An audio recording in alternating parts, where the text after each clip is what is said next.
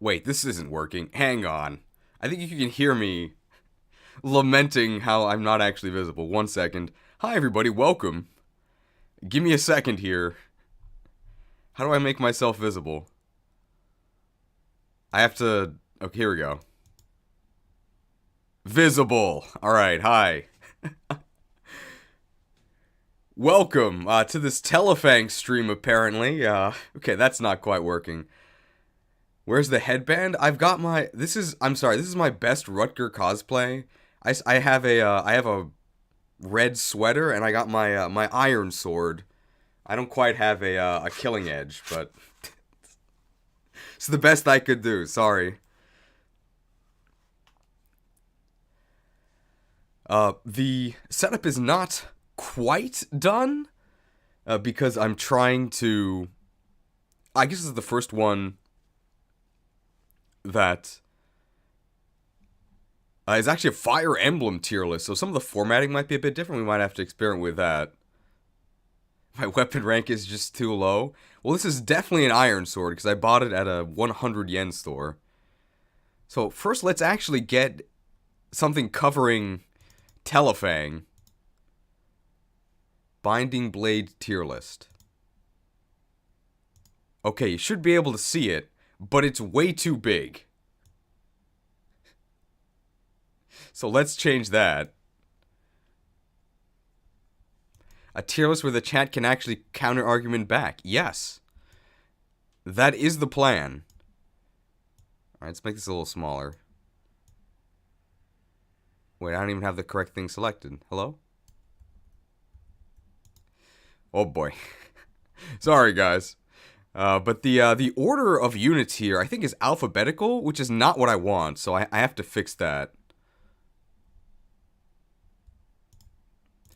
So it's gonna take a little bit to get started, but in the meantime, I'm trying to see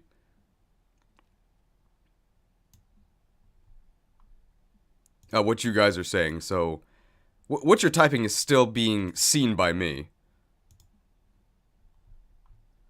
Okay, the Telefang thing is... Bruh. Oh, here we go. Gotta make sure this is right. Oh, I accidentally cropped it. What a YouTuber. No longer cropped. FE6 root split be like, do you want incredibly boring chapters or incredibly frustrating chapters? Take your pick. Well, Kaga's influence is still there. At least you don't get both, right? Thracia 776 moment. Okay, I think if I want to lock the overlay. There we go. Surprise Telefang. It is not. It's just it's the template for the template.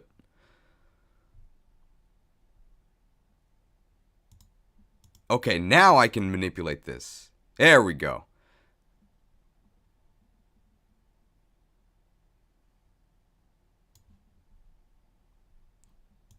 Okay, I think you can see at the top here, Great Swords Base Day, Xenoblade Chronicles 3. What a good song.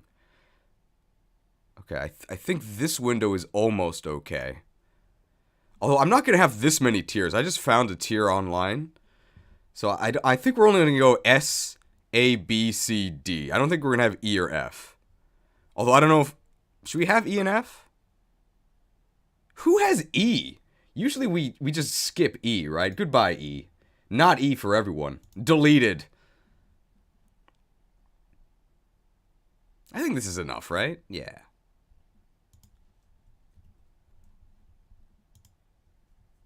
FE6 deserves an F tier? Yeah. There's kind of a lot of units in this game. We'll have an F tier. Can I make this smaller? There's probably a better way to do this. Okay, I think this is right. Yeah, because now everything is visible. And then I can cut the... Oh, look at this. Streaming. We did it. Okay, now we have to... So here's a little quiz for you guys. I think you can see this. So you can see... This is the actual order. We're going to go in recruitment order. And this is not in recruitment order. Well, actually, Fates might have more units. At least Revelations might have more units. Although, wait, what am I even talking about? What's Fire Emblem Fates Revelations? I've never heard of that game. I'm going to say my controversial low opinion how Roy is at least low A tier due to his affinity being one of the best affinities in the game and being sword locked in FE6 isn't a problem at all. I don't know about isn't a problem at all. We'll get there, but we'll see. Okay, so here's a quiz for you guys. Let's see if you can help out with the recruitment order. This is currently in alphabetical order. We're going to put in recruitment order. So, Roy, I think Marcus is next. Then Alan, Lance, right? Here's Lance. Boars, right? Ugh. That's everyone. Oh no, where's Wolt? Wolt's here too. That's our starting squad. Then we have chapter 2, so that's gonna be Big Deke, right? No, Ellen. Ellen joins first.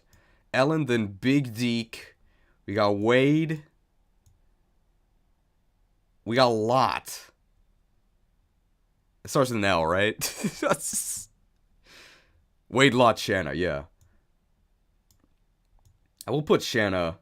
I will do Shanna last there. Where's Lot? L? L? Oh, here's Lot. Deke, Wade, Lot, Shanna.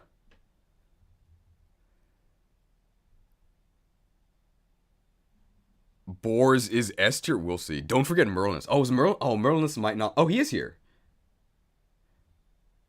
So Merlinus, I think, joins with Ellen. Okay, I gotta go back to this thing. Ellen, Deke, Wade, Lodge, Chad, Lou, Clarine, Rutger. Chad! Where is he? He's too stealthy. He's a thief. Okay, there we go. Chad, Lou. He's the one who doesn't look evil. Clarine, start to the C. Okay. And then Rutger. So beautiful.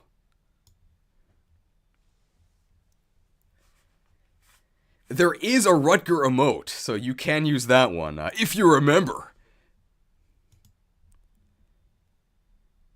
Clarine, Rutger, Saul, Dorothy, Sue. Saul. Where's Saul? Starts with an S, right? Saul, Dorothy. D for Dorothy. That might be a bit of foreshadowing. Saul, Dorothy. Oh, Saul goes before Dorothy.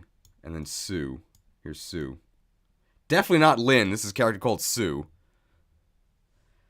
Better Call Saul. Yeah, we're going to be doing that. This is probably going to be hard mode. Zealot, Trek, Noah. Alright, well, Zealot's all the way at the end, right? Zealot. This will get faster once there's fewer units left. Here's Trek. Here's Noah. I've been playing Xenoblade Chronicles 3. That also has a Noah. He's pretty good.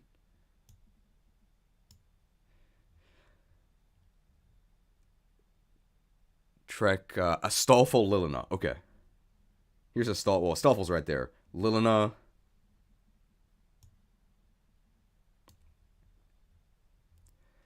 And then, oh my god, the Scrub Squad. Fresh squeezed OJ. Barth and Wendy. Ah. Lots to say about those guys. Maybe not so much OJ. Barth, Wendy, and Armor Slayers. He does come with an Armor Slayer. Gwendolyn, get out of here. No. Alright, Fear, Shin, Geese, Gonzalez. Is it Fur or Fear? I think it's Fear. F, right? So that's gotta be pretty close. Here's Fear. Fear, Shin, Gonzalez! Hell yeah! Okay, Fear, Shin, Gonzalez. Oh, Geese. And Klein. Where's Klein? Sorry if this is a little bit boring, but we'll get going soon. And this is the first time we're doing a Fire Emblem tier list, so some stuff's gonna be a little messy. We only see 3 rows of characters? Oh, okay, well, that's fine. I mean, you won't be able to see them all at once, which is okay. But here they all are right now. Klein, Thea, Laurum, and Elfin. Here's Thea. Here's Laurum. Here's Elfin. Apparently these are different characters.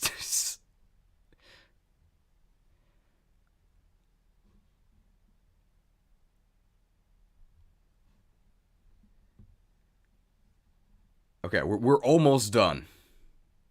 Echidna, Bartra, Ray, and Kath. Echidna. Hey, Bartra's right there. There's Kath. And then we'll get Ray there. Out of here, Cecilia. Okay. Milady, Percival, Cecilia, Sophia. Alright. Milady, Percival, Cecilia, and Sophia. Uh-oh. Wow.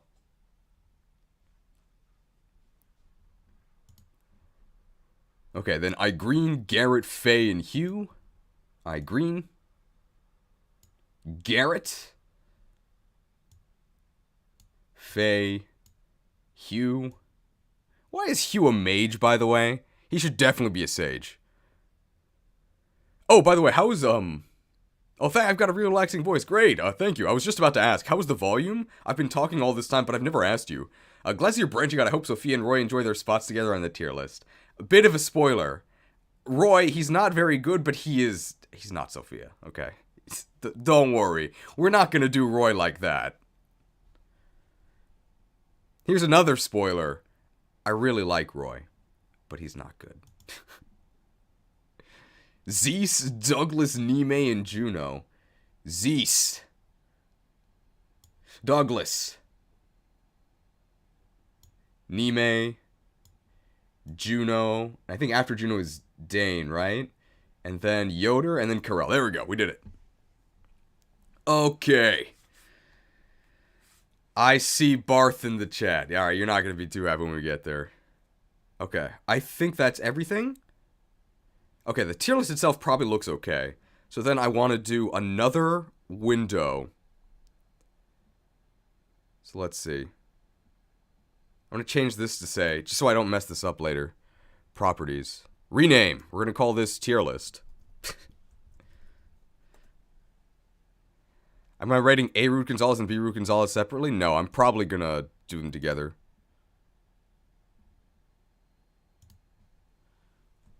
Tier. Okay. And then I'm going to add, because I want to show the stats, their base stats and growths, as we talk about each unit. So I want to make sure you guys can actually see that. And then I think we'll be ready to start. So, as always, you know, a real Regigiga stream, always slow. And if you're new here, this will eventually be made into a premium edit with all of this stuff cut out. And because of that, I'm going to have to do some retakes. So if you've only seen a premium edit, it looks like I never make mistakes or, like, repeat myself. I do that a lot, so sorry if you're here for the live experience, but the other side of that coin is that you actually get to influence what I say. So it might be a bit slow in real time, but eventually, it'll be fast. And as you know in Fire Emblem, fast is good. So what do I want here? I want a window capture. We're going to call this one Stats. Yeah, I make a ton of mistakes. But of course, the power of editing, you never see it. Unless you're actually here, and then, yeah, you can see it, because I'm not actually invisible. Stats, yes. Okay, here we go. And I want to make it this. Okay, stats. Put it over here. Hang on here. Peep. Guys, technology is hard.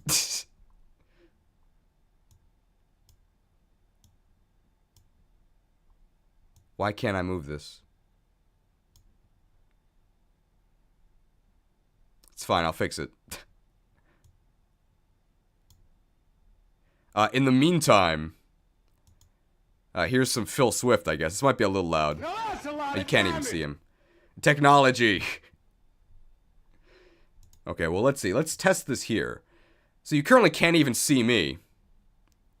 Professional streamer, not true. This is not my job. So we gotta make this bigger. And we gotta actually look at the...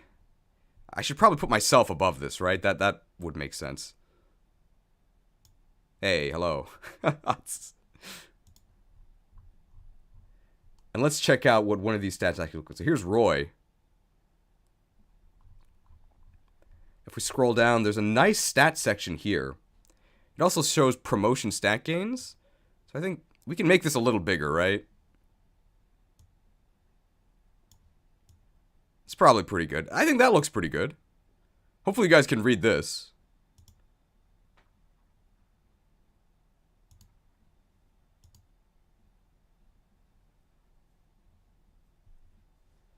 I feel like Roy's base stats get worse. His base stats are, they're okay, right? Bro, he's a level 1 unit, okay? He's not that bad. Like, I mean, his bases aren't great, but they definitely could be worse.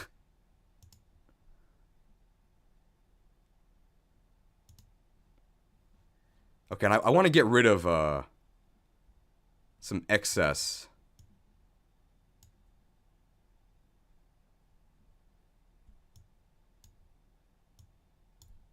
OBS, please. Okay, trimming.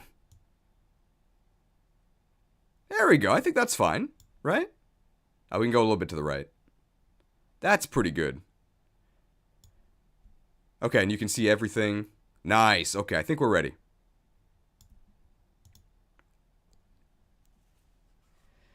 And let's see, growths.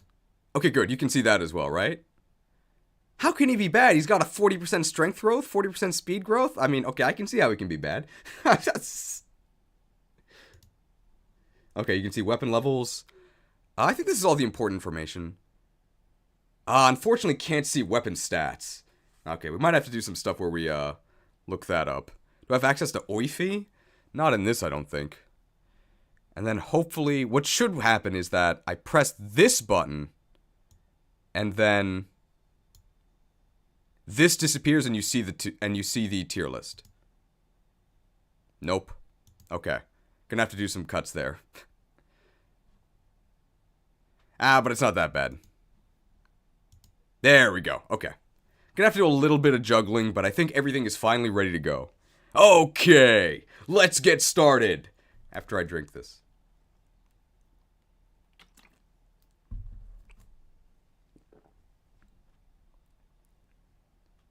There's a whole website for FE tier list that works better?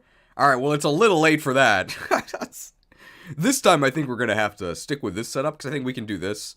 And then, if you, like, if on Discord, link in the description, if you send me the FE tier list, we can maybe use that one next time. Okay. I think we're ready, right?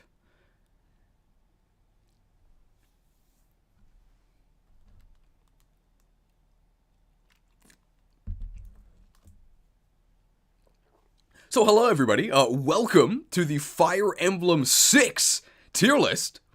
A couple things we have to do before we actually start ranking things. Welcome if this is your first cheese stream.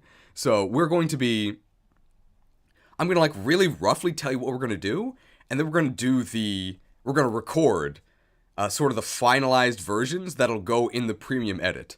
So usually live stuff goes pretty slowly, but it is all in service of the eventual edited premium version that cuts out all of this fluff and gets to the point. But your contribution is to tell me that I'm right or wrong, and I try my best to sort of keep up with all of you. So I'm going to quickly run through what we're going to be doing. So this is going to be a hard mode tier list, and we're going to be doing kind of, not like a speed run or like an LTC playthrough, but like a reasonably fast playthrough. So no like arena abuse. Maybe not routing every single map, but at the same time, we're not like rushing to the end. So you are allowed to like kill extra units. But mostly I'm going to be considering units for like how much they help you. We'll go a little bit more into depth when we do like the official take, but just to give you a basic idea of how I'm going to be doing this. Yeah, no support grinding. Anything else to talk about?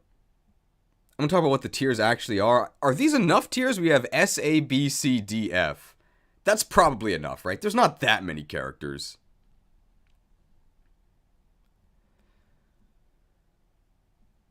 So let me see what Iron Man, this is not an Iron Man tier list, no. Kind of odd this video is covering high-level efficient gameplay when the previous one was an introduction to the basics. I mean, the basics video is not going to cover everything. I don't think it makes sense to just do like a basic list. It doesn't really mean anything. Lilina Roy support, that'll get special mention, probably when we talk about Lilina, because it's basically instant. Just got here, why no E? Does any tier list ever use E? No, right? When push comes to shove, there's no shove in this game. I know you're joking. Uh, it's too many tiers. We can cut out F. Steel Axe is E. Steel Axe is actually C. Maybe we don't need an F.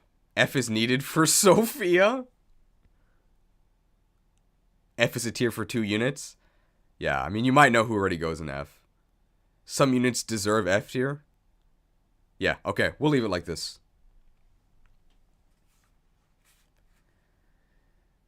Okay. Same for Rutger Clarine. Steel Axe is amazing since it slows down enemy units. That's true. Okay.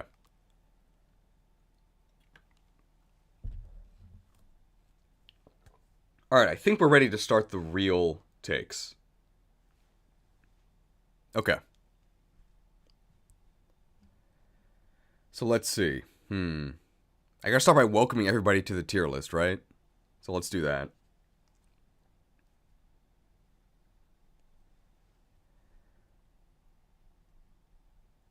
So sorry if things are a bit slow at the start, but we can probably get started by... It's going to be 8 a.m. for me, so I imagine we'll rank our first unit about 30 minutes from now, so strap in.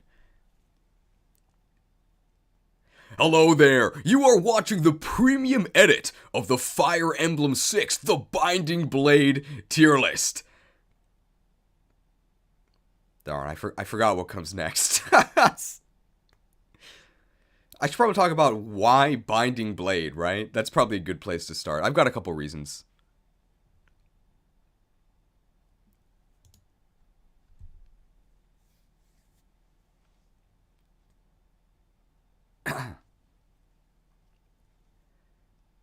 I forgot to say Roy's our boy. We're going to say that a lot. That'll probably be reason number 1. Like, actually. Alright. Hello there, you are watching the premium edit of the Fire Emblem 6, the Binding Blade tier list. You might notice that Fire Emblem is not a Pokemon game. Welcome. Nah. Shout out Anima. Okay.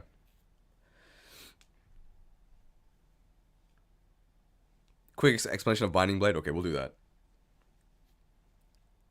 Hello there, I gotta sneeze. Usually we're not this slow. I wouldn't say... I got poor base speed, I'm sorry.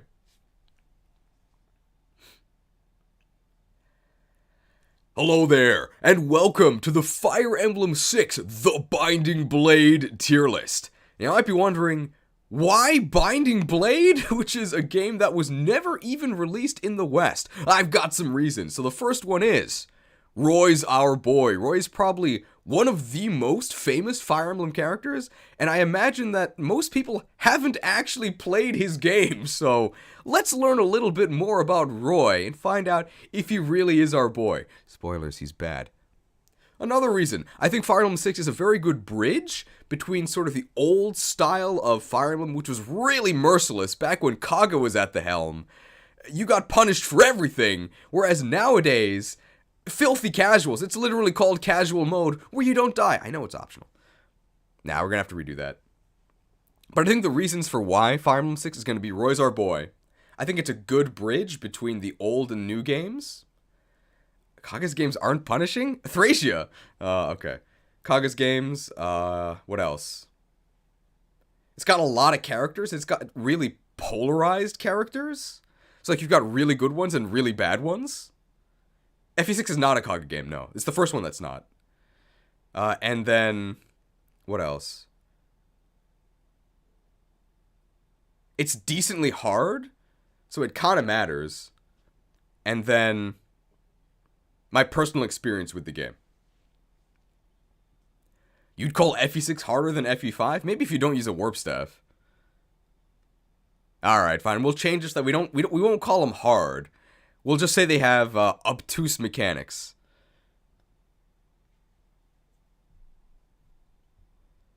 It's going to be a hard mode. We'll talk about that after the intro.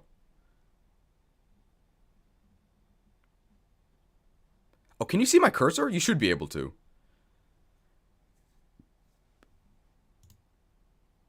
Alright, we're going to use Divine Pulse. We're going to do that again. We got a lot of Divine Pulse charges, by the way. Okay. Okay, I do want you to see the cursor, but not yet. It's off. Okay, here we go. A skilled Roy can beat any fox. Alright, time to get banned.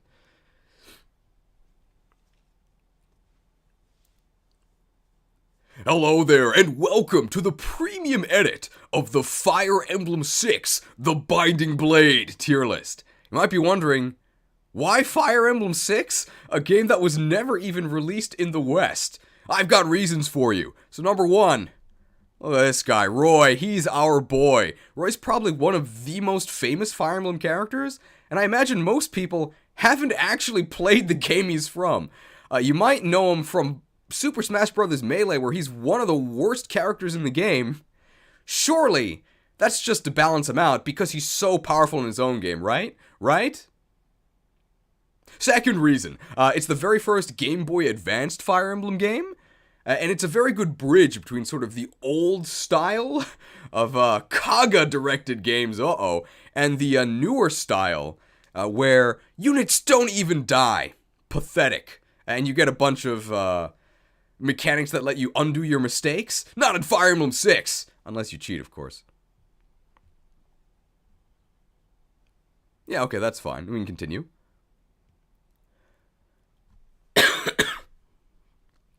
Illness. What else did I want to say? Okay, so Fire Emblem 6 actually has a ton of units. This is quite a lot for an earlier Fire Emblem game, and also the units are very polarized. You've got some real superstars, some of the best in the series, and you got some real stinkers, some of the worst in the series, so that makes it really fun to talk about. The game itself, especially on hard, is actually kinda hard, so that gives us quite a bit to talk about, because units being useful actually matters, because the game becomes pretty difficult, maybe even impossible, if you actually use trash.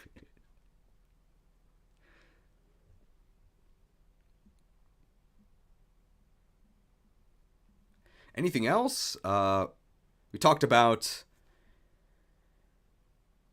anything else? Just my personal experience with the game, I think. Yeah.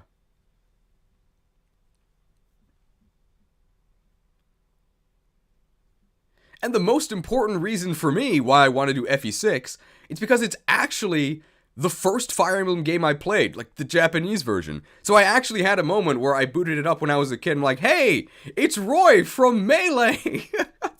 My Japanese aunt got me a Japanese copy of Fire Emblem 6. I couldn't read anything, I had no idea what was going on, and everybody except Roy and Marcus were dead by the third chapter. I hated it, turned it off, and then when I finally got Fire Emblem 7, the first English game, I realized I really liked this series. So this is kind of my revenge, where I can actually talk about the very first Fire Emblem game I played in depth. Let's discussing.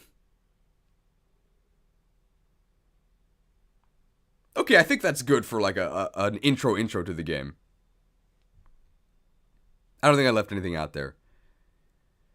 Okay, so then I think we can talk about the criteria. True story, by the way. This really was the first Fire Emblem game I played, and wow, I hated it. Because I had no idea what was going on. I should probably address the fact that this is actually a Fire Emblem game, so that'll be one moment. That'll just take one moment. Do I like FE6 now? Yeah, it's probably one of my favorites. I really like it. Now that I've actually, like, played it. Your first was Shadow Dragon? I can't believe you didn't quit the series. I don't like Shadow Dragon. Mostly because I just think the game is hideous. Roy is like Yellow's Pikachu. He's not that bad. Okay. If you're a regular viewer of the channel, you've probably noticed by now, these aren't Pokemon. So if you're not familiar with the Fire Emblem series, I made a tutorial just for you. You can watch it here, and then that'll teach you some of the basics that we're going to be talking about in this list. You probably will still be really confused, but less confused, okay? We've nerfed the confusion chance from 50% to 33%. Wow, so kind. Okay. That'll probably explain it to all the Pokemon fans, and then I'll link the tutorial video. Got that. Okay, then I think we can talk about tiering criteria, and then we can actually start tiering. I think that's correct. Yeah, there's several fan-made English translation patches. When I played it in Japanese. Like when I played it through. But because it was a tutorial video, I used an English patch.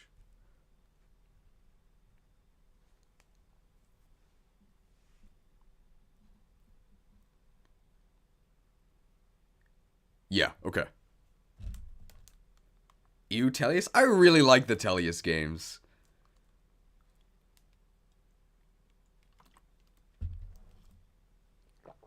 What's wrong with Tellius? Dude, this guy likes Shadow Dragon, doesn't like Tellius, has a Barth profile picture. Ugh. I don't know, man. Okay, let's see. Yeah, let's talk about the criteria. I think we'll talk about the criteria. Should we talk about special things about FE6? Just like general things, like how it's player phase focused, how weapon accuracy really sucks, how 1-2 range is really bad. We should probably talk about those things as well. Yeah, okay, we will. But we'll start with the criteria. So just as a test run, I'm thinking S is going to be, I guess, just like superstar units. Units that do something essential that no other unit does. A is just going to be like really solid, highly recommended units that have few weaknesses. There's going to be a lot of units in B. I think B are just going to be average units that I can't really recommend or not recommend. Like, they're okay. C tier units, I think, are going to be below average. I think they have some serious flaws. I mean, you have to do extra work to get them up to speed, but they can be good. D, I'm going to say, are units that I would just not recommend. I think they have, like, serious weaknesses. And they take way more effort than they're worth. And I think units in F are actually, like, hopeless. Any comments on any of that? Otherwise, I'm just going to do a real take. The Dawn Brigade, my beloved. Uh-oh. Are your DMs open for Barth propaganda? You can leave it in a public channel. Okay. And we are going to be talking about hard mode. And I'll probably have to add a disclaimer that on normal mode, you can use anyone. On hard mode, you can probably... Well, it takes more work, but you can probably still use everyone. Okay. Oh no, not this crap again. This is a unit recommendation guide or a tier list. I don't care about that distinction. It's a tier list. But I know you've gone off on stuff about, like, recommendations versus tiers. I don't really think there's a difference. People have used Sophia on hard. True masters. Okay. Alright, so we'll do that. It's a unit recommendation tier list. Okay. So what are the criteria we're going to be using? Well, we're going to be basing our ranking on a hard mode. I'll probably redo that. And drink this coffee.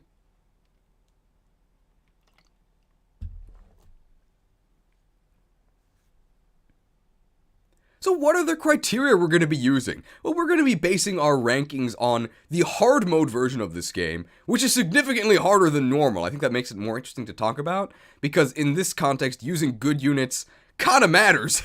On normal, you can kind of get away with using anyone. I mean, like, almost anyone. But on hard, you kind of have to be more careful with your choices. I'm going to be considering an efficient, playthrough, so we're not quite talking about low turn count, speed run, super strats, but at the same time, we're not going to be doing any arena abuse, and I'm going to be assuming you're not, like, routing every map, but probably still killing a few extra units to maybe get some of your weaker units up to speed. It's kind of the same criteria I use for my Pokemon tier lists, which were initially based on Mecha's Fire Emblem tier list, so it's all a cycle. Is this the power of Ouroboros? And that'll be a clip for the premium edit.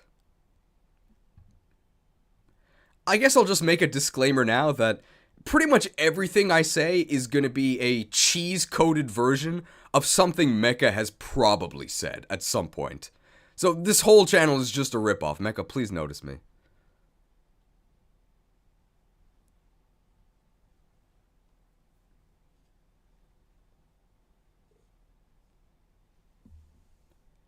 Hopefully that's enough of a disclaimer, because probably a lot of the things I say are really going to be echoed by Mecha. Fire Emblem Echoes, good game.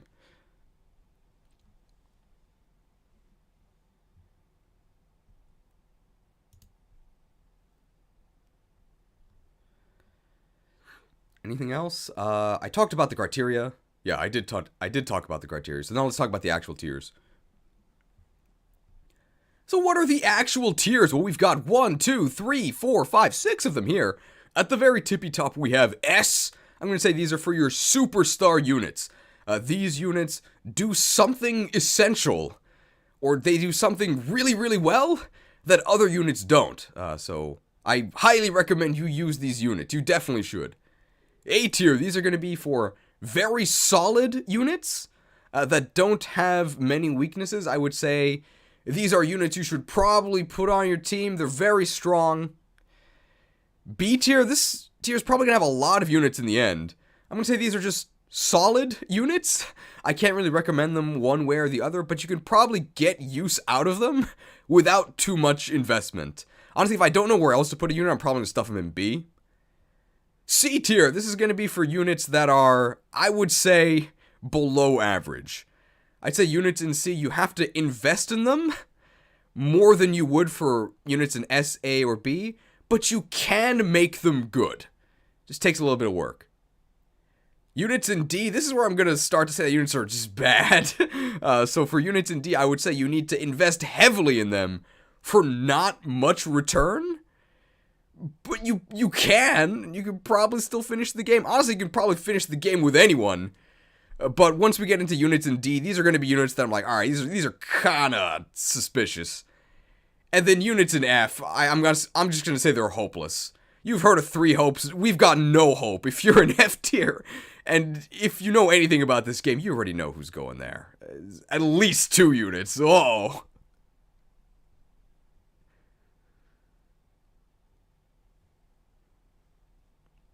I think that's okay for the tiering criteria.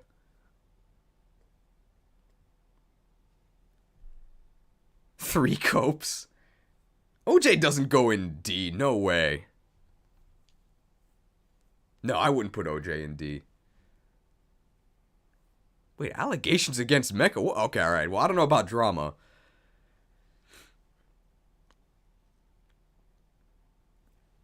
Okay, so I think then we're going to talk about specific quirks of FE6. And then I think we've covered everything. And we can start ranking.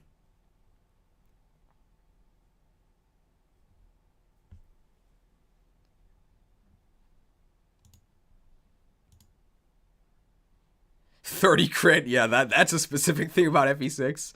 I've got 30 crit right here, right? We're going to talk about, like, swordsman-specific stuff when we actually talk about Rutger. Because there's a ton of stuff to say about that.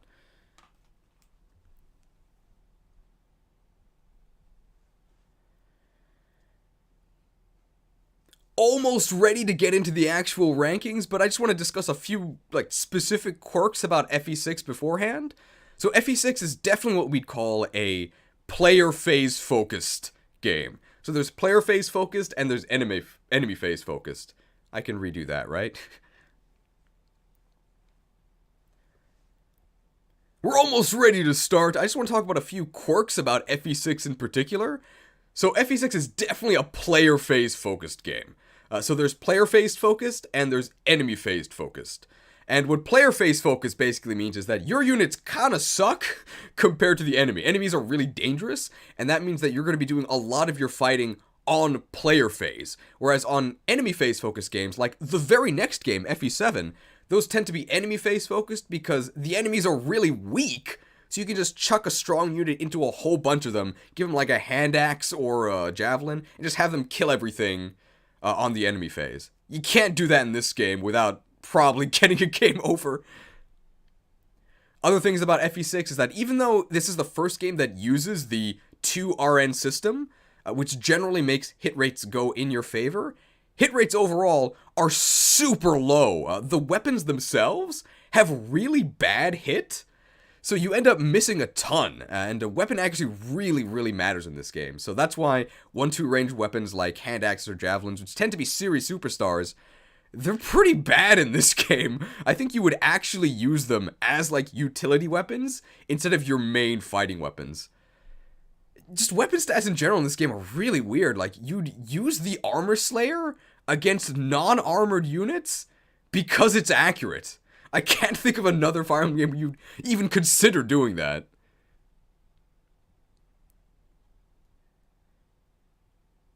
The accuracy problem also makes sword-locked units much better than they are in later games. I'll rephrase that one. The accuracy issues also make sword-locked units in this game less bad than they are in other games. In most later games, sword lock is kind of a death sentence for your unit, but in this game, it's not that bad. We'll talk more about that when we get to sword-locked units, which I think we will pretty soon. Okay, anything else to say about FE6?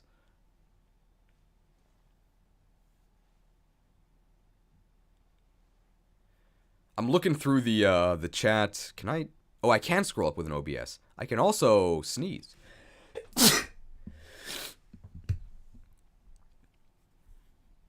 Oh, FE6 Thrones. Maybe should we mention Thrones now, or should we mention that when we talk about Rutger? I think we'll talk about Rutger. Oh, this game does have ambush spawns. We'll talk about that. Oh yeah, true ending. We'll talk about that as well. We're going to be ranking based on the true ending.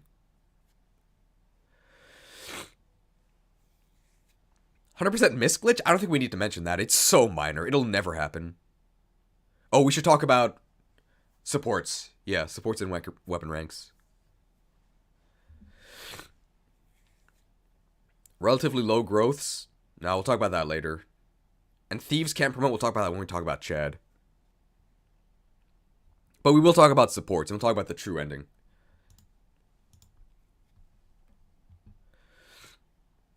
Is this the... No, this is not... Is this the first Fire Emblem game to have supports? I think it is, right? It's the first one to have support conversations.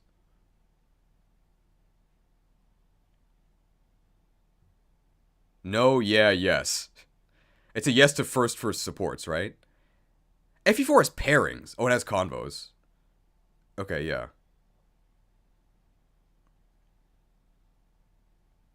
Supports exist, but we're passive. Okay. We'll talk about supports.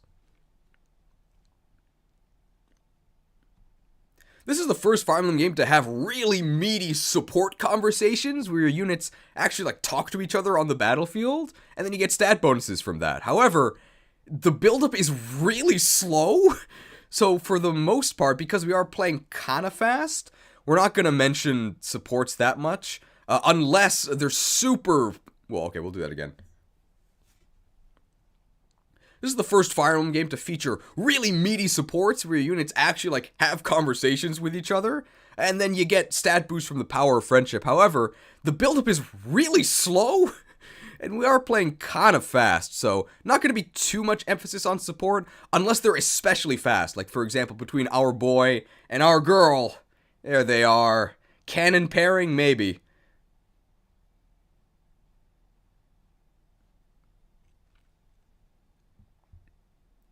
Most supports are pretty fast, actually. Like, +2, they start with a high base. Really? I don't know, man. The supports in this game are, like, notoriously slow.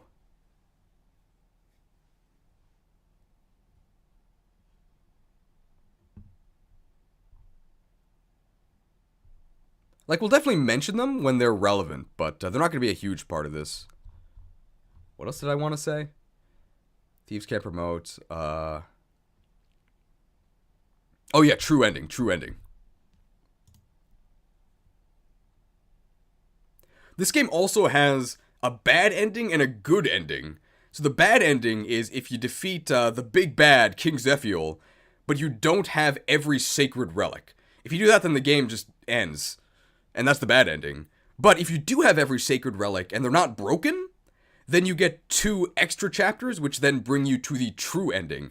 And we are going to be ranking based on the true ending. So we're going to be ranking as if you play through the full game with those 2 extra chapters. Okay, I think that's fine, right? Roy and Cecilia cursed pairing? No, we're not going to do that.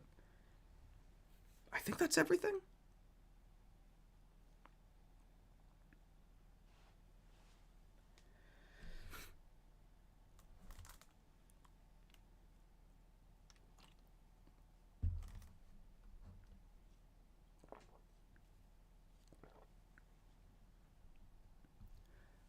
Yeah, we talked about bad accuracy, we talked about slow supports, no skills.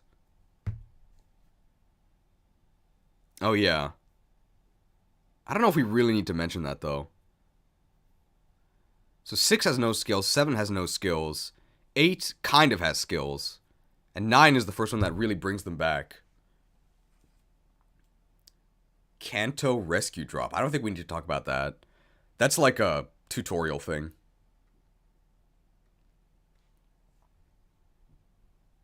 FE7 has lethality, that's true, but wow, it really sucks.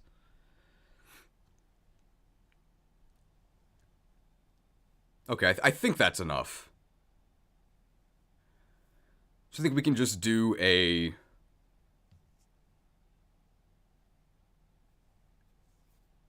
We can do like a please subscribe thing, or like a... like link to the live down in the description, and then we can start. Promotion items? Oh, we can talk about promotion items. Yeah, because they're very limited. And I think that's worth mentioning. Yeah, we'll do that.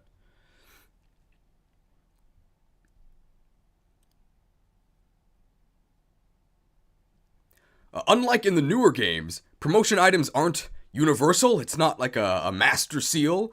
There's class-specific ones, and they're very limited. So I think they're so limited that you do actually have to consider who you promote when. And that is kind of going to affect these rankings. I think I am going to prioritize units that give you more for promoting them. You do kind of have to pick and choose. And I don't know if I really like that. It's kind of sad that you can't use everyone. Just buy more. Just sell your Orion bolts, but then how can you use Shin and Su? I think Shin and Su are actually really good.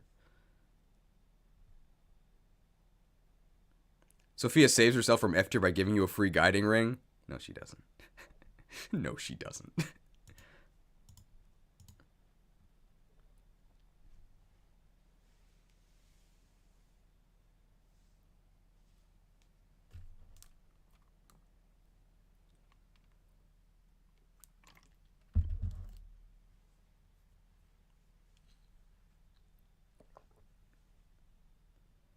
Okay.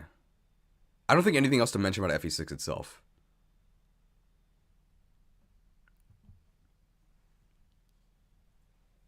Okay.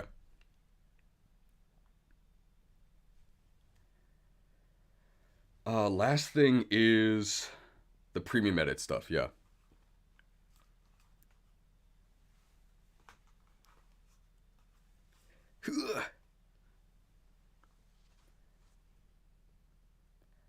Last thing before we begin, if you would like to contribute live to the next tier list, be sure... Okay, here we go.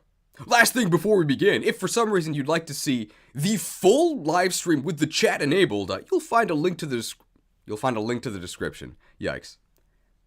Last thing before we begin, if you would like to, for some reason, see the full live stream with the chat enabled, you'll find a link to that in the description. And if you would like to contribute live to the next tier list, whether it be Pokemon or Fire Emblem, it's definitely going to be Pokemon, be sure to subscribe to Imported Cheese Fresh, also down in the description. And while you're there, join the Discord, smash the like button, set up a subs. Is that all the YouTube stuff? I think so. Let's start ranking units.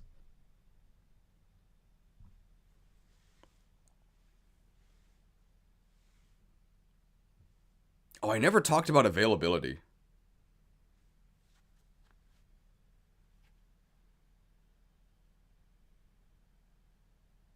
Ah, it's fine. We'll talk about availability when we get to Wolves. It's probably the only reason he's not going in D. Okay, I think we can finally start. I said we'd start at 8, right? And it's 7:51. Kinda close. The Rebecca lineage lives on in Wolt. Yikes. Alright, I'm gonna finish this bottle of coffee, and then we're gonna start. In the meantime, thank you everybody for your patience, and welcome! Also, I think there should be 3 Fire Emblem emotes. So please try using those. Is Roy is set up. Okay.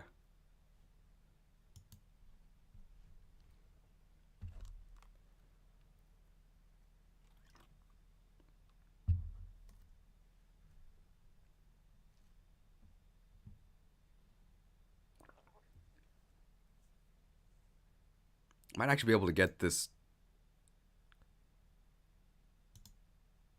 Oh, if I do that? Oh, okay, if I use this one.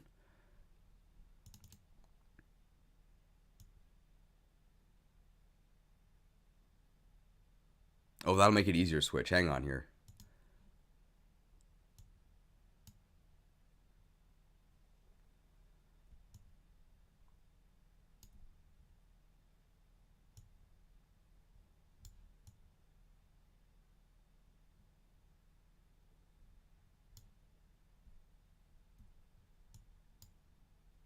Oh, there's one more thing I wanted to talk about.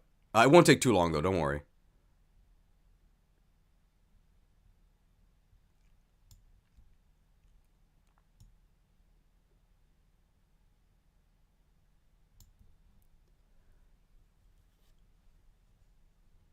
Okay, I think this will make it a bit easier to toggle.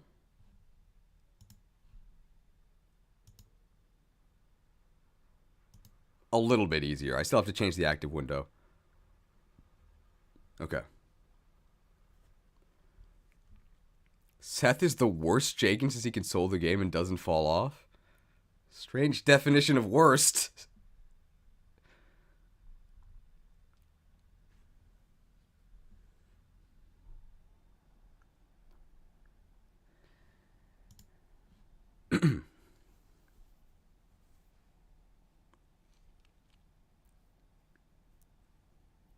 And finally, very exciting. I should probably set this up beforehand.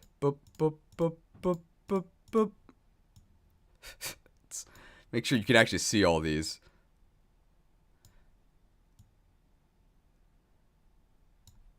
We got some special awards to give out. You guys get to help decide these.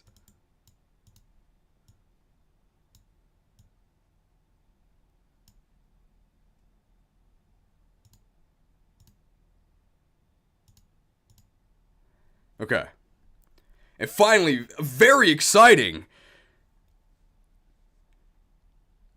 And finally, separate from the tiers, we've got some special awards to give out. You can see them on screen now. We've got most useful, best combat, most fun, max meme, husbando hero, and waifu winner. So throughout the list, we're going to be giving out these specific awards to the most deserving units, chosen by the live viewers. So you've got to be here if you want to vote.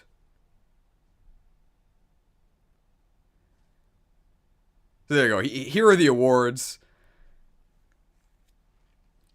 I think they're kind of self-explanatory. And I think we can use the YouTube voting system to let you guys vote. But we can't like vote for every option. But I think I can give at most 4. I do have... Do we want to give out the... So what I will do right now is I will actually run a poll right now. I think you guys can see this. I will run a poll right now just to see, should we give out the awards as we do it or at the end? I'll just ask you guys here. Awards during list or at the end? And then the options will be during list and then at the end.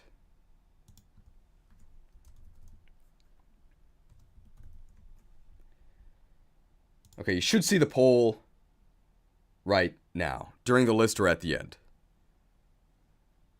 Should probably turn the awards off.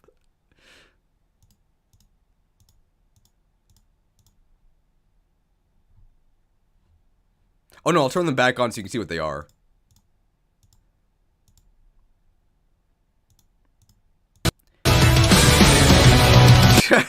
Nanomachines. I guess I'll explain the awards. They are, I think, self-explanatory. So most useful is going to be... I'm going to say it's the unit that you would miss the most if he wasn't in the game. I said he because it's Marcus, okay? I mean, you guys can vote for someone else, but it's Marcus. Best combat is... I think that's actually really self-explanatory. It's just the unit that is the best at killing things. It's Rutger. I mean, you guys can vote for someone else, but it's Rutger. Most fun. This one you guys actually have input in. This is the unit that's just the most fun to use. My personal pick is Gonzalez, but you guys can choose someone else. Max Meme is exactly what it sounds like. The most meme factor. There's a couple good candidates for this one. Husbando Hero is going to be, I guess, just the unit with the most husbando factor. This one's also up for debate. I could see a couple winners for this one. And Waifu winner is the same as Husbando Hero, but for female units. Rutger is the best combat unit. I don't want to hear anything else. It's Rutger. So you guys get to vote. Okay, at the end, 83% for award ceremony at the end. So that's definitely what we're going to do. I think we can end that. That's very decisive. We'll do it at the end. So if you want to vote on the awards ceremony, you gotta wait for the end. Yeah, 84% for the end. Okay, yeah, we'll do that. Okay, let me turn the awards off.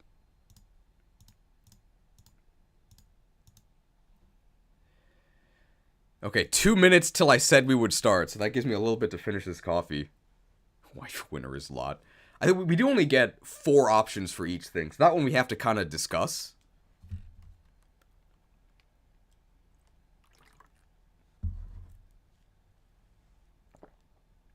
I forgot to start recording. God damn it.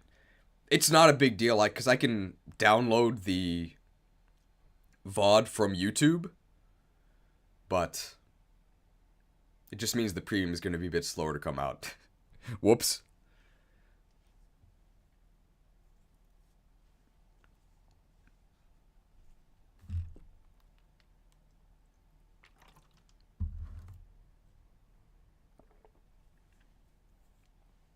I think Rutger's the best combat unit in the game. We'll talk about that when we get to Rutger.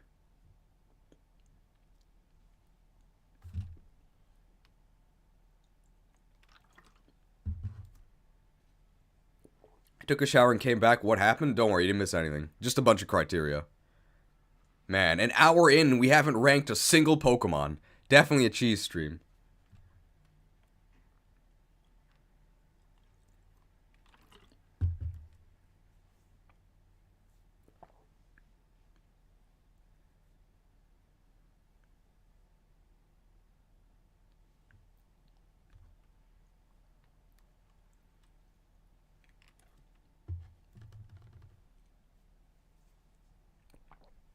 Okay, let's get started.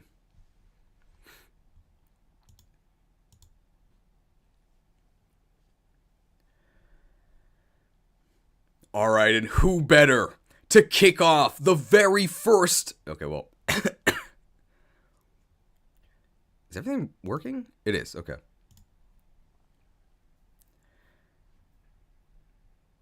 I have display capture active. Okay, yep.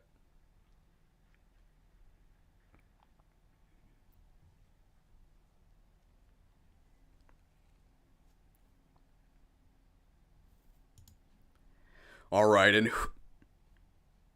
who better to kick off the rankings than our boy, Roy?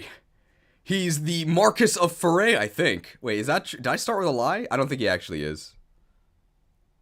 Never mind. I guess we messed that up.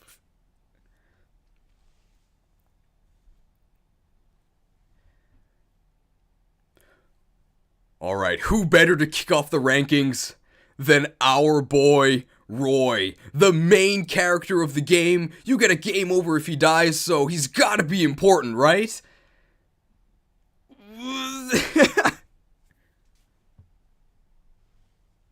Ellie never dies.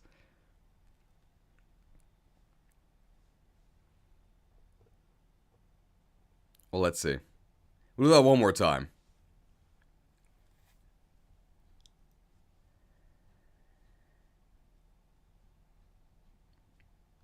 Who better to kick off the rankings with than our boy, Roy? Beloved by the people, main character of the game. You get a game over if he dies. He's that important. If you know anything about Roy, you know that he's pretty bad. But let's talk about why.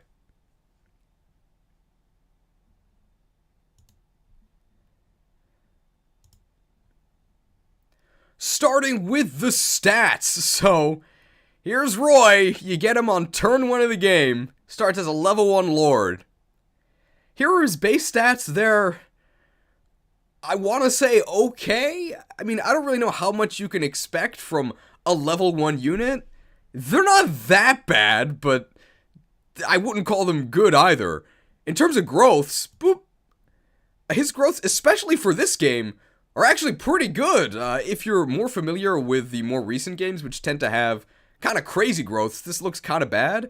But for Fire Emblem 6, at least, these growths are actually fine. They're actually some of the highest in the game overall, but they're not that impressive. I mean, 40% strength, 40% speed. The issue is that his bases are probably not enough for you to get away with these growths. If he had better bases, then I would be able to say that he has good stats overall, but I don't think I can say that. He has slightly above mediocre stats overall.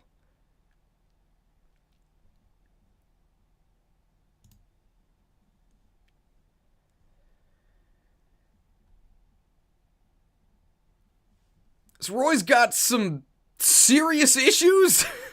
Let's talk about those. So the first one is that he's sword locked. That means that the only weapon type he can actually use is swords. Now, in some games, that's a death sentence. In this game, it's not actually that bad, because swords' main bonus is that they're accurate, and accuracy is a big issue in this game, so Roy doesn't really have problems hitting. He even gets his own personal weapon, the rapier, which is probably one of the worst personal weapons in the series. So the rapier is really accurate, and it's got good crits, and it's also effective against cavalry and knights, which you face a lot of. The issue is that knights always use lances, and cavaliers usually use lances, so even though you're effective against them, you're going to be fighting at weapon triangle disadvantage, and the rapier also only has 5 might, so even though it gets tripled, you still don't end up doing that much damage. I mean, it's no wing spear, right? So having a personal weapon, the rapier, is an advantage, but it's not that much of one. I'd much rather have the wing spear, or the wolf beal, or the rain leaf. Any of these great personal weapons that aren't the rapiers.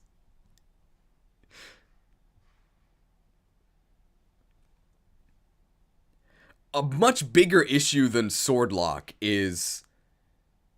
Wait, where's his movement? Is it on here? Oh, you can see it.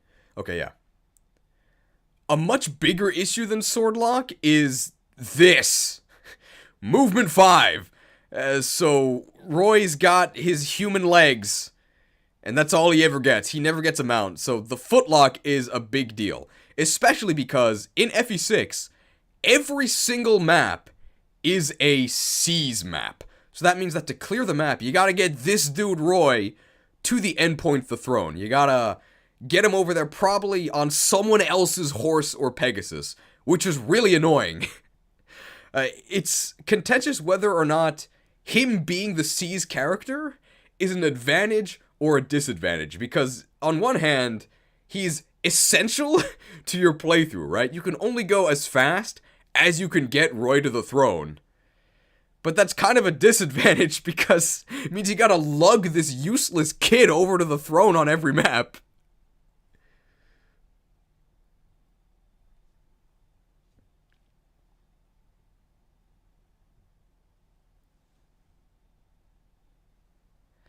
Anything else to say about his footlock? I think that's enough. Best lord ever? We are going to talk about his promotion. I think that's actually the worst thing about him.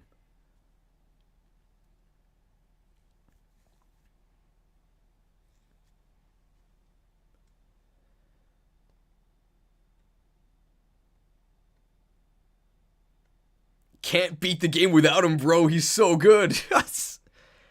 No, we're going to mention his promotion timing next, because it's awful.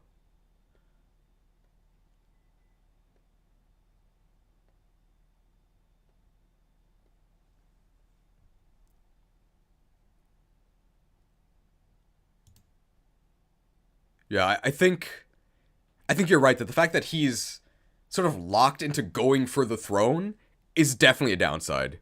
The whole game is an escort mission, yeah.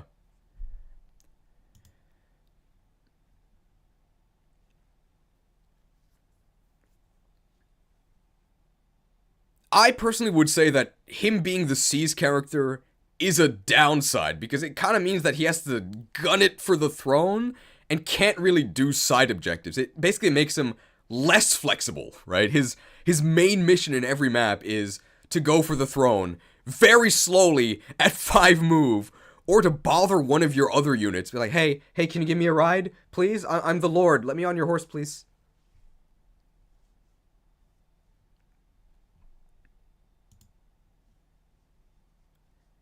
Okay, I think we're going to talk about the promotion.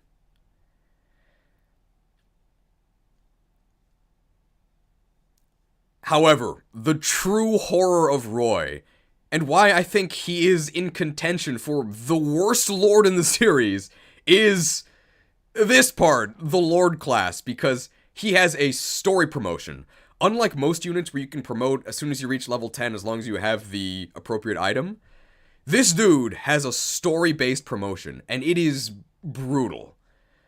So most story-based promotions are like kinda late, but holy moly, this game goes way too far. So Roy gets his promotion. If you're doing the bad ending, literally the last chapter of the game. You get the Sword of Seals, you promote, you fight Zephiel, and the game's over. It's one chapter. If you do the good ending with the extra 2 chapters, then wow, you get to use Great Lord Roy for 3 chapters. Incredible. I have no idea why his promotion is so late. It is awful. I guess Shadow Dragon Marth literally doesn't promote, but at least he gets to go to level 30. But you are capped at level 20 base 5 move Roy for pretty much the entire game. It's really sad. I have no idea why they did him so dirty. He doesn't even get a new sprite when he promotes. His promotion... He doesn't even get a new sprite when he promotes. His new animations are tied to the Sword of Seals, which only has 20 uses, so you don't even get the cool GBA animations, except for 20 turns. Really sad. I think the only lords you could argue are worse are like FE7 Lyn. Maybe FE10 Micaiah, she's real bad. And she also has a really bad story-based promotion, but at least she's got 1-2 range and magic. This guy doesn't have that. Nothing magical about this guy.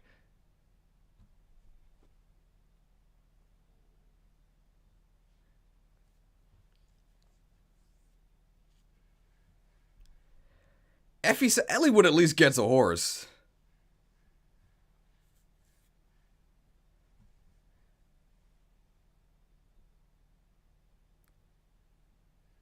I think we should probably talk about his affinity. Roy is bad because he's a force deploy? Is that Roy from the hit game Super Smash Bros. Melee? It is. He actually appeared in Melee before he appeared in this game. He was an advertisement. At least Roy can 3-shot Idun at base.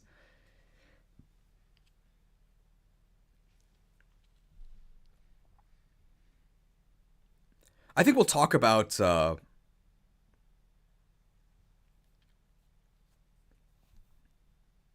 his affinity in a bit.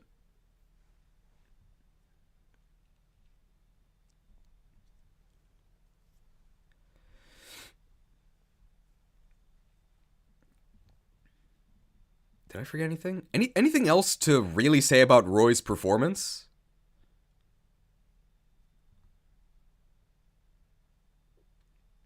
We mentioned his base stats, his growths, personal weapon, sword lock, foot lock.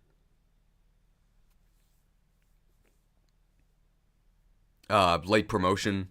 Those are all the big things, right?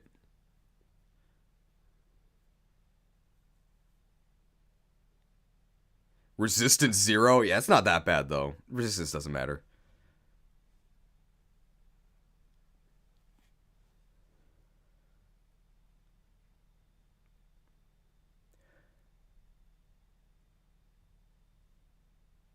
Okay. All right.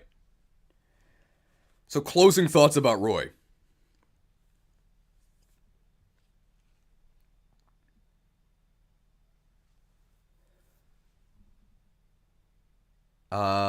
Here we go. We're gonna go to this view as I talk about this.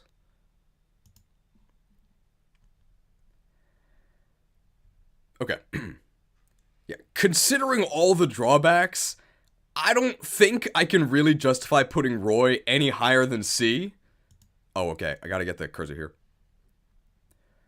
Considering all of his serious drawbacks, I don't think I can justify putting Roy any higher than C. Wait, what did I want to say? I have something a bit planned for this.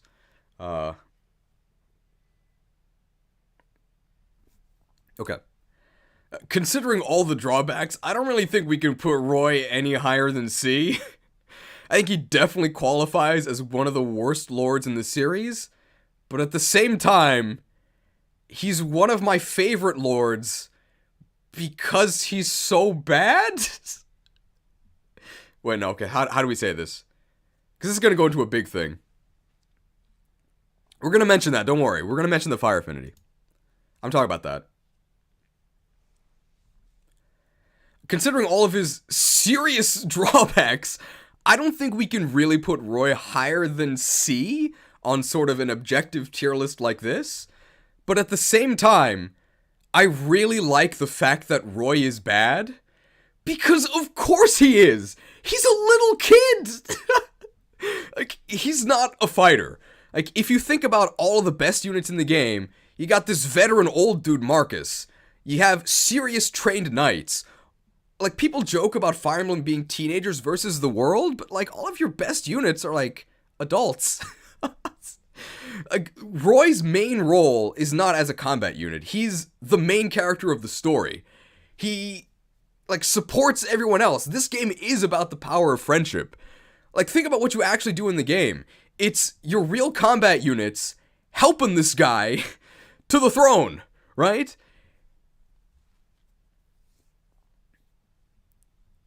How do I say this? Because I can cut stuff in between this.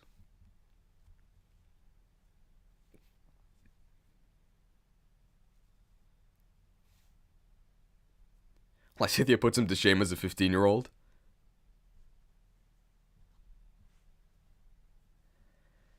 Like, Roy being bad, I think actually makes the game better. Because it kind of gives you the experience where, well, how do we say this?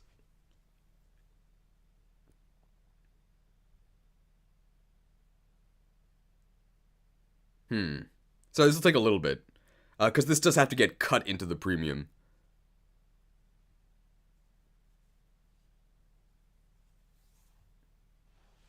Oh, I do like the Chess King. The Chess King analogy, yeah.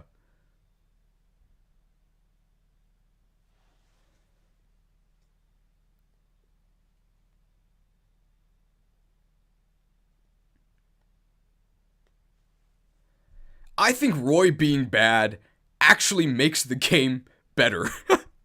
Because it turns the whole game into sort of an escort mission where you are forced to use the power of friendship. Roy himself is bad, but that's not his role, right? He's the leader.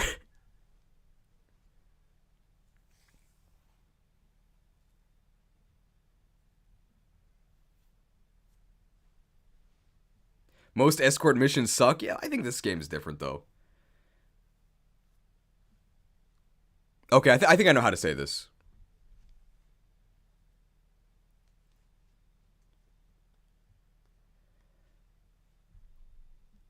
I think Roy being bad actually makes the game better. Because then you really feel the power of friendship, right?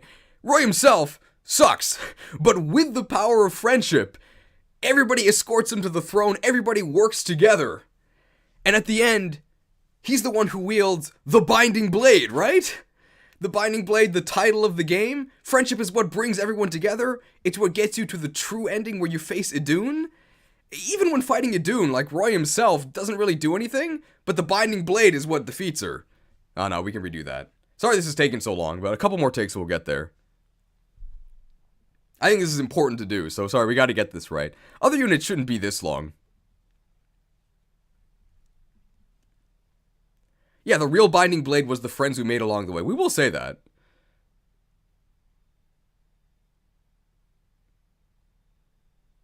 Oh, we'll mention that as well.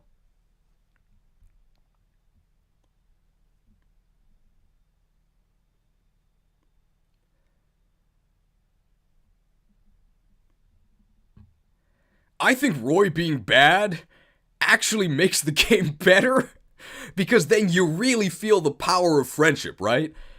It makes sense that Roy can't beat the game by himself, right?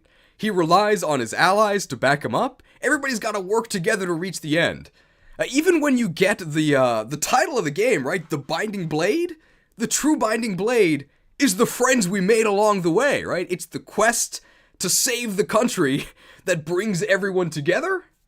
And at the end, when you face Idun, the final boss, I think Roy at base can like almost one-shot her, on normal mode at least.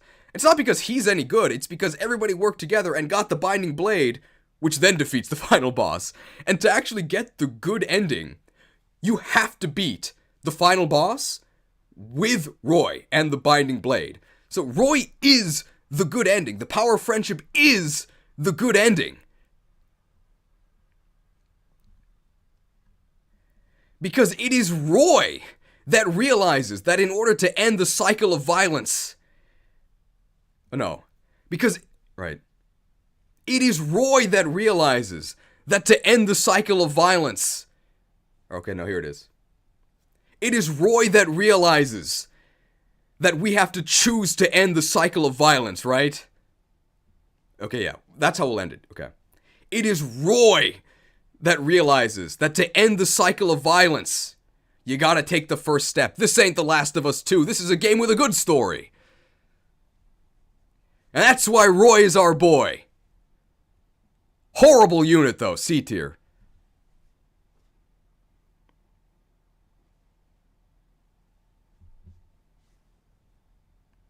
I think that's probably the last thing we're gonna say about Roy. FE6 does have a story.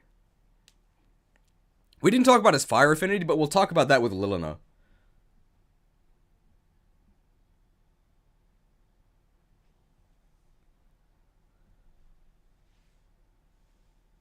I loved when Roy said it's binding time, and he binded all the Idun and the War Dragons.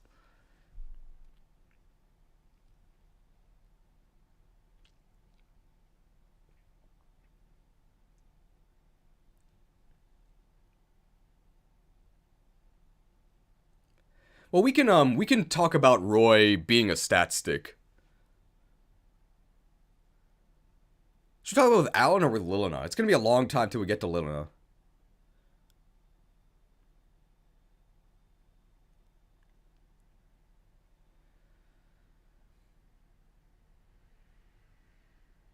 Okay, no, we'll talk about his stat stickness, and that'll be like the last thing. Yeah.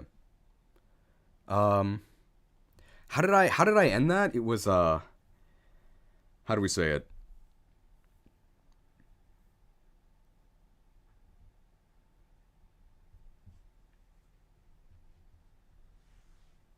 I hope Kath is max C tier because she's not good. I'd put her even lower. Honestly, I kill Kath, but we'll talk about that when we get to Kath. Oh,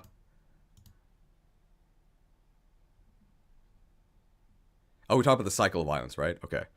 Um,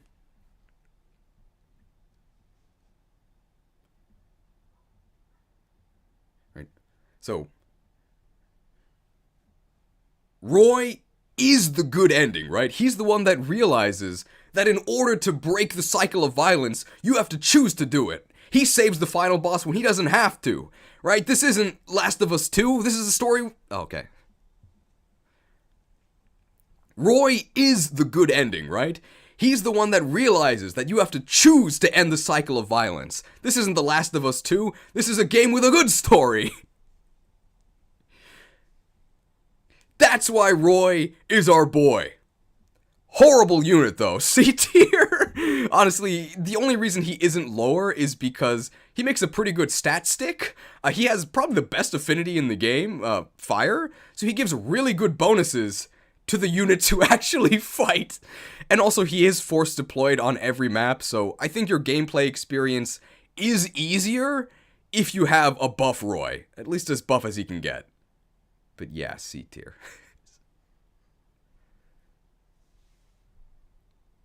Alright, I think we finally did enough for Roy. Anything else to say about Roy? I think we covered everything.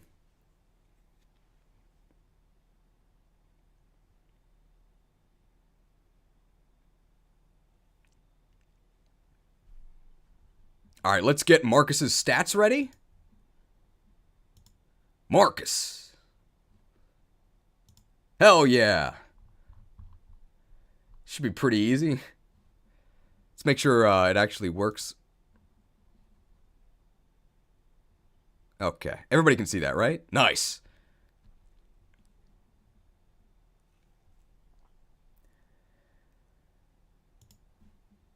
And switch over to the... There we go. Okay, ready to talk about Marcus.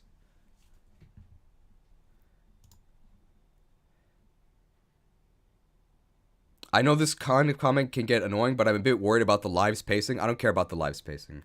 I care about making a good list. But it's going to be like every list, where the further we get, the less we have to say about each unit, because we cover a lot of stuff that we don't have to talk about again.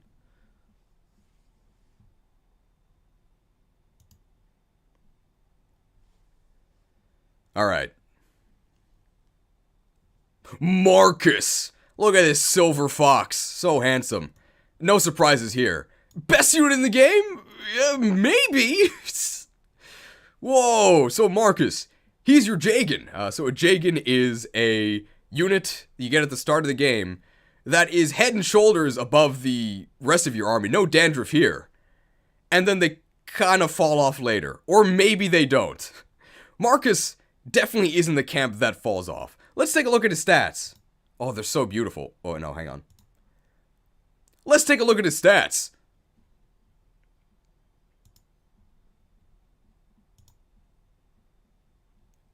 Oh, they're so beautiful. Look at them. So yes, his stats are bad for his level as a level 1 paladin.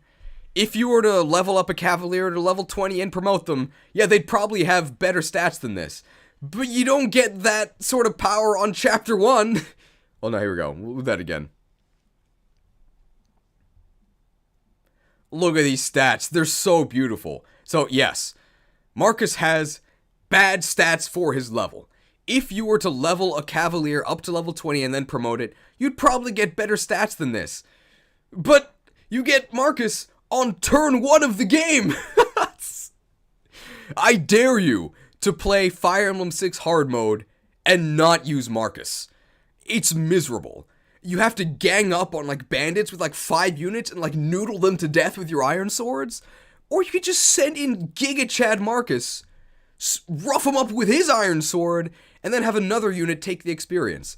Marcus is indispensable for a smooth Fire Emblem 6 gameplay unit. This guy does everything. Like, these stats are amazing for the early game, and yes, he falls off, okay? And he's not the Chad he was in FE7. In FE7, he's even better, because his starting stats are actually better because he's younger. And also, enemies are worse, so you can use him for like 2/3 of the game. In this game, he really starts to struggle, maybe even as soon as like chapter 8 or 9. He really starts to look kind of bad compared to other units that you raise up, but it doesn't matter. Like, at worst, he's an 8-move unit with amazing utility. Look at these weapon ranks. Like, for whatever reason, in FE6 and 7, Paladins get all 3 weapon types. I don't know why they decided to do that, but if there's a problem unit, say that you make a mistake, which you probably will at some point. This game doesn't have Divine Pulse, right? If you make a mistake and you're in a position where one of your units is going to get killed, you can either lose 30 minutes of your life and reset, or equip a silver lance and delete the enemy, which Marcus can do. I love Marcus. And you know what? I like that he falls off, okay? Give him a break, right? He saved the world twice. He did it in FE7, and he does it again in this game. Give him a break, okay? Let other units take over. Marcus, absolutely fantastic unit. If you're not using him, I think you're actually making a mistake. He gets my full-hearted recommendation. S for sure. Arguably best unit in the game.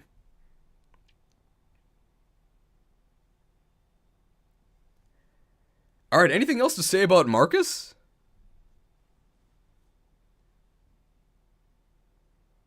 Also mention how he has axe access. I think I said he can use all 3 weapon types. Oh, we can show his growths.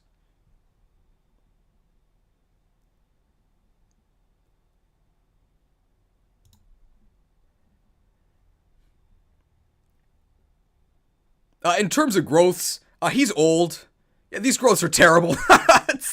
I mean, these base stats are about all you're gonna get, but hey, bases are better than growths. He starts off good enough.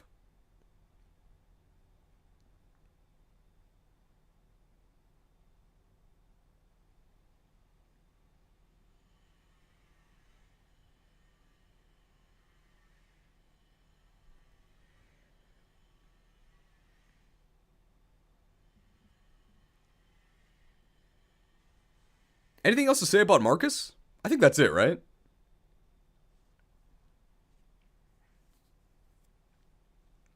We said that he definitely falls off.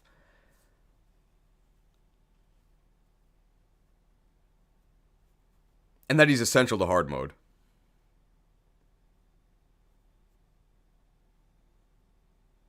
Yeah, I think that's it.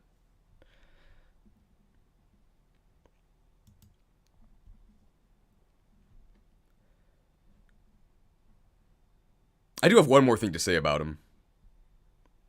But it doesn't actually pertain to his performance at all.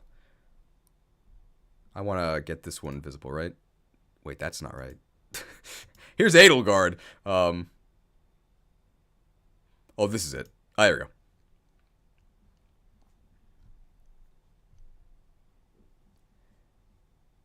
Last thing to say about... Oh, okay. Last thing to say about Marcus... Last thing to say about Marcus doesn't actually pertain to his gameplay, but in the tutorial scroll of FE6, so if you don't press A on the start screen, there's like a mini tutorial where Marcus is, I think he's supposed to be training with Roy, but he just like stabs him with the silver lance and then makes fun of him for being sword locked. Like, wow, what a mentor. Great advice, Marcus.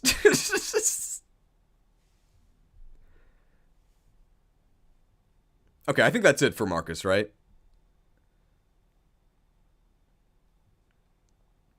Alright, Alan and Lance time. Let's get Alan's stats. We probably actually want both of them visible, right?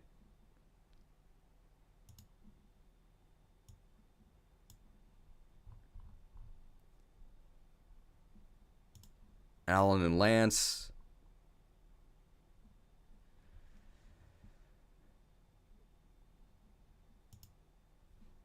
And let's get the correct size. Okay, that's centered. That's probably it, right?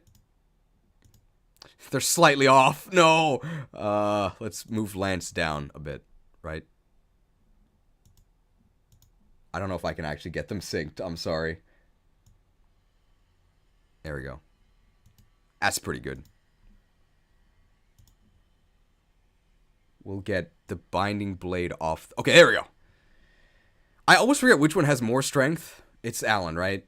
Yeah, it's Alan. Okay. We're kind of going to talk about them together because they definitely go together. Yeah, they're both going to be A. That's where they're going. All right.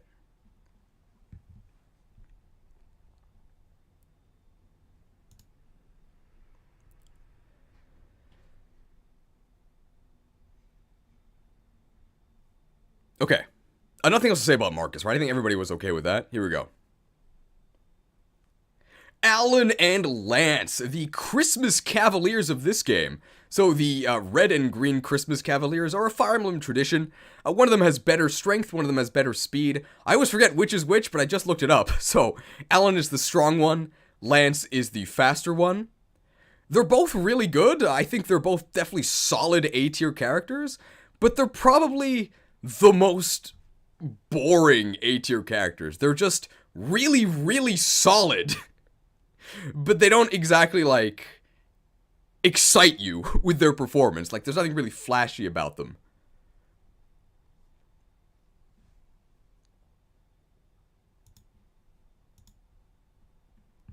So we can take a look at their bases here. They both have, like, solid bases. Better than Roy, I would say. There's Alan. There's Lance. Even though his name is Lance, he can't actually use swords. No dragons, though. Sorry. In terms of growth, they're pretty comparable, but Alan has slightly better strength, slightly worse speed. You can see that Alan here has 45 strength, 45 speed, whereas Lance has 40 strength, 5% less, 50 speed, 5% more. Basically interchangeable. The difference is that Lance has better base speed. Yeah, I bite too. I would say that Lance is overall a little bit better because doubling is really important. It's pretty difficult to double in FE6, and Lance is better at reaching those thresholds. But honestly, the answer to which Cavalier is better is whichever one gets the better level ups. Promotion items are really limited in this game, and your early Night Crest is probably just going to go to whichever one got the better level ups. And that'll be your main Cavalier for the rest of the game. But you can use both. I think you should. You really can't have too many mounted units. They're all really useful. Both of them also support each other really easily. And they also support Roy. And they've all got good affinities. I think Alan has the better affinity with fire, but anima affinity is also really good. Honestly, you can't go wrong with either of these. I think they're both really good. Well, the only way you can go wrong is if they die. In which case you have to use one of the replacement calves, but they're both really, really good. I would give them both. I give them both an A. Maybe not an A+, but excellent units overall.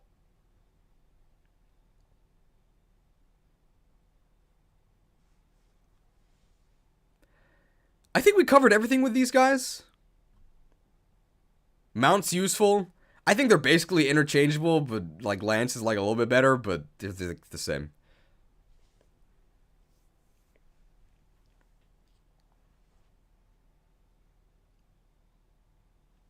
Anything else to say about these two? They look kind of angry. How about Ray? This guy looks angry. I think we covered everything for... Might want to mention generic mount utility. Am I going to order the tier? Yeah. I probably am going to order the tiers, but I don't even know if it's worth flipping these guys. Like, they're basically the same.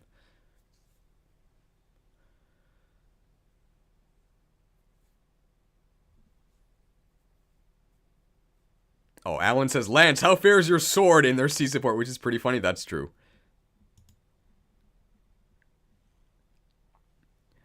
Do they have different weapon ranks? I think the weapon... Oh, the weapon ranks are the same. Yeah, so it doesn't actually matter about that.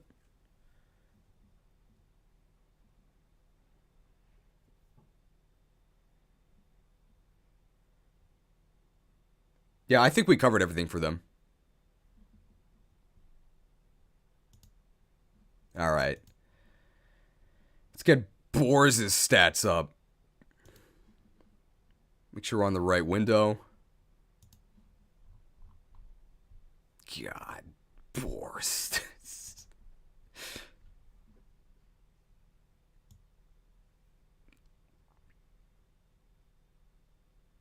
Oh, Wolt. Yeah, you're right, Wolt. Wait, no, Wolt is right here. I didn't forget Wolt.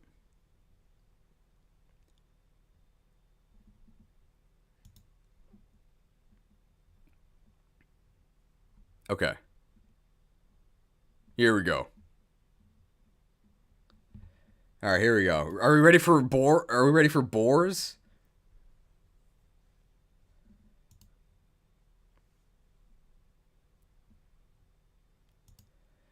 Alright.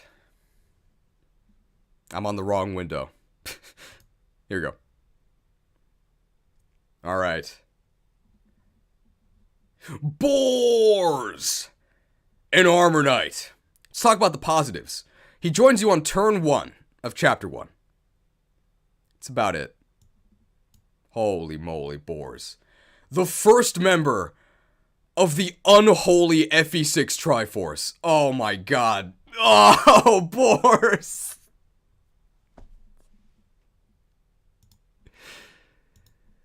Okay, well, he's an armor knight, so nothing good can come of that. Let's look at these bases. 7 strength, that's actually pretty good. 3 speed, yikes. 11 defense, that's actually really good. 14 constitution, he's pretty thick, so he can use almost any weapon without losing speed. Not that he has much speed to lose. And 4 movement. Yeah. My ass has 4 movement. Armor Knights are so bad. They're so bad. So the thing is that for a unit to do something, it has to be somewhere. This guy is never going to be there, wherever that is. You'd think that maybe, oh, if you need somebody to choke this point, that you would want an Armor Knight there? No, it is not worth it. Like, their statistical advantage and durability over other units is not enough to justify how absolute crap their movement is. Ugh. I think one of the main disadvantages of Armor Knights is that the armored status doesn't actually do anything, except make you weak to armor slayers. So even though you have a bunch of defense, because your speed sucks, you get attacked twice by everything, which really cuts into your defense. Obviously, against magical units, you just die. Like, you vaporize, 0 resistance, and you're getting double attacked. So he's not even that durable. Ugh. And the fact that he's so big makes him really difficult to pick up and move with other units, so it is even harder to mitigate his movement disadvantage. That applies to pretty much all Armor Knights. It's horrible.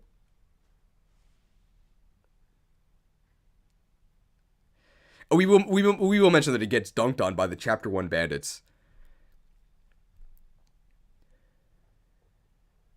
Like, the only possible good things you could say about this guy is that... maybe when you don't have battle preparations and you can't undeploy him, and you have nobody else, you could, like, try finding a use for him? Except you face a bunch of early game axe units who just chop this guy's head off. He's terrible!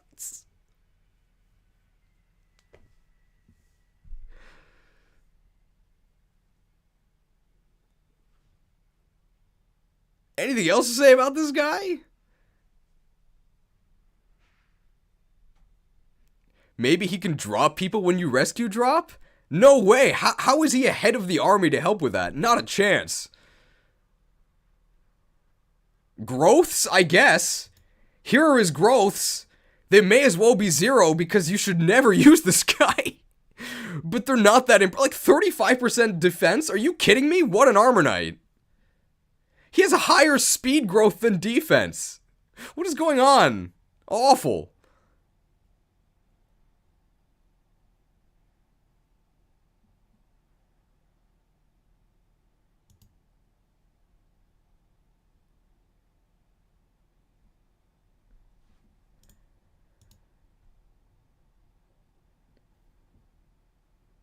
At least he has a good name. Yeah, we'll mention the Chapter 1 village. And that'll be it. You want to do something with boars? You can get him to get the Chapter 1 village so that your other units don't have to do it. And I guess in Chapter 2 you can make him go shopping. That's about it. Absolute garbage.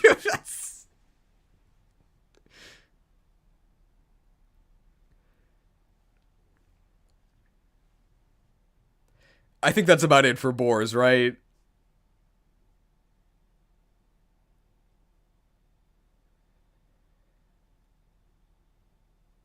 Boar should be in B? Absolutely not. No way. He's terrible.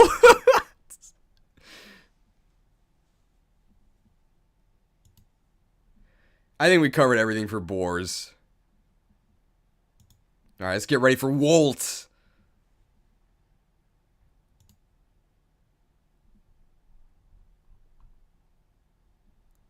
Let's make sure that the stats are in the correct space. Alright, there we go.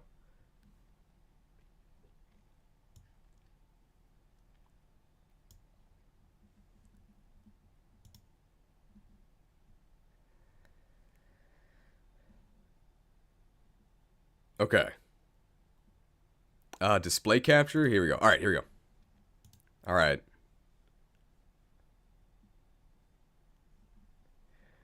Wolt! Game Boy Advanced Archer moment. I don't think he goes in D. Honestly, if you're gonna be a Game Boy Advanced Archer, you may as well be an archer in Fire Emblem 6, where bows are actually kind of useful. So, because your other weapons have such crap accuracy, being able to attack at range in a player-phase focused game and not take a counterattack is actually kind of useful. And Wolt stats being horrible, we'll go to that. And Wolt stats being horrible, which they are, 4 base strength, are you kidding me? Wolt stats being horrible isn't that bad. Well, that's not true, it is really bad, but the main antagonists of the game, Burn, they spam Wyvern Riders, which are incredibly dangerous, but also weak to bows. So even if your base strength is real bad, you still get the triple damage from your bow, which means you can actually do reasonable chip. And hey, if the enemy has to waste a turn killing you, yet another advantage for Wolt. In terms of growths, 40% strength, 40% speed, 50% skill, 40% luck, 20% defense. I mean, bad? In combination with these bases, overall, bad? But hey, you get him on turn 1 of Chapter 1, so C tier, I guess.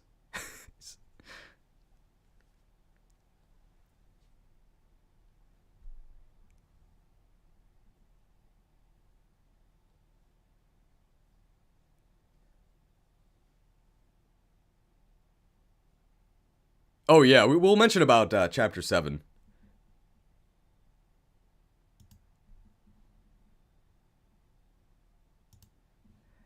Wolt is actually kind of useful in...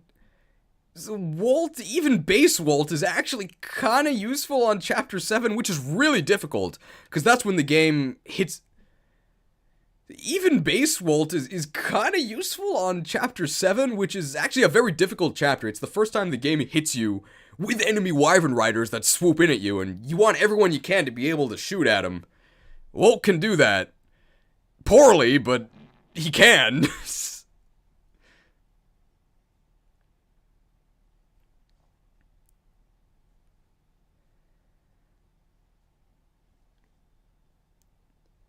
And a Wolt specific... And a Wolt specific... Okay, and very specific to Wolt, there is a meal delivery service here in Japan. I don't know if it exists in the West, but it's literally called Wolt. And they've got pretty obnoxious commercials where the guy screams, Wolt nara kousuru! Which translates to, with Wolt, you can do this! And apparently this is chip damage to wyverns. Good job, Wolt, but I don't know if you can expect anything better than C tier from Roy's milk brother. They suckled at the same teat. What a weird detail for the developers to include.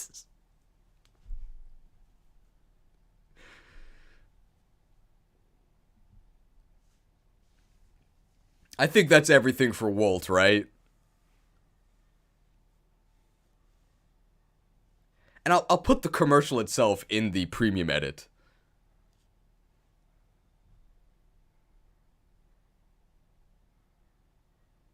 Do you want to shout out the Wolt solo? No.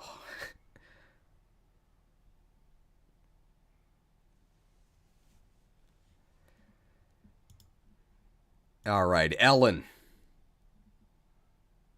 Priest.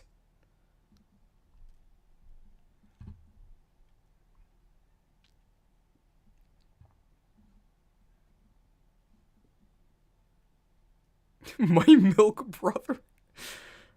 Display capture, right? Ah, here we go. Okay. That looks fine, I think.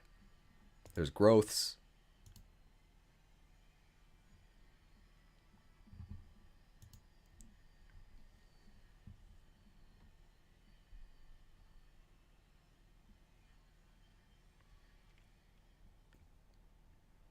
Okay. Boop. Here we go. Alright. Ellen! Not a big fan of her talk show. She's a real boomer. Terrible joke. Alright.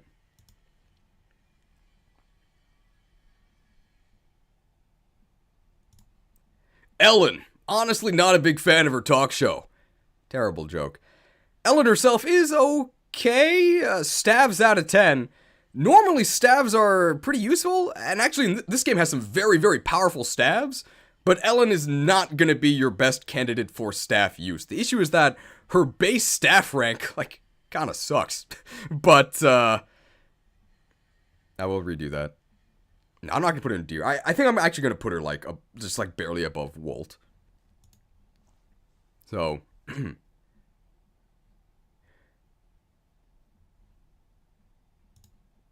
Alright. Ellen! Not a big fan of her talk show. She's kind of a boomer, but, in this game, she's, like, okay? Stabs tend to be pretty useful. Stabs out of 10. And stabs in this game are actually really useful, but Ellen is not going to be your best staff user. She is the first staff user you get, so she can patch up your wounds. I think that makes her, like, better than Wolt? But, wow, what an accomplishment. Better than Wolt. Let's take a look at her stats.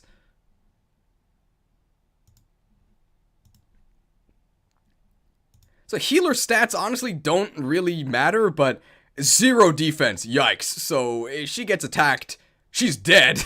But she honestly shouldn't be getting attacked ever. Her growths are okay. I mean, 50% magic, that's pretty good. But 1 base magic, yikes. So even when she promotes, she really shouldn't be attacking. And honestly... she's probably not promoting. You get better staff users pretty soon. Better Call Saul, we're going to be saying that again in the video. But yeah, what really kills her is this. Staff rank D. Ugh, if that was staff rank C, she'd maybe be better than Saul, but it's not C, it's D. And staff rank grows really, really slowly in this game at D, because you can't use anything other than heal. Actually, you might be able to use Mend, but even if you can use Mend, it's still super, super, super slow. Starting at C is a big deal, and Ellen doesn't start at C. But at least she gets to be. Oh. In C tier. What a consolation. C for consolation.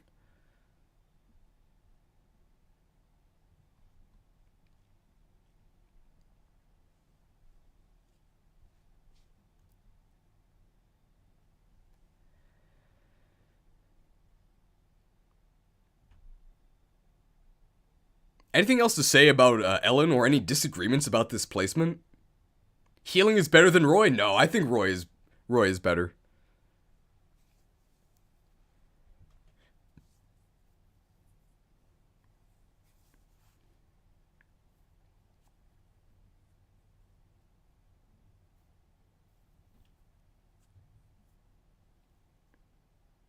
Melody support? No.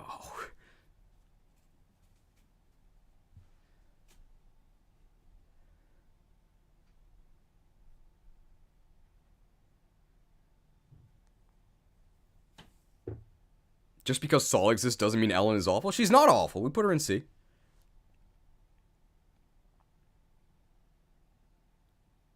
I think we talked about everything for Ellen, right? Wait, how long was Edelgard on the screen? She's gone now. Ellen is too low? Really? I mean, I'm gonna put Chlorine in B. No, Saul, I'm gonna put Saul in A. I think Saul's really good.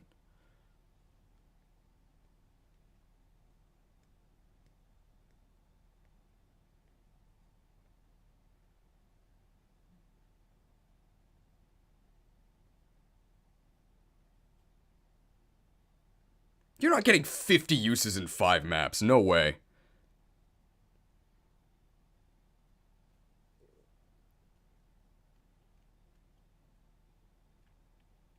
We'll talk more about staff rank when we get to Saul.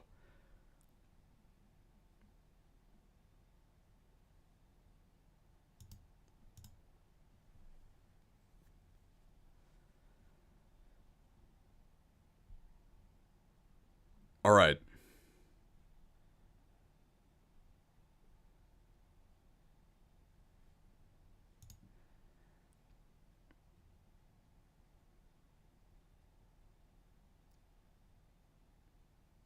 Okay, I think that's it for Ellen. I think she's going to be here in C. She's probably going to be high C by the end of this.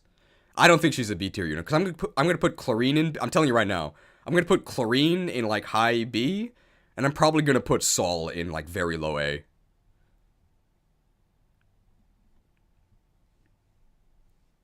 Okay. Merlinus.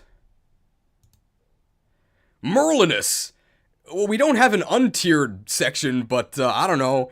S for supplies? I have no idea. So, Merlinus he's not a real unit. He's your convoy. So, he's how you access your storage. In newer games, your storage is a, like, pocket dimension in, like, your lord's cloak. But in this game, he's an actual, like, physical unit that you have to deploy. And he's also a filthy casual. He plays on casual mode because if he dies, he comes back. So he's got some, like, magic potion that lets him revive himself. I have no idea how to rate this guy because he's, like, not a real unit. I think that the fact that he takes up a deployment slot is actually bad because you'd rather just run a real unit. So maybe he's actually F tier, but S for supplies, I have no idea. I guess he's bait because he's a casual who can revive himself, but I'd rather just use a real unit. Honestly, I don't know what to do with this guy. He might actually just be untiered. I don't want to make a whole new tier just for him, but S for a good mustache? I have no idea. I'm not making a Merlinus tier. I think you can send supplies. I think you can send supplies to the convoy without him, but you can't take them out without him. Can somebody check that?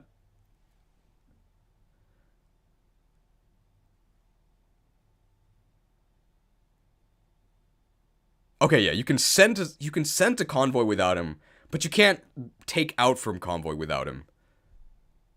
Okay, yeah. So we'll say that, and then I think we'll probably just put him at like the very bottom, like unranked. Like he's not a real unit.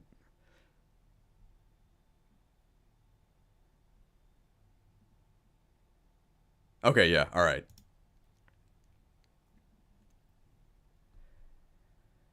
The only reason to actually deploy Merlinus is to withdraw from the convoy. So even if Merlinus is not deployed, you can send to the convoy. But if you want to actually withdraw from the convoy, you gotta run up to Merlinus or have him gallop up to you on his little wagon, and then you can actually do the convoy trading. Or you could just plan ahead and not do that and do everything in the battle preps. So, I mean, S for supplies, S for superb mustache, but like actually, I don't think we can rank him. Like, he's not a real unit, so... Unknown dungeon. Chilling with Mewtwo, I guess.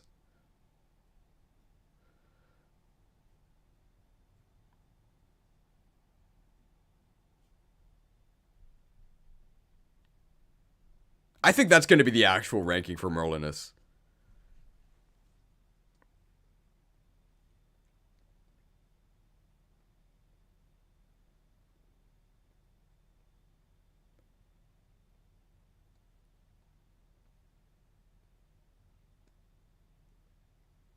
I'm reading through everything right now. Warp convoy strats. Thief and Merlinus tier? Okay, people are suggesting utility tier. Okay. Do we put it below F? Where do we put it?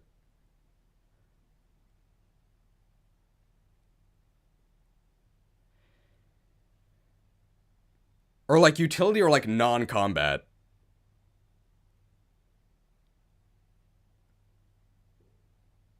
Or like civilian tier?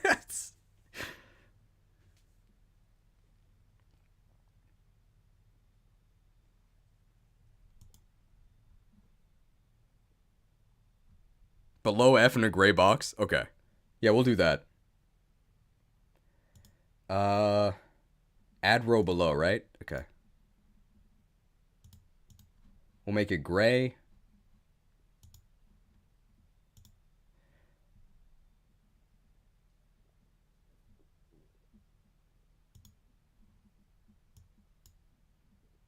I don't know if utility includes healers. Let's just call it utility.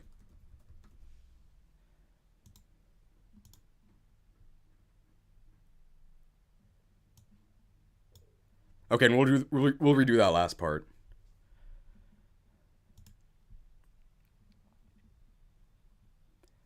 All right. So Merlinus, I mean, S for supplies, S for stash, nice mustache. Oh, that's a good line. Okay. All right, so Merlinus, I mean, S for stash, whether a stash of items or this sick mustache, but people have been clamoring in the chat. We've made a new utility tier. I think we're gonna put him there because like he's really weird. He's not a real fighting unit, and there's gonna be some other units that also go in this utility tier. So we may as well make one here. Congratulations, Merlinus. He set up a new tier. That's what he was busy doing the whole game.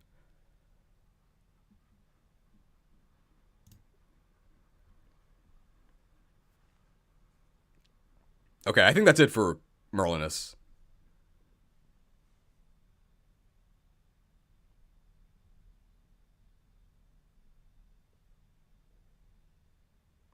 I'm telling you right now, the only other utility units are going to be the thieves.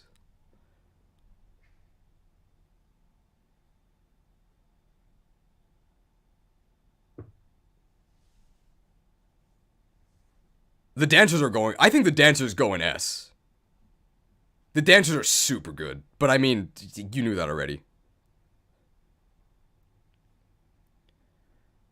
Alright, next. We're going to go to the bathroom. B for bathroom, so... It's not quite time for big Deke energy, but I guess I can show you guys Deke stats in the meantime. And then people can debate about Deke in A or B. Honestly, I think A. I really like Deke.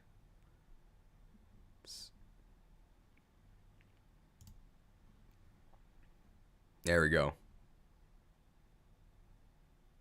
Feast your eyes on these bases for a little bit, because I'm actually just going to go to the coming back screen. Oh, we got 46. Oh, wait. Oh, can you guys see this? Oh, you can't. No, you can't. Let me switch the display.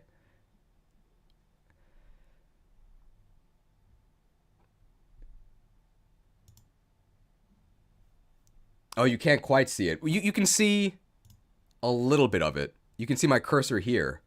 I can press a button to play an ad. I can just print money with this button. Such greed. We just talked about Merlinus. He's a merchant. You gotta hustle. Get ready for an ad, guys. You're not gonna miss anything because I'm gonna go to the bathroom. But I'm gonna press this technical difficulties screen, and then I'm gonna press the ad button. Thank you for your support, guys. BRB.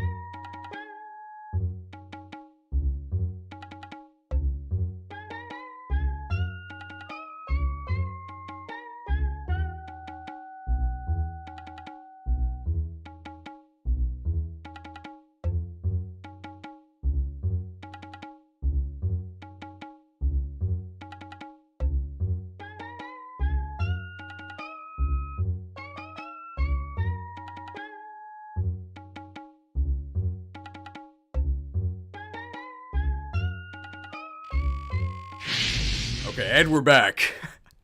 I think based on previous experiments with 46 viewers, pressing the ad button generates about 30 cents. Wow.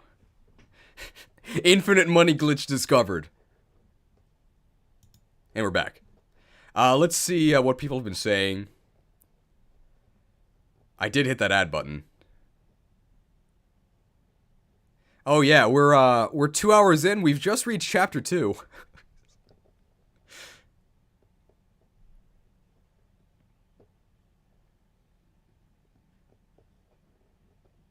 Okay. All right. Time for big deke damage? I think so.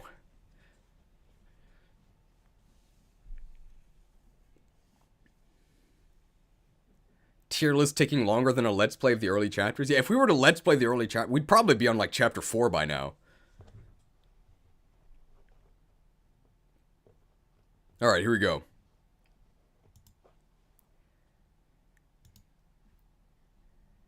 Alright. It's time for big deke damage.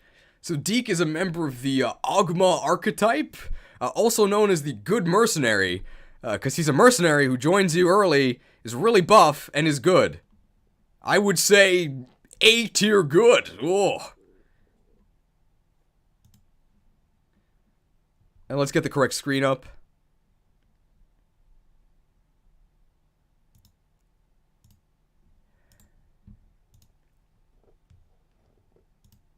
I mean, feast your eyes on these big, beautiful, thick bases. Oh, they're so good. So this guy joins you on like turn 2 of chapter 2? These stats are huge! So he has a high starting level of 5. That's going to be higher than all your other units except for Marcus.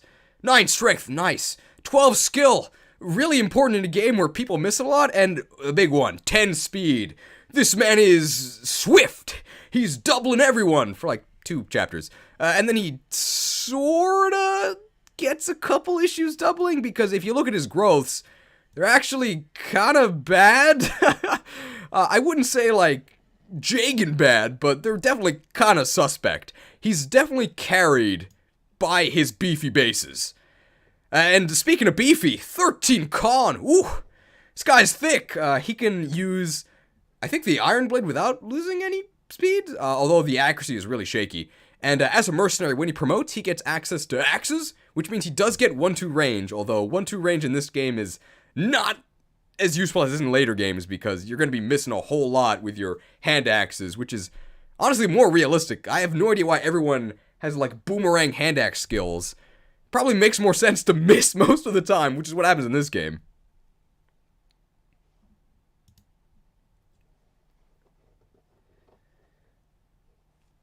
Anything else to say about Deke?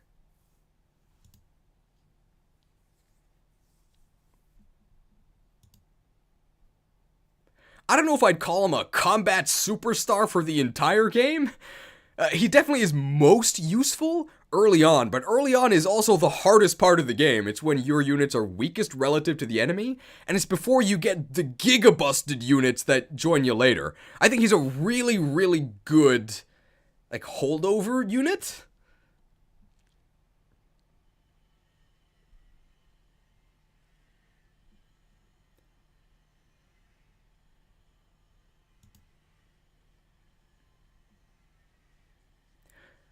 If I had to pick a flaw, if I had to pick a serious flaw for Deke, it'd be that he's a Hero Crest promotion, which means that he competes with a certain other Hero Crest edgelord who probably should be your first Hero Crest promotions. That means he's going to be stuck in his base class for a little bit. But I still think he's a very, very solid unit. I don't think I would give him lower than an A.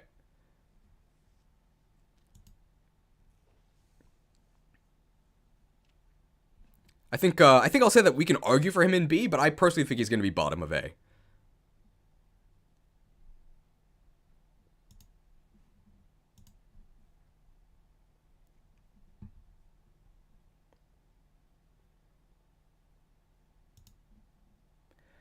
I think you definitely could argue for Deke as a high B tier unit. You know, B for beef.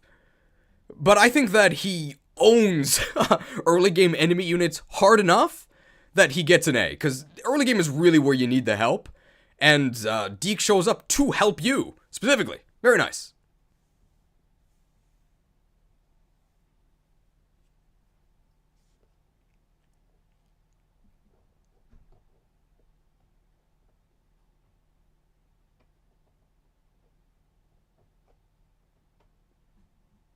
Oh, you were worried about Deke jokes? I mean, I started with one, right? And that's about it. Oh yeah, that's a... Oh, I like Viper Snake's quote there. Okay, yeah. You could go B for beef or A for abs. I think we're gonna go A for abs.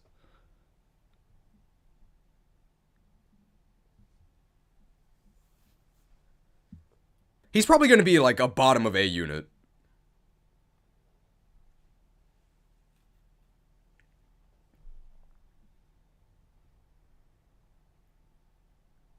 Oh, we gotta get Wade and Lot ready. Uh-oh.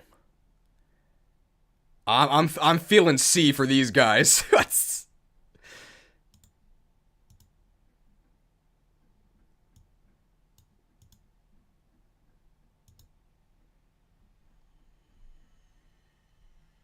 What is this pose?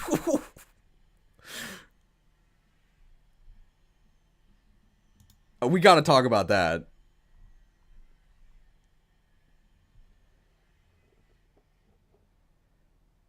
Let's make sure we're at the, okay, there's Wade. Yeah, close enough. And they also have good affinities. Let's see, Iron Axe Hammer. Do they have the same axe rank? Yeah, they both have D. Lot is faster. We might put them at, like, bottom of B. Oh my god, 20% speed growth. Oh, no. Oh, no. Okay, alright.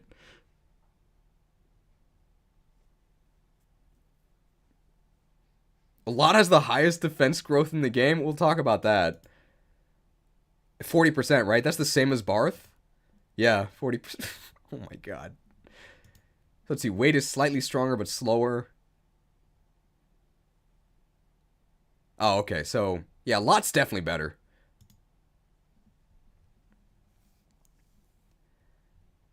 Yeah, dude, can we put them in... They... I don't know if they're gonna... They might be, like, bottom of B, or... They're either gonna be bottom of B, or, like...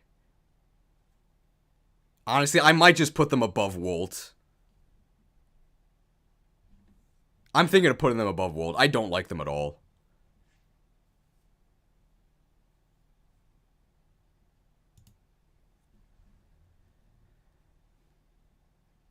Lot is bottom of B, Wade is low C. We'll put Lot at the bottom of B. And we'll put Wade, like, above Wolt, is what I'm thinking.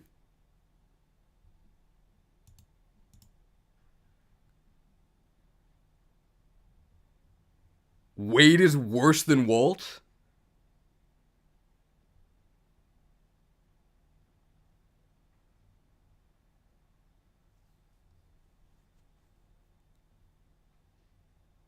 I think they're both really bad. I don't like either of them. No, they're definitely better than Boars. No way they're going with Boars.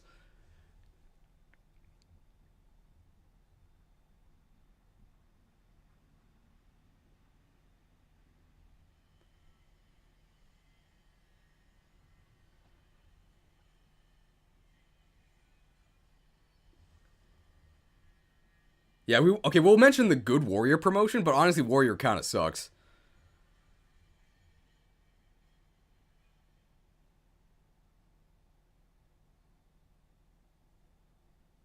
A lot of stuff to say about these guys.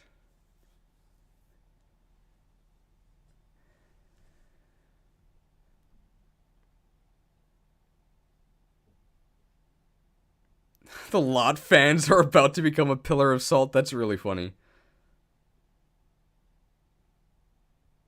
I think I'm gonna put them both, like, above Wolt is what I'm gonna do.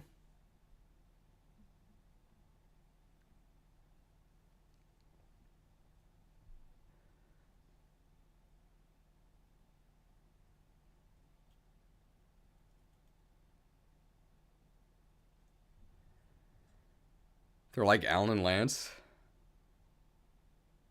Alright.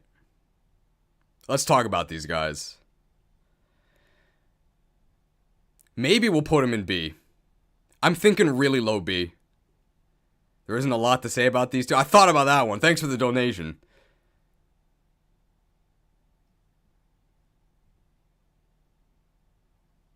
Lot is the best Hero Crest contender beside Deke and Rutger? Maybe. People are saying C. Alright, we'll put him, like, right behind Roy, maybe. I'm thinking right behind Roy. $2 from someone with a Shanna profile. He's a lot of fun. Try him out. Okay. Lot above Roy Wade. Much below. Oof. Alright, let's try and do this. There's gonna be a lot of debate here.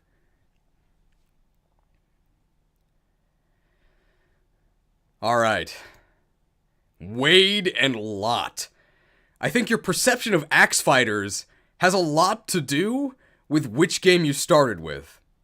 This was the very first Fire Emblem game I played, so I will always think of axe fighters as bad because these guys are yikes.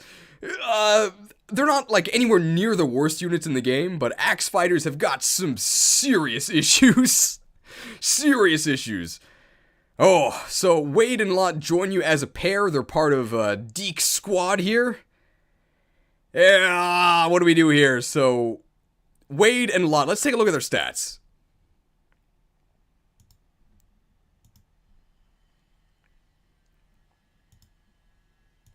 So Wade and Lot are kind of in an Alan and Lance situation where Wade is a bit stronger, but Lot is, I'm going to say, more than a bit faster, significantly faster. And this speed edge is, I think, what makes Lot, first of the many Lot jokes, a lot better, but, like, relative. I still don't think either one of them is very good. Let's take a look at their growths. So you can see that Wade's speed growth is absolutely pathetic at 20. 5 base and a 20 growth, this guy is not doubling anything. In fact, pretty soon, he's gonna start getting doubled. And perhaps a bigger issue than his speed is 3 skill? With axes? Yikes. Maybe if you have weapon triangle advantage against some lance users and you're using like an iron axe, you can maybe hit, but yikes. Lot has got 6 skill, which is a lot better, but still pretty shaky. Lot's growths are kind of weird. 30% strength? Bro, do you even have arms? Are you kidding? 30% strength is pathetic, and 35 speed is also very sus. Funnily enough, 40% defense is tied for the highest in the game with, like, Barth. If you're being compared to Barth, you know you're in trouble. And it doesn't have anything to do with the ranking, but, like, what is this pose? What is he doing?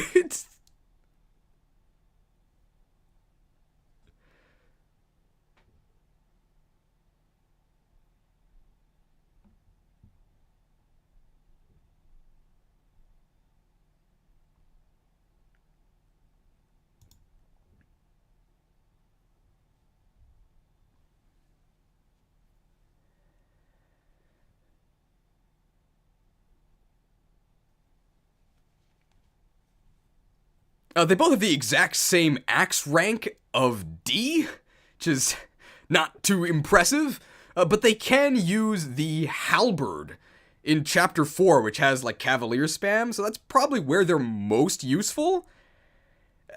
They both promote into warrior, which is, I mean, I'd much rather promote into berserker, but these promotion gains are actually pretty nice. And you get E-rank bows, which in any game other than FE6 would be a joke, but you can shoot some wyverns, I guess.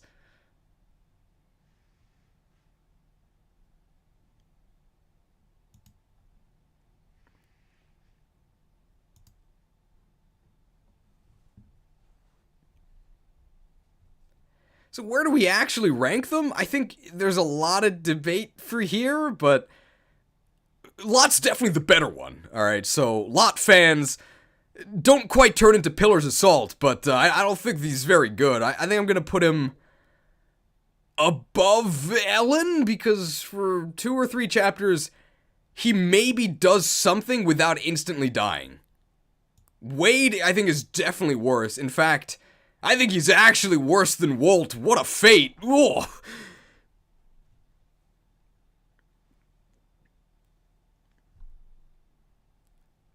Eventually, you get redemption for axe fighters, kind of starting in Fire Emblem 8, where you get Garcia, who's kind of okay. I mean, I think he's still outperformed by Cherry Garcia, literally a dessert. But Garcia's like okay. And starting in FE9 is when axe fighters are and then starting in FE9 with our boy Boyd is when axe fighters finally get really good again. But the GBA axe fighter curse starts with these two.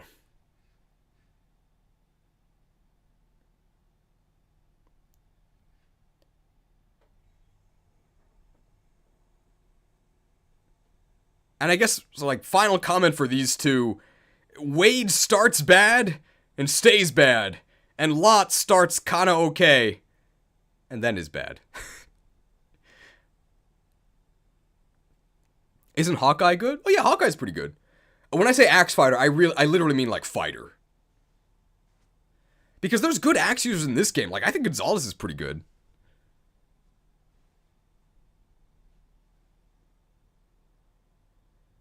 I don't think Wade is that much worse than Lot. I do.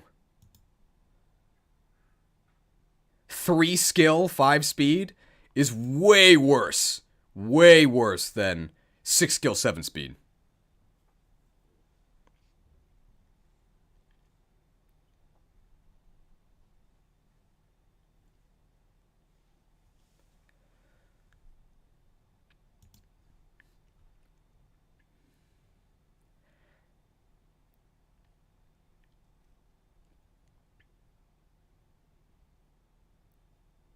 Another thing that works against these guys is that if you want to use them, you probably want to try and use them together, because they support each other and they both have really good affinities, but that means that's 2 more Hero Crest users. And these guys they're not good Hero Crest candidates. You got a lot of heroes you'd use before these zeros.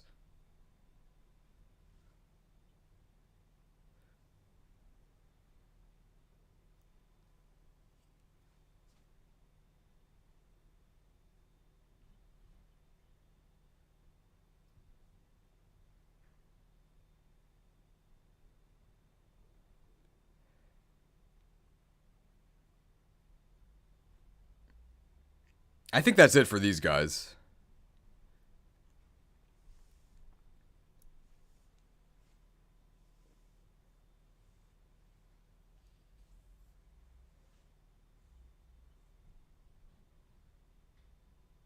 Lot has a Deacon Shanna support.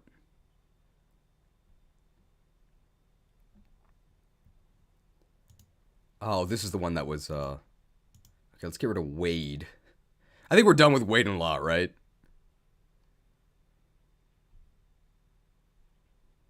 Shanna time.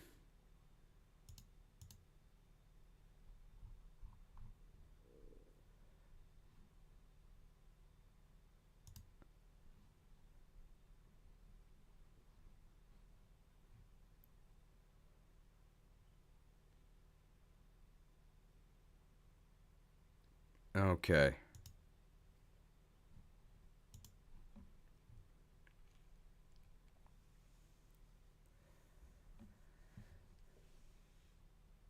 All right, ready?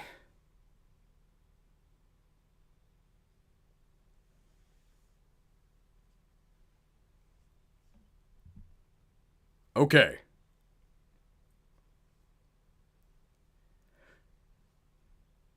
Wait, how do I get this? Oh, I have to actually switch the screen. Okay. Shanna! Your very first option for a flyer.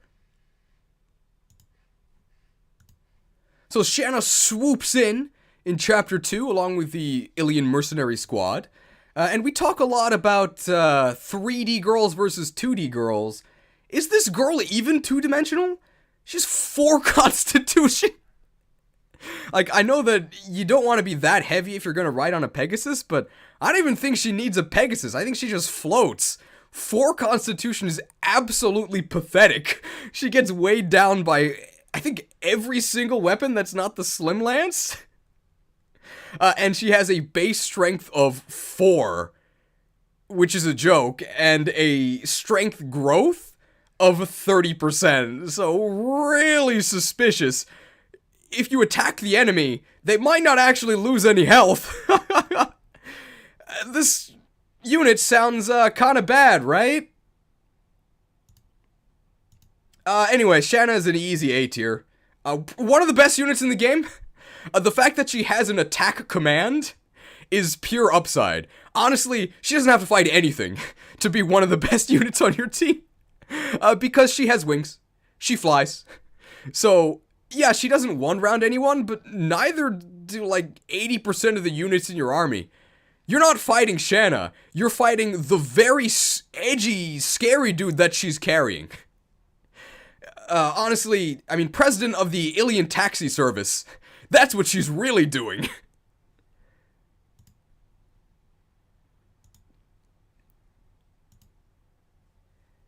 And to be honest, even though her combat is not stellar, it's not really that bad. The fact that she loses speed from every single weapon is not even that bad because her starting speed is crazy. 12 speed is insane. She's lightning fast. And I'd rather have more speed than more constitution. Speed and constitution are kind of, well, speed and constitution are, I would say they're interchangeable, but they're not. Speed is just better. Because if you have more speed, you can choose to weigh yourself down with a stronger weapon, but you can't choose to be faster if you have good con but bad speed.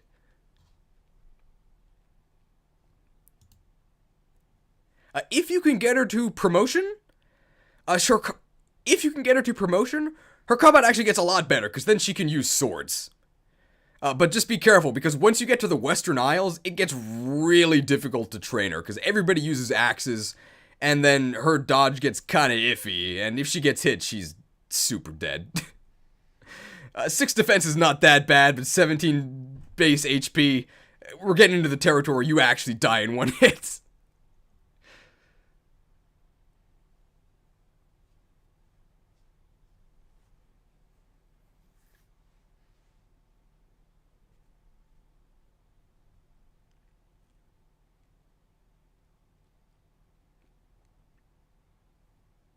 Wow, 6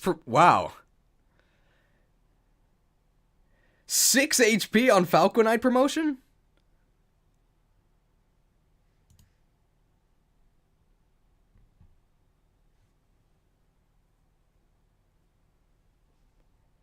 I think if you want to use Shanna as a combat unit, you should definitely early promote her before the Western Isle so that she can start using swords and beating the Axe Bros over on the Western Isles.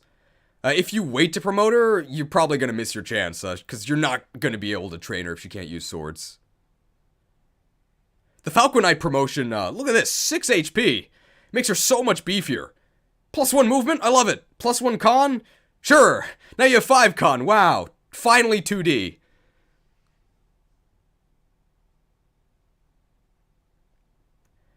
Think about how strong she could be if she could promote to Fox Knight.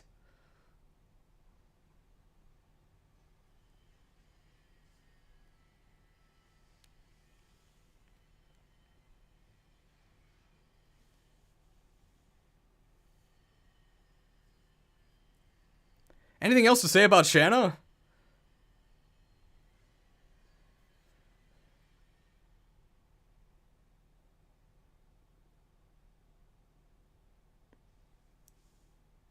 But isn't Wolf better? Wolf is definitely not better than Fox or Falco.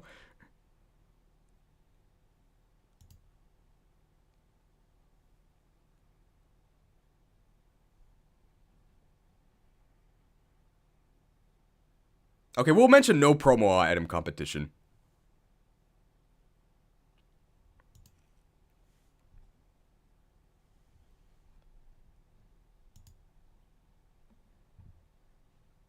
And that'll be the last thing we say for her, I think.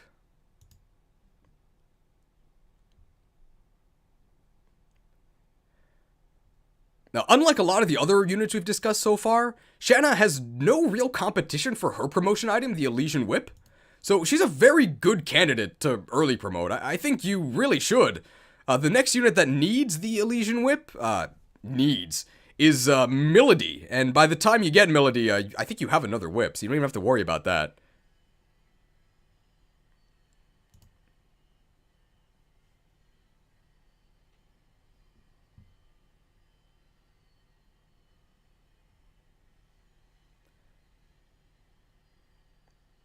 She should be higher than Alan's and Lance?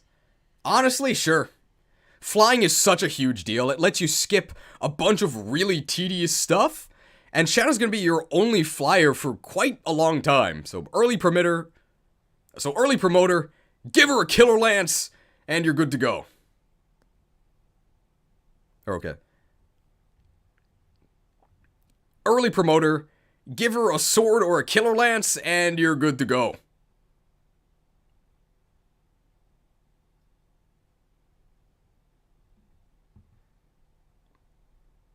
Everybody okay with Shanna at top of A?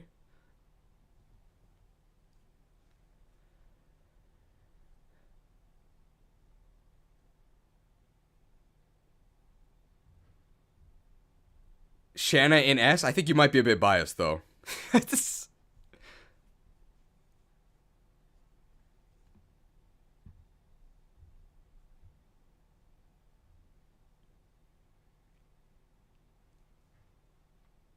Okay. Alright, who's next here? It's Chad.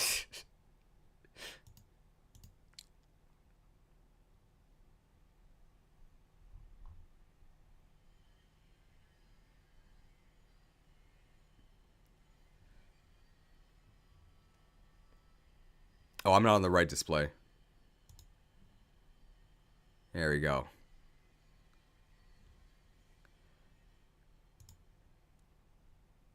Okay.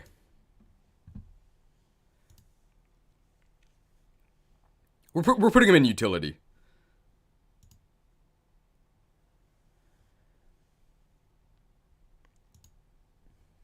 Alright, look at this Chad. So this unit's name is literally Chad. And it's not a translation thing, so like Shanna... I guess we should talk about Shanna a bit. Shanna's name? So let me actually see what that is. Hang on.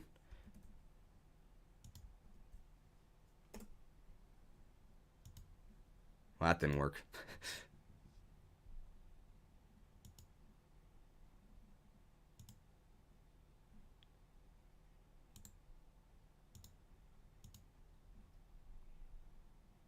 Yeah, it's Shani.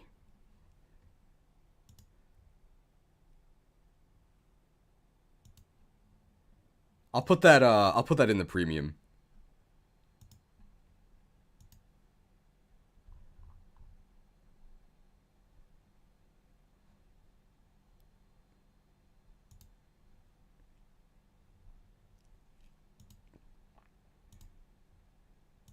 Okay.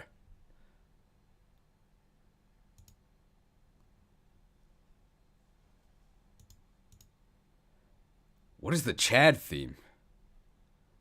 Okay. Oh, look at this Chad.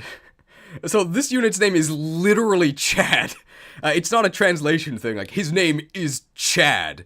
Whereas there was a lot of debate with Shanna, because her Japanese name is Shani, which is, like, not an English name, so I don't really know how you translate that one. But this guy's name is Chado. He's Chad. Is he a Chad in-game? Okay. I guess there's also real people named Chad? So if your name is Chad, be sure to comment below. How's your life going? Someone named Chad. Is he a Chad in-game? Well, let's take a look.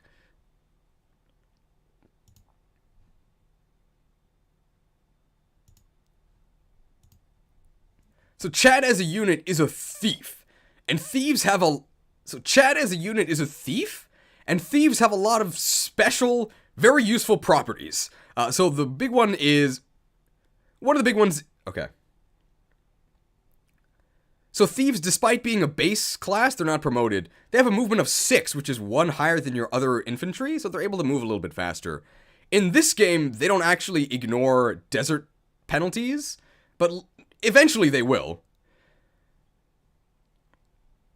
Being thieves, they got good eyes, so they can see a little bit further in fog of war than other units.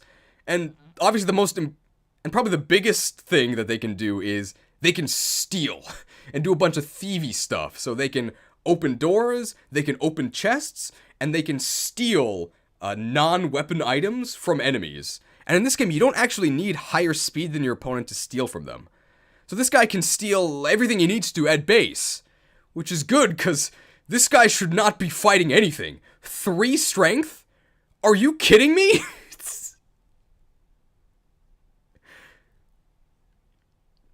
Like, something I've always been curious about is, what would these stats actually translate to in real life? So I think in Dungeons & Dragons, 10 for a stat is considered average.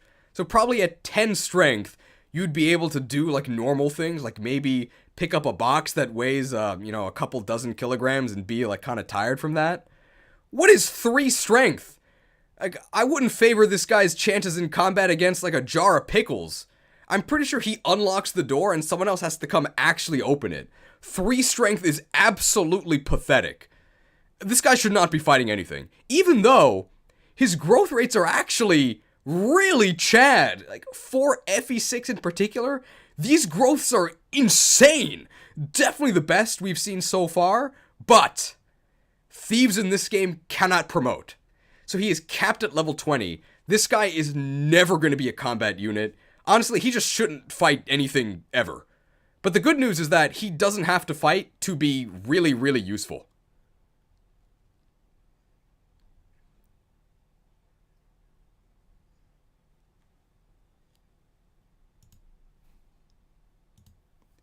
I think that because we created a utility tier for our mustachioed friend here, we're also gonna put Chad there as well. But if I were to like actually put him with the rest of the units, I'd probably put him in B.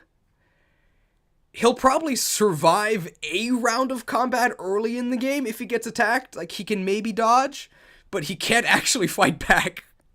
And I don't think you should train him at all. I think you should have other units clear the way and just have him pick up a bunch of items. And there are several items that you can only get if you have a thief. And Chad is the only thief you get for a little while. So I think Chad is really, really useful. You should definitely be fielding him if there are doors to open, chests to unlock, or items to steal. And a lot of maps actually have those. Is this guy really a Chad? I mean, what's like a tier below Chad?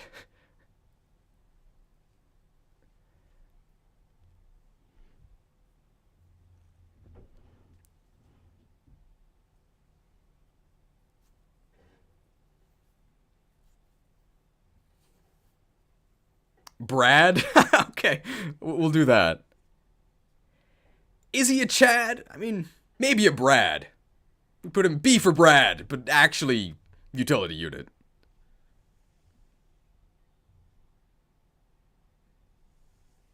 I think that's everything for Chad.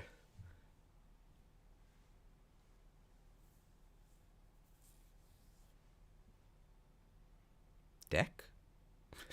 I'm thinking, you probably mean Deke, right? We already talked about Deke.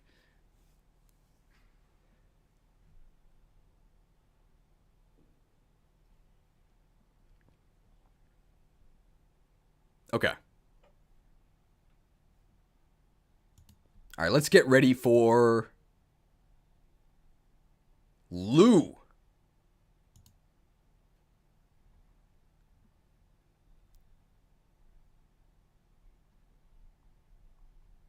I think I mentioned that FE6 doesn't have droppable items.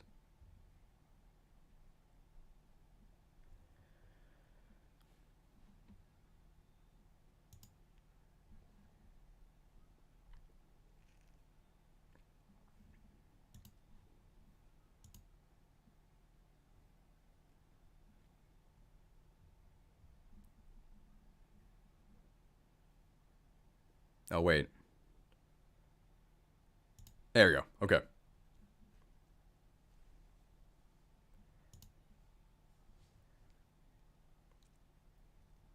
Alright. Lou! The very first magic user you get in this game. Probably one of the most forgettable ones in the series. Like, people really like Asvel, because Asvel's super strong. People really like Urk, because he's got a stupid name.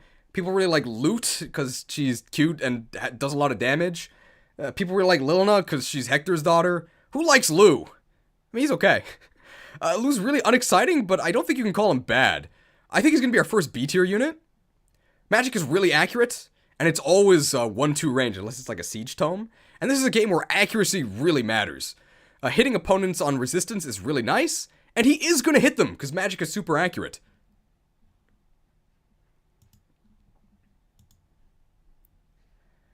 Looking at Lou's bases here, he joins you in Chapter 3 when you visit the village. These are kind of suspicious, but they're okay.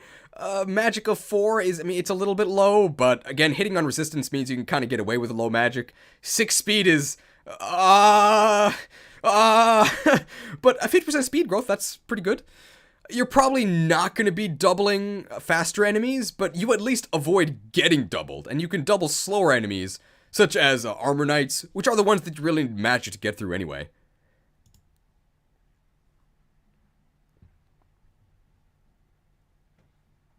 Yeah, Lou, I think is, I mean, not very exciting, but he's definitely more than usable.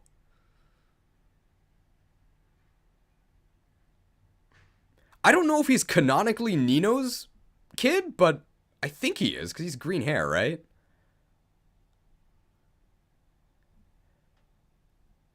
I don't know if he's canonically Nino's kid, but he might be, because he has green hair. He's definitely better than Nino. That's...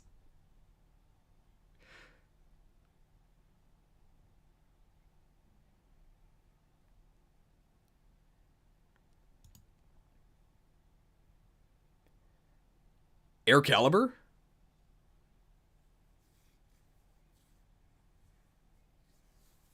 Oh, yeah. I mean, he's an anima user, so he can eventually use Air Caliber, which wrecks wyverns. That's very good. And these Sage promotion bonuses are pretty nice. 4 magic? Oh, I'll take that.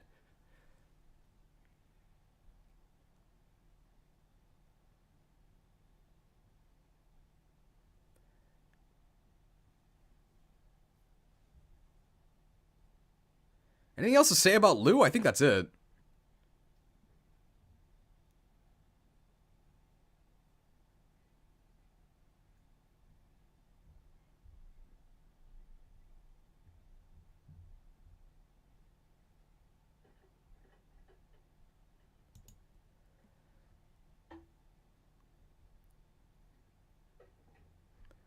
Lou's an easy guiding ring promotion?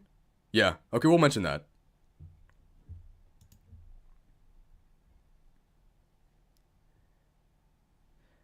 And these Sage class bonuses are. And these Sage promotion bonuses are pretty good.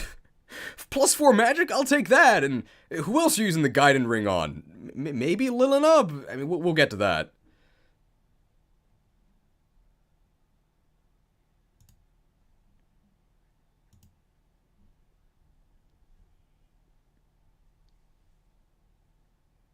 Sol or Clarine?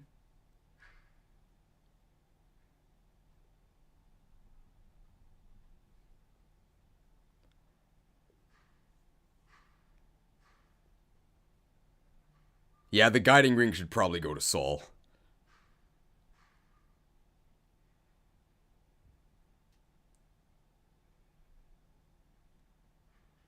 FE7 is just an FE6 fanfiction, change my mind? I watched all of Plinkett Emblem. I think it is a fanfiction.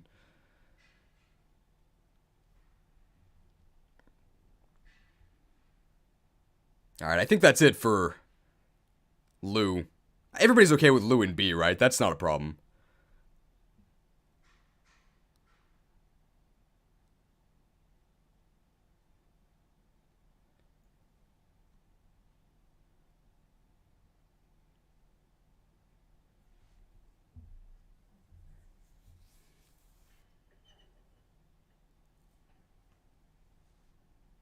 Okay, we'll mention the banana thing. Lou, B for banana raincoat.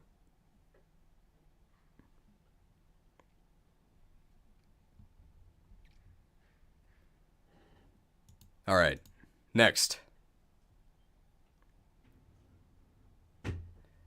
Clarine! Oh, and we gotta get Clarine's stats up.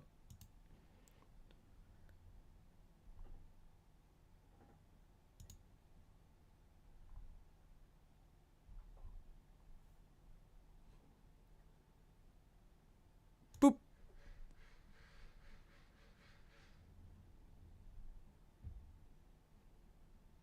Wait a minute. Oh, here we go. Okay, there's Clarine.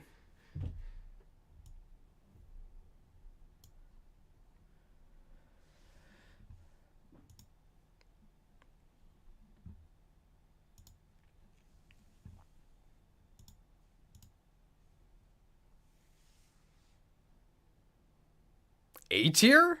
I was thinking high B.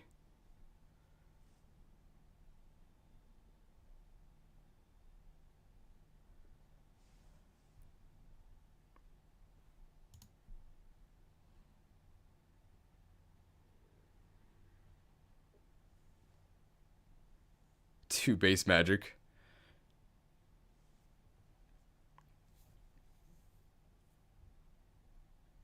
Touch tank Clarine. No, we're not doing that.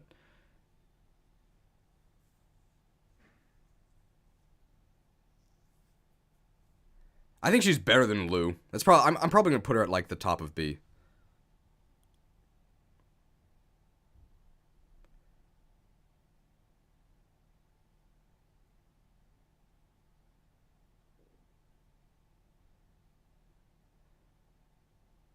If you support her with Rutger, she can actually become a reliable dodge. We'll mention the support triangle with Rutger and Deke.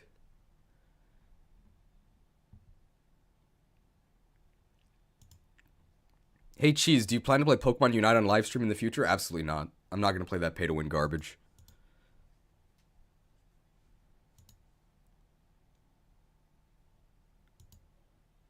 Alright. Chlorine!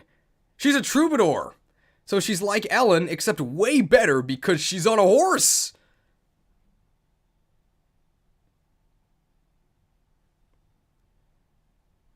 Chlorine's got a lot of really good things going for her. I think we're going to put her at the top of B. You could arguably put her in A.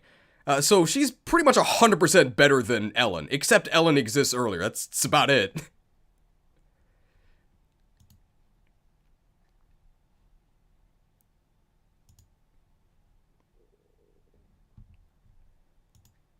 So 2-base magic, pretty suspicious, but 2-base magic, pretty suspicious. 30% growth, it's not going to get much better, but she can't even attack until she promotes. Arguably, you shouldn't even promote her, because there's better candidates for the Guiding Ring, but she doesn't need to promote to be very, very useful. 7 movement. She is zipping around, patching people up. She also notably forms a support triangle with Rutger, who you're probably going to be using, and Deke, who you might be using. If you're using all 3 of them, I think you should support them together. And that helps her not instantly die on the front lines, although she still probably should not be fighting. If you do promote her, she can fight. She promotes into a Valkyrie, which is a pretty okay class. You get staff utility, and you get E-Anima, which is, kind of sus. Honestly, I wouldn't promote and fight with her, but you can. It's an option. It's better than Bishop Ellen. Ugh.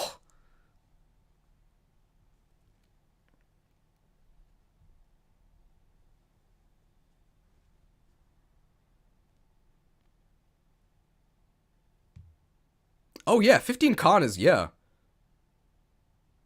Oh, that's a good thing to mention.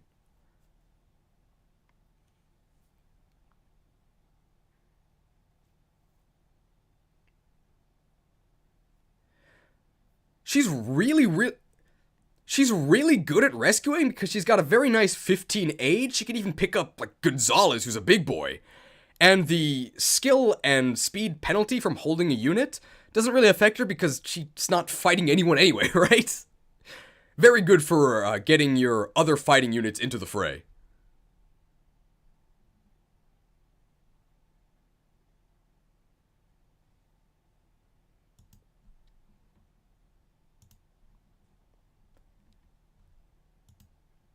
She's also super sassy. We don't really rank character traits, but I think she's a fun character. Unhand me, you peasant!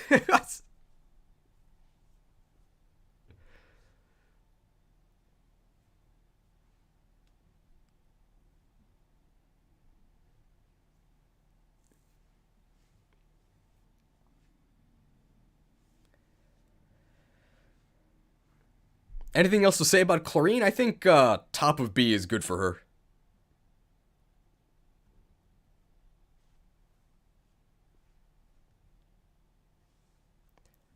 Her boss combo with Narcian?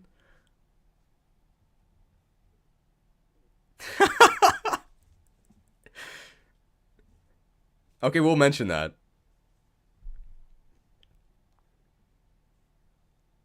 Chlorine is Pent's daughter? Wait, is she? She's brothers with Klein. Yeah, she is.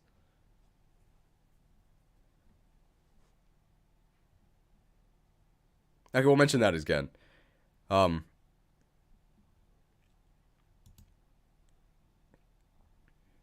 Other things in Chlorine's favor, she's Pent's daughter.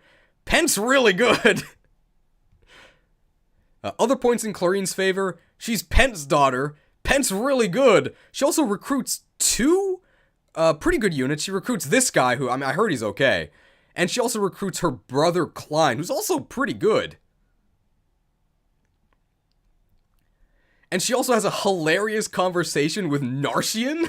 So Narcian is not a playable unit. He's an enemy boss that you meet a couple times throughout the game. He's like this really stuck-up, conceited enemy general. He's really creepy towards Chlorine early in the game. And if you promote Chlorine and actually have her fight him, when she fights him, she's like, "Who are you?" The sass! And we're not counting trial maps. No, we haven't talked about Narshin at all yet.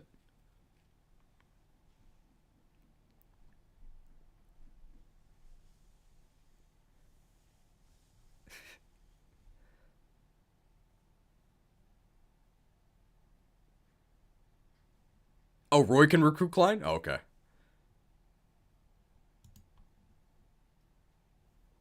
A chapter... What, chapter 4 not getting attacked by enemies? Okay, I guess we can mention that.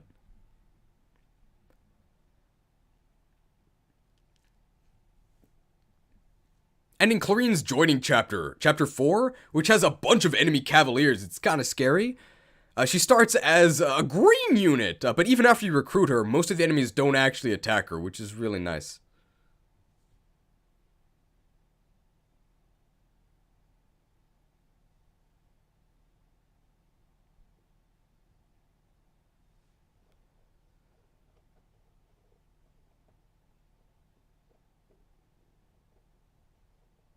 Alright, is it time to talk about Rutger? I think it is.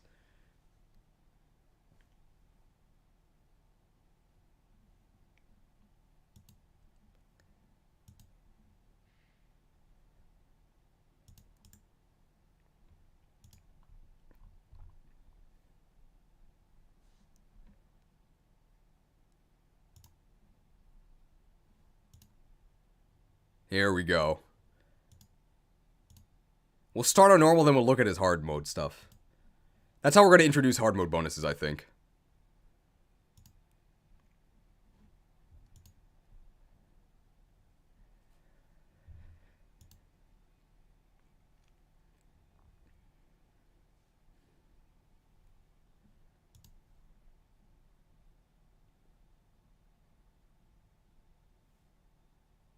Are we ready for Rutger?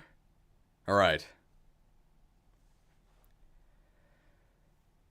Alright. It's time for the man, the myth, the legend, president of Rutgers University. It's Rutger.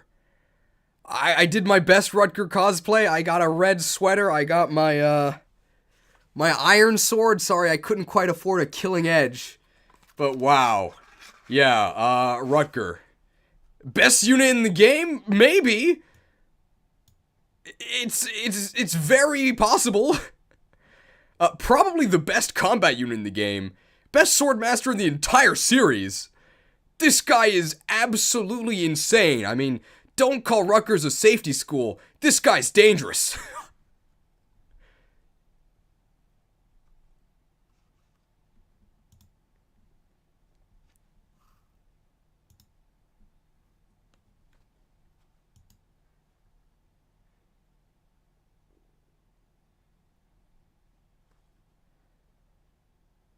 I think he's better than Ryoma. I think he's more useful than Ryoma, because Ryoma's in a joke game.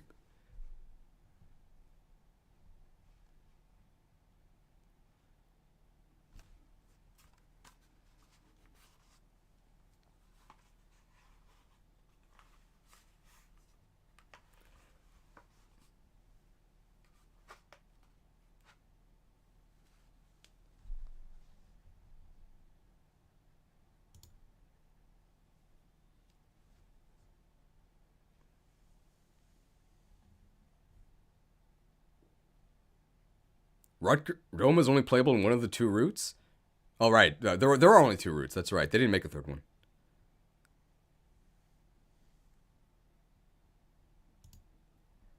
So looking at these starting stats, 7 strength, I mean, that's okay. 13 speed, that's really good. 12 skill, that's really good. Oh, wait, what's this? Oh, he gets hard mode bonuses. So he's the very first unit you can recruit that actually gets hard mode bonuses. So because he's an enemy reinforcement, and he starts as an enemy that you recruit, the game makes him stronger. And you get those bonuses when he joins you. These stats are completely ridiculous. He's stronger than Marcus when he joins, and he only gets even stronger, because look at these growths. 30% strength, alright, that's kind of bad. 60% skill, that's really good. 50% speed, that's really good. This dude doubles and kills everything. I think to talk about why Rutger is super, super good, we have to talk specifically about Swordmaster mechanics throughout the series.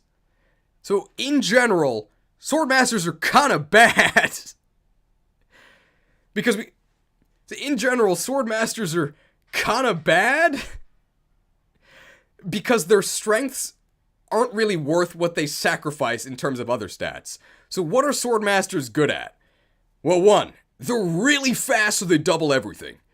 2, they're super accurate so they always hit. And 3, they get mad crits. How valuable is that actually? So let's talk about every game that's not FE6. So 1, they're super fast so they always double. Yes, but usually enemies are kinda weak and your other units can also double. So Swordmaster's doubling is like not that much of an advantage. They're really accurate so they always hit. Yes, but again, usually your other units don't have accuracy issues anyway, so Swordmasters being accurate isn't that much of an advantage. They get mad crits. Do they?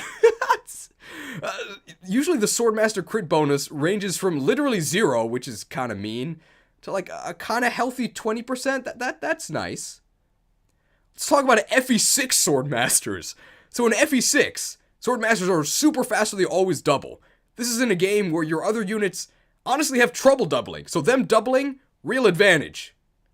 They're super accurate, so they always hit. That is really, really important in this game, because every single map is seas, where the enemy is on a throne, and the throne in this game is ridiculous. It gives you like 30 avoid, a bunch of defense.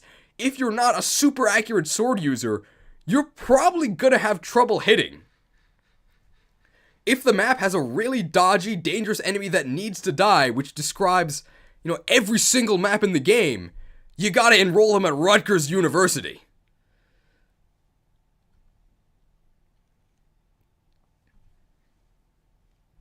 And perhaps the most exciting thing about FE6 Swordmasters, they get mad crits.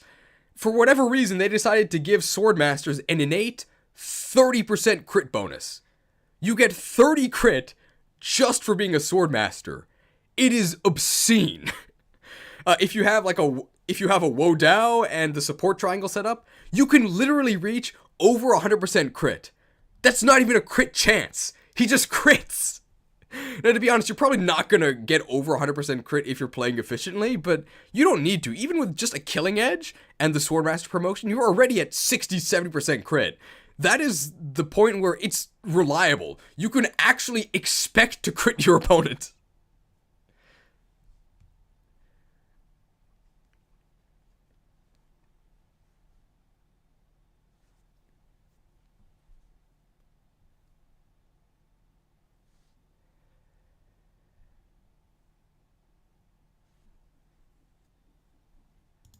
Anything else to say about Rutger?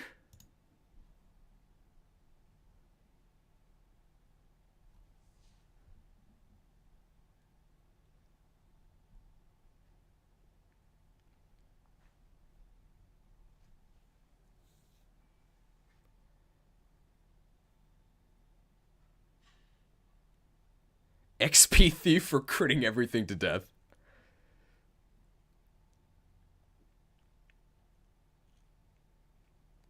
He's got messy hair, he does.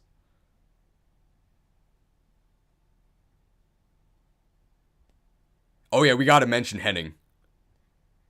I think he does actually get special mention for Henning.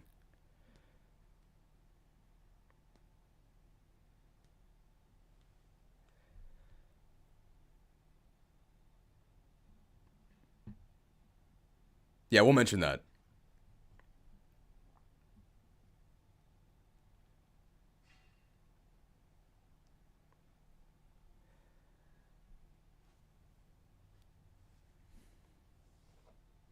Pretty important to mention that without this dude, you're not getting the good ending of the game on hard mode. So to get the good ending, you have to beat the final boss with Roy using the sealed sword. But to even reach there, you have to get all of the sacred weapons. In order to get Durandal, the first one, the Blazing Blade, subtitle of the next game, you have to beat a dude named Henning, who is a promoted hero with an axe on a throne in Chapter 8X.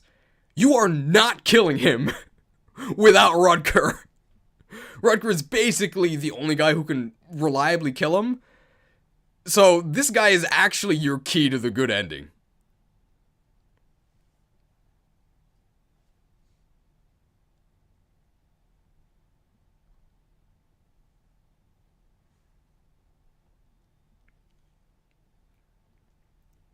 I also gotta say that I vibe with this guy. I know that he gets kind of a reputation for being an edgelord. I mean, look at that skull.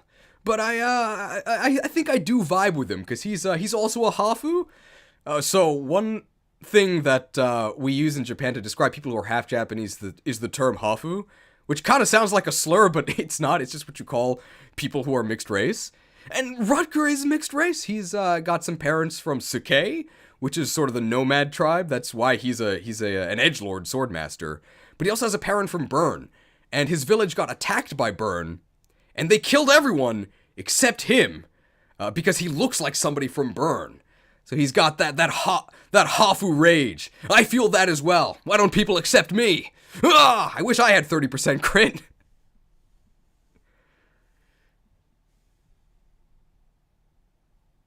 Oh, his grandparents are from Sake, or one of his grandparents is from Sake, right? But he lives in like a Sakean town.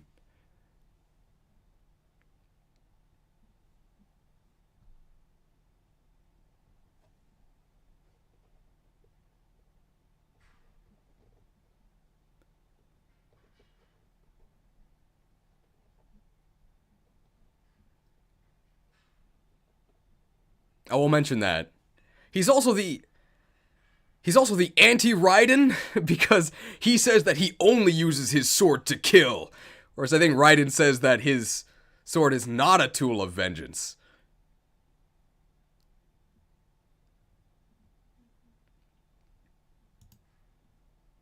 I personally think that Rutger is the best sword master in the series. You could say that Lobster Lord Ryoma is better. I guess so, because he's got his infinite 1-2 range sword. But he's also in a game that's a complete joke. I think Rutger is more essential to actually having a good time in FE6. Good unit!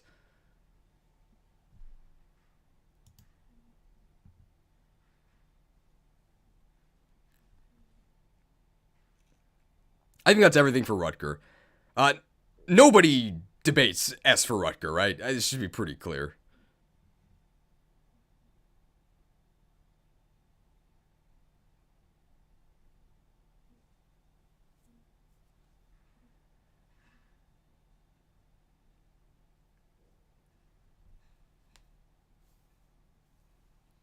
Put him above Marcus? Yeah, I could see that.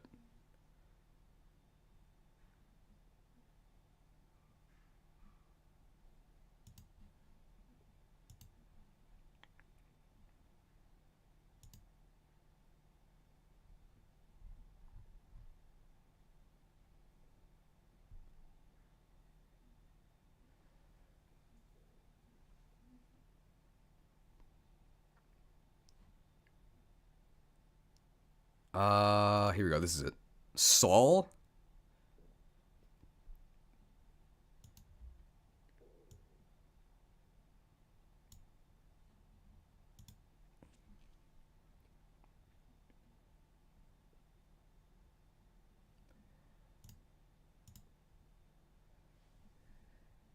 Alright, Saul, we're either going to put top of B or bottom of A.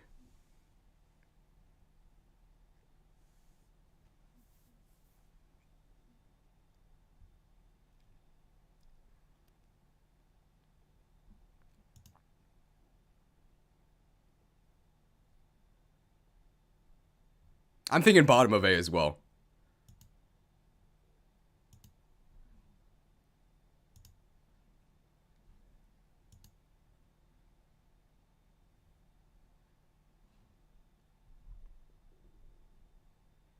Wait, where's the? Ah, here we go.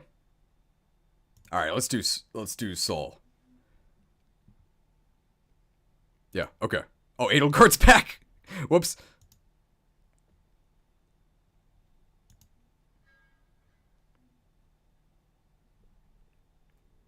Alright. Saul! Obvious joke incoming. Better call Saul. This guy is really unexciting, you know, stabs out of 10, but stabs are really good in this game. I think we're actually going to put him in A. You could even argue that he's better than Deke, and he's better because of one letter. Oh. He's way better than Ellen because of one letter.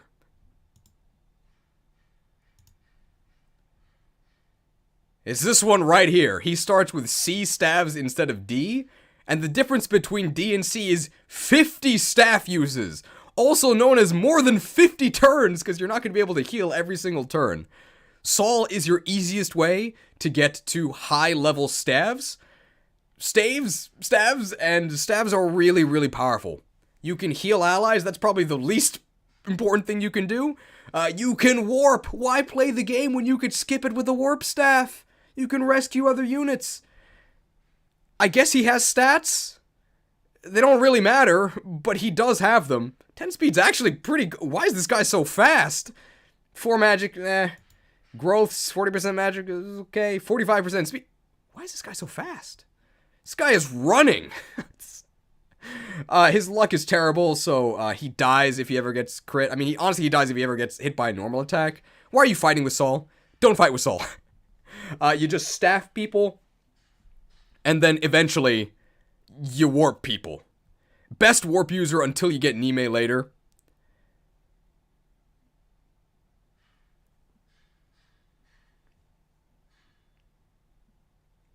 And if you early promote him, which I don't really think you should, but you can, he gets +1 staff rank when he promotes.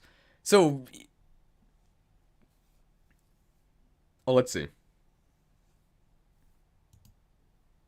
He also has a much higher starting level than Ellen at 5, which is really relevant because it's hard to level up staff users. You gotta get to level 10 before you can promote. And staff users are some of the best candidates for early promotion because they can't fight, so it's really hard to level them up afterwards. After promoting him to bishop, he can use light magic. He shouldn't. Light magic sucks nuts. He's just a staff bot through and through. But stabs, really good, which in turn makes Saul really good because he's one of your best staff users. Put him on your staff.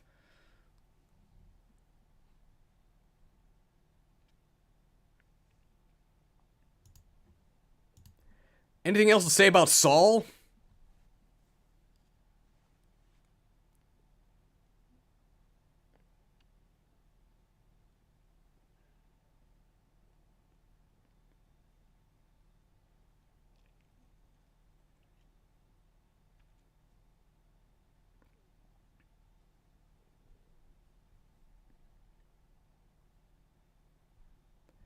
Saul should be below Clarine.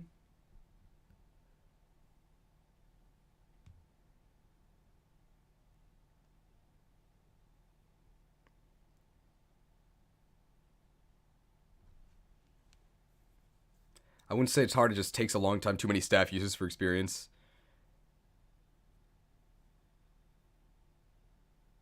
I think Saul is better.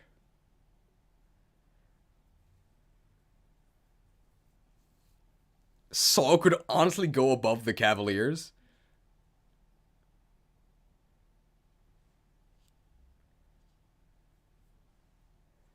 I think we'll put him above Deke.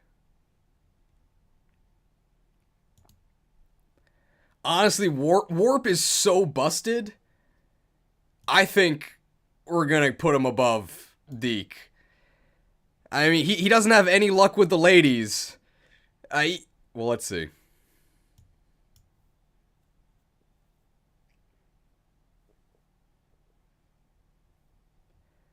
Honestly, I think we're gonna go ahead and put Saul above Deke. It's not all about the big Deke.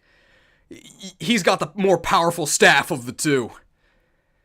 He can't keep getting away with it. I mean, no luck with the ladies, or even an actual luck stat, but at least he gets featured in most serious playthroughs. Good job, Saul.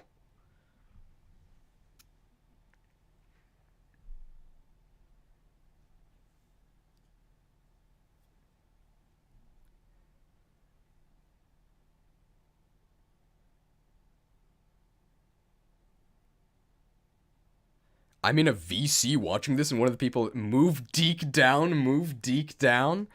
I think if they missed when we actually talked about Deke, I think he could also be in B. But I think he wrecks early game units hard enough that he gets to be an A. I also am just biased. I really like Deke.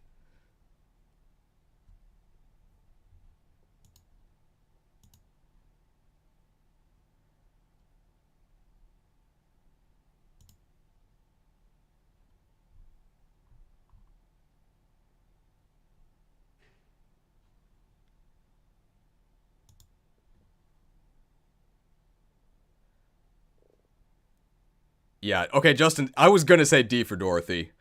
Yeah, I think Dorothy's gonna be in D. Alright, ready for Dorothy?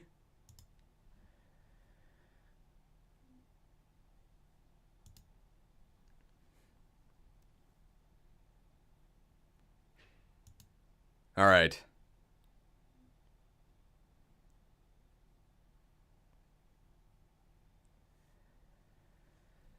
Oh, do I have her stats up? Oh, I do, okay. Is this on... I need centered. Okay, we're ready.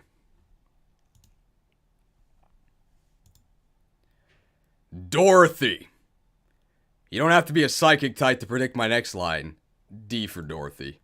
Yikes. Ah, she's better than Boris.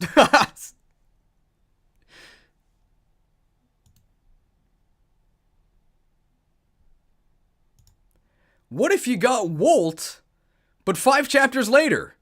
Well, here's Dorothy. These bases by chapter 6 are pretty bad. These growths, honestly, pretty okay for FE6. 50 strength, 45% speed. Fire affinity. But, yikes.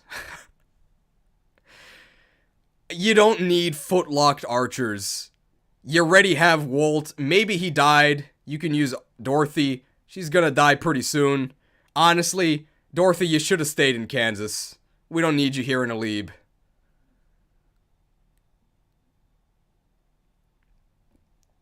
Like, people simp for Rebecca because she's cute. Is Dorothy cute? Not in this portrait. It's kind of cute in this one, I'll be honest.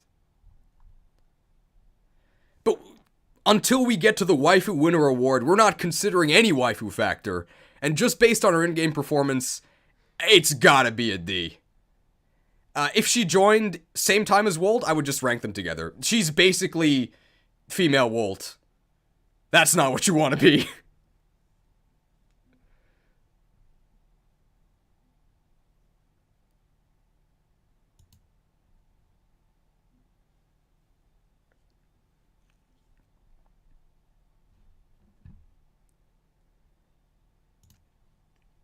Anything else to say about Dorothy?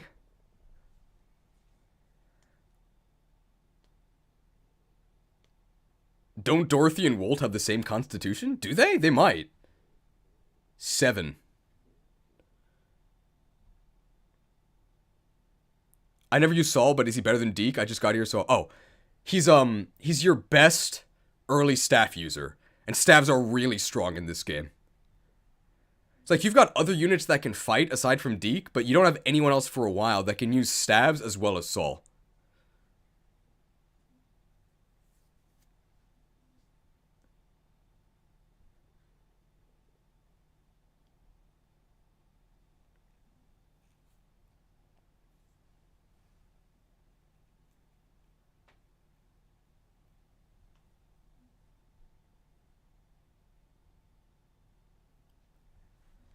Anything else to say about Dorothy?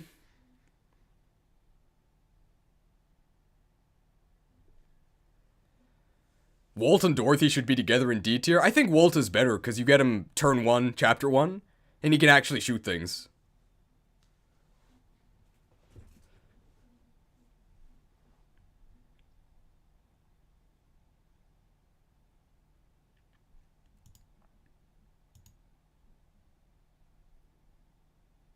Alright, let's get Sue ready.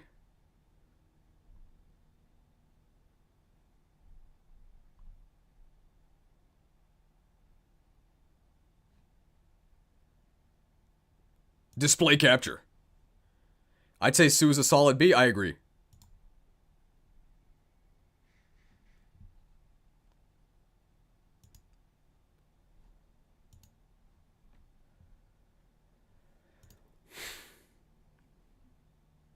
Sue is bottom of B? Yep, that's exactly where I'm going to put her. Alright. Sue!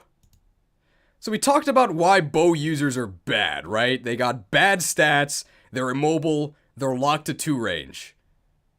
Sue has suspicious stats. She's on a horse, so she is mobile. And when she promotes to Nomad Trooper, she gets swords, so she actually gets 1 range. That actually sounds pretty good to me. She's not bad at all. I think we're going to put her at the very bottom of B.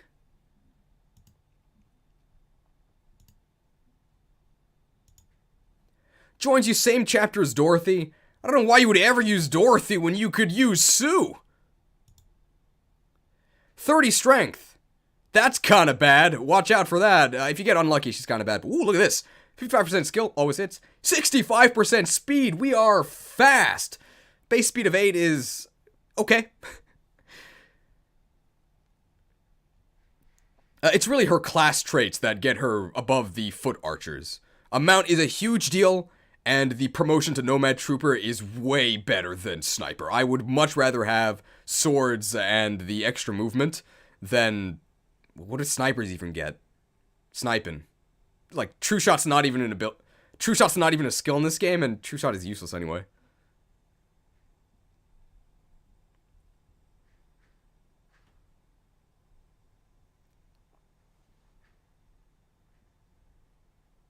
Snipers don't get anything.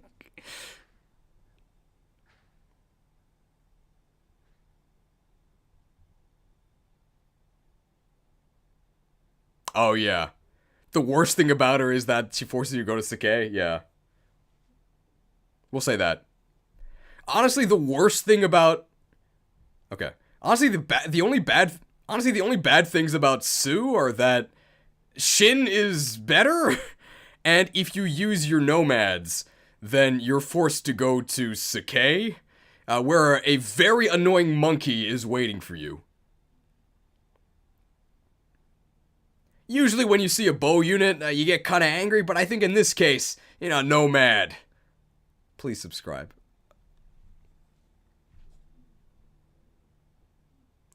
Alright, I think that's it for Sue, right?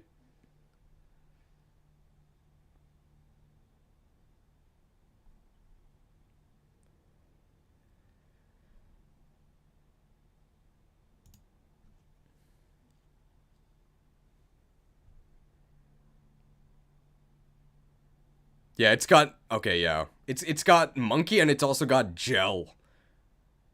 I think we'll mention gel when we talk about Shin.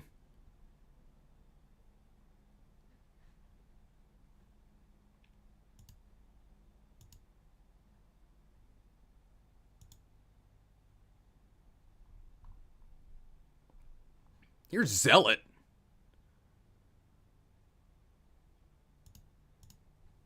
Is that right? There we go.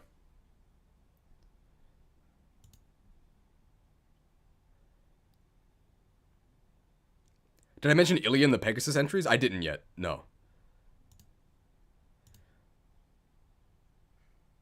So I guess I'll mention that when we talk about this chick.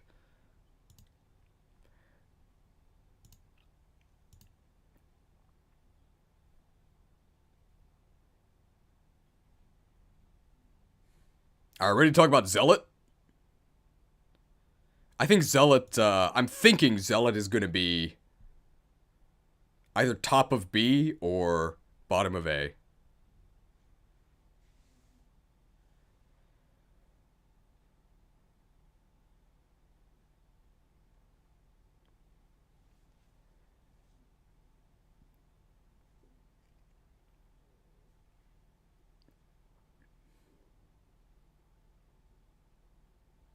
Better than Sue, but worse than Lou. Honestly, I think I'm going to put Zelda at the top of... Or I'm going to put Zelda at the... top of A, probably. No, sorry, not top of A. I was going to say top of B.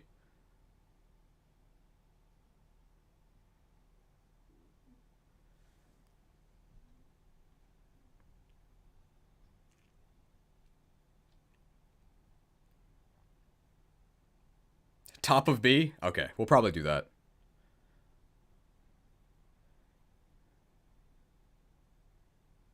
Zealot is worse than Lewin Clarine?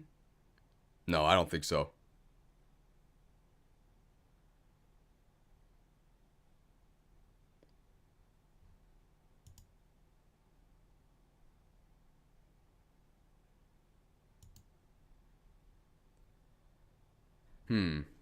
Yeah, I'm wondering where to put him.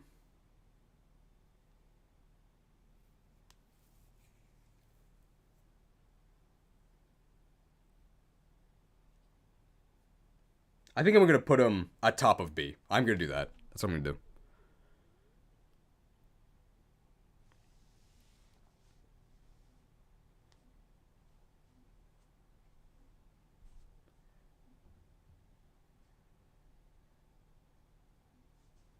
Alright. Zealot! Our second old paladin? My life for Elib. He's a zealot. So Zealot is basically Marcus that joins you in Chapter 7, which is where Marcus starts to get kind of suspicious in terms of combat. So his stats for this part of the game... So his stats for this part of the game are still pretty good. Better than any other base unit that joins you, except Rutger. But I mean, Rutger's Giga Chat. That's not really fair. But what really carries him is this right here, right? It says Paladin. So that means 8 movements, all 3 weapon types, A rank lances, which is amazing, C rank swords, which is enough, lets him use killing edges. Like, the worst that this guy will ever be is an 8 move unit that can fully control the weapon triangle. This sounds pretty good to me. His growth rates are poop. I mean, these may as well be 0. These stats aren't getting any better. But these stats are okay, and he's got those paladin traits, which are phenomenal.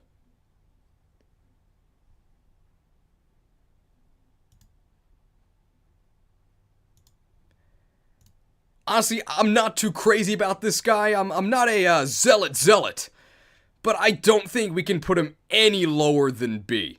You could argue, like, top of B? Bottom of B? Low A? No way. I honestly think we're going to put him top of B. He's a completely free unit. That's another thing to mention. There's no opportunity cost for this dude. He shows up, he's good to go. And very importantly, he doesn't need a Night Crest, right? Night Crests are in very, very short supply. And this dude is zooming around at 8 move with good weapon ranks without that investment. That's why I think he gets to be top of B.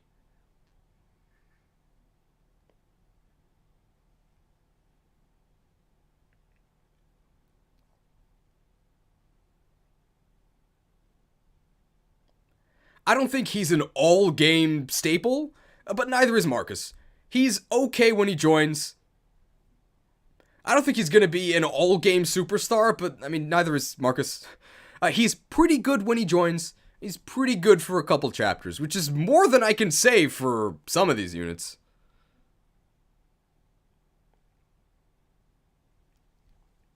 Anything else to say about Zealot?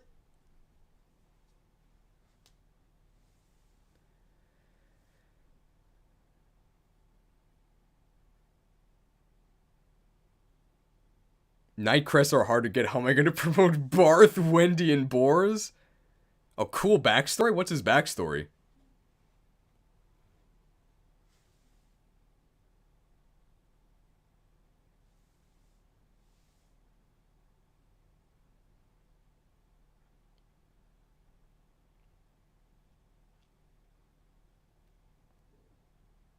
You need to keep him alive for the true ending? Oh, because he's one of the Gaidens. Oh, wow. Look at this hero's portrait.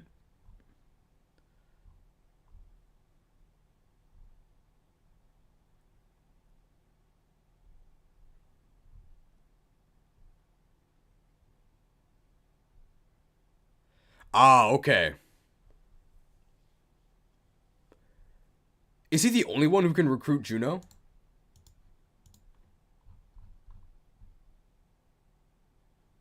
No, you can talk to him with Shan or Atia.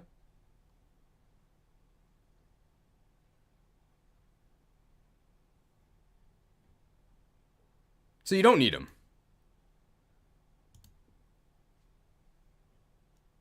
Oh, but they both have to be alive. Okay.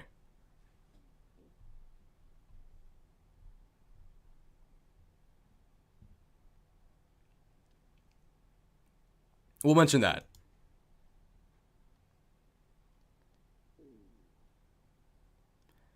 Just a note, if you want to get the good ending, just a note, if you go to Ilya in the second route split and you want to get the good ending, oh, I messed that up. Another note, if you want to get the good ending and you end up going to Ilya instead of Sake in the route split, you have to have Zealot alive, because both he and Juno need to be alive to get Maltet, which is one of the sacred weapons you need to get to the true ending. And somebody just said in the chat, going to Sake is not the good ending.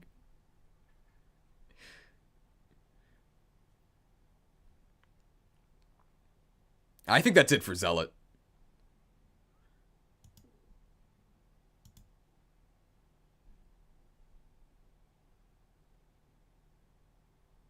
Trek and Noah, we should probably talk about them together. I think Trek is just straight up worse than Noah.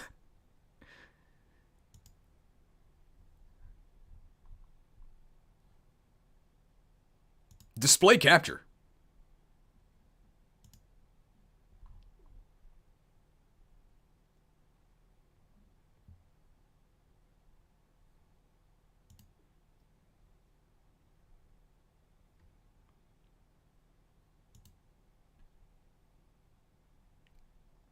Yeah, Trek has literally no advantages. Maybe in growths? 10% more strength, I guess.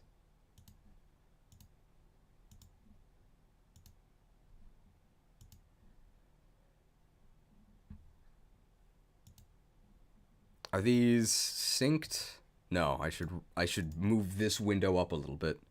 Okay, there you go. He said the maps are more fun in Sake. Who said this? How much did I miss? This much. You can't really see it.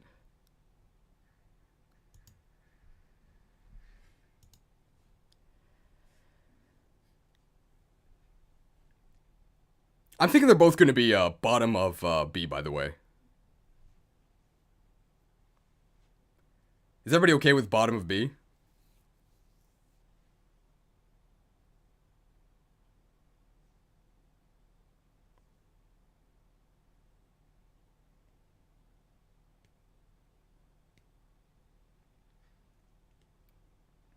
Top of C?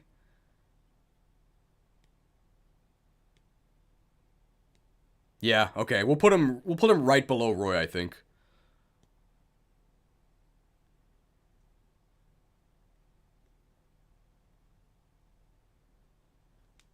All right.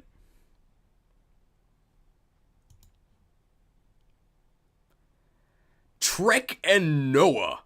So these guys are kind of relics from older Fire Emblem games where you'd get replacement units.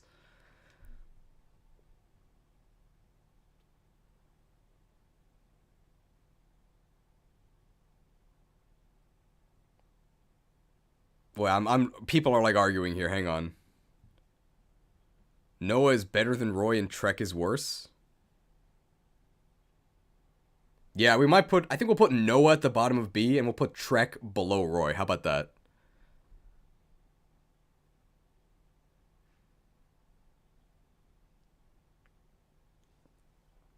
Yeah, we'll do that.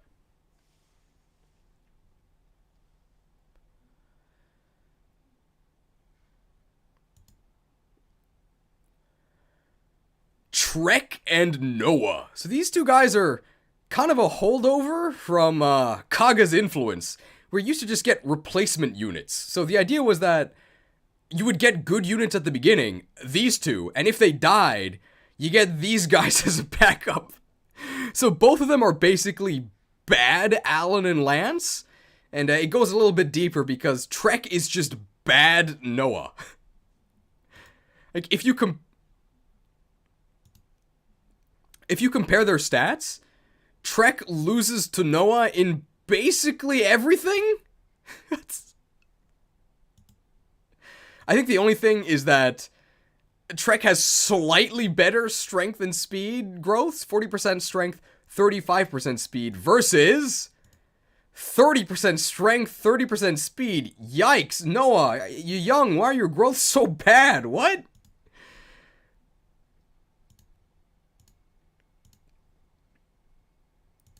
Their base stats are like barely better than Alan and Lance, except they join 6 chapters later.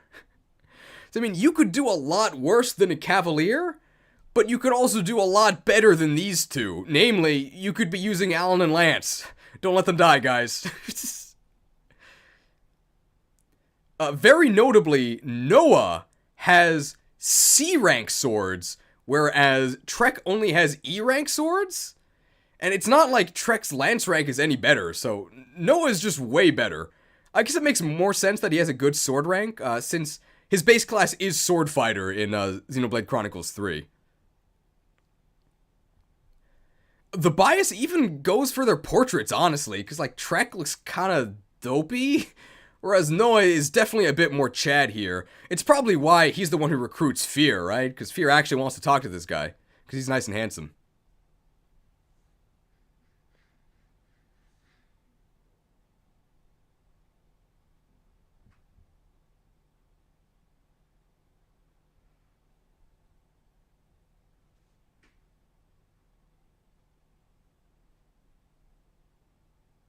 Trek is a beautiful lad. I guess Trek's consolation prize is that he's featured in that very popular series, Star Trek with Darth Vader, right? That's the one.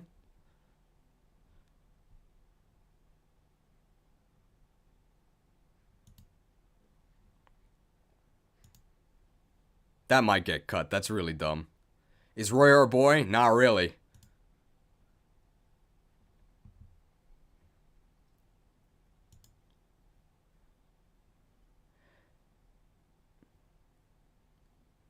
I think, considering that Nightcrests are in such short supply, and these guys are competing with 2 very good Nightcrest users, I think we're going to put Noah at the very bottom of B, and we're going to put this dude Trek right below our boy. Hey, you're better than Lot. Congratulations. I'm sorry, right. Darth Vader wasn't in Star Trek. He was in Star Trek Next Generation, sorry. I'm back, Barth Gaming. You're almost here for Barth Gaming, my friend.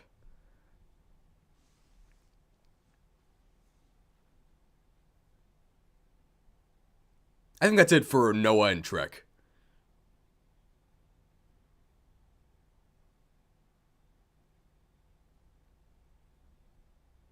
Can we put Ellen above Noah? That isn't too much to ask. Nah, I mean, Trek's got a horse, man.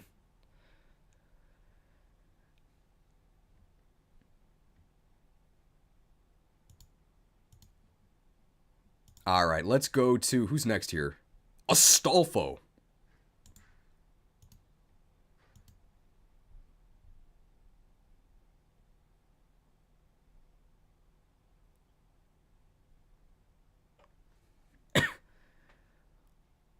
Am I in the right... No, I'm not. Here we go. Wait, what happened? Did I move the window? Hang on here.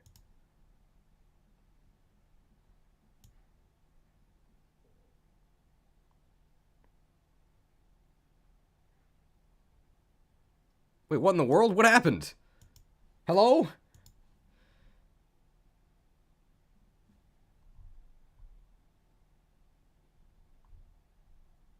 Are his stats just in the wrong place? And what if we go to Lilina? Okay, Astolfo's stats are just in a weird place. Okay.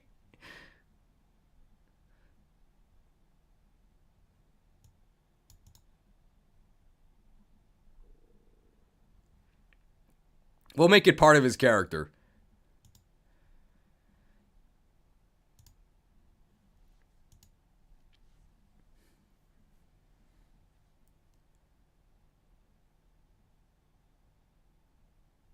Okay, here we go. Astolfo. I always think this guy is Legault. They're like edgelord thieves. Astolfo is literally just chattier Chad. I mean, he's a thief, and in a game where thieves can't promote, he should not be fighting anything, but he kinda can. For some reason, his stat page is formatted differently than the others, so his face is kinda cut off. Very sneaky, he's disguising his identity. But he starts at level 10, that's a really nice base level for the point in the game where he joins. 7 strength, that's a lot better than 3. 15 speed, this guy is blazing. And if you look at his growths, 40 skill, 50 speed, 35 strength, I mean, they're okay, but again, thieves should pretty much never be fighting. If you're gonna field a thief on the map, you should probably field Astolfo instead of Chad. Because he's less likely to die in a fight. That's about it.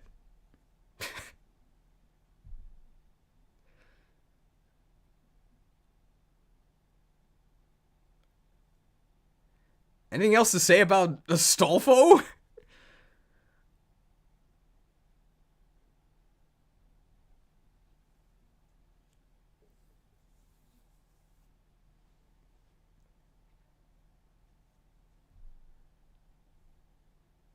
Yeah, I think that's about it.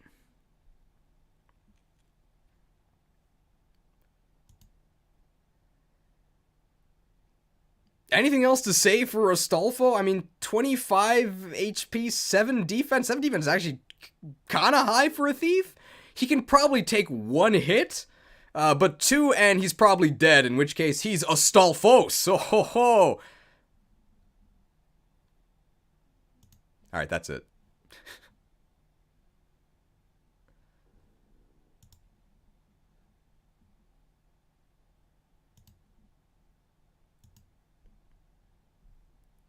Lilina time! Yeah, you don't need speed to steal in this game. I think I mentioned that with Chad.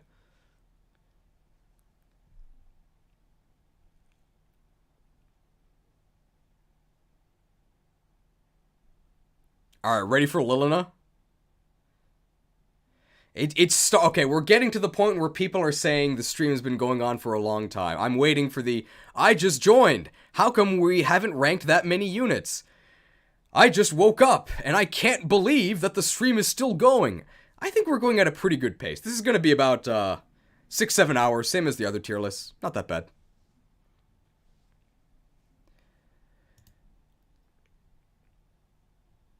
Lilina I'm probably going to put right next to Roy, is what I'm thinking. I just joined. Why haven't we tiered Zephiel yet? We'll tier him right after we do Ashnard. Don't worry.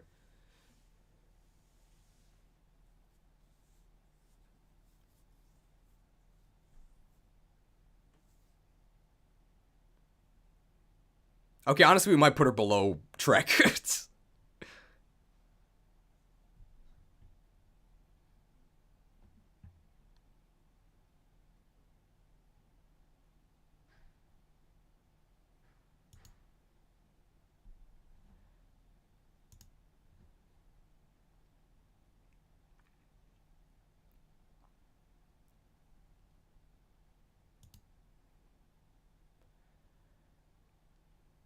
Lilina's worse than Dorothy? Alright, we'll see.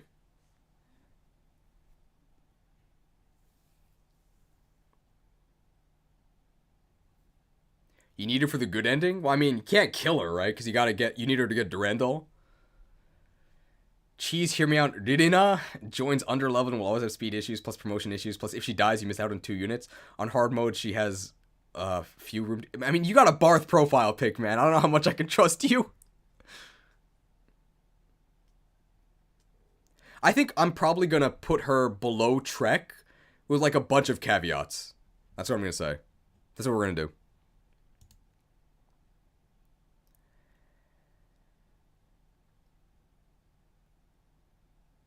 Alright.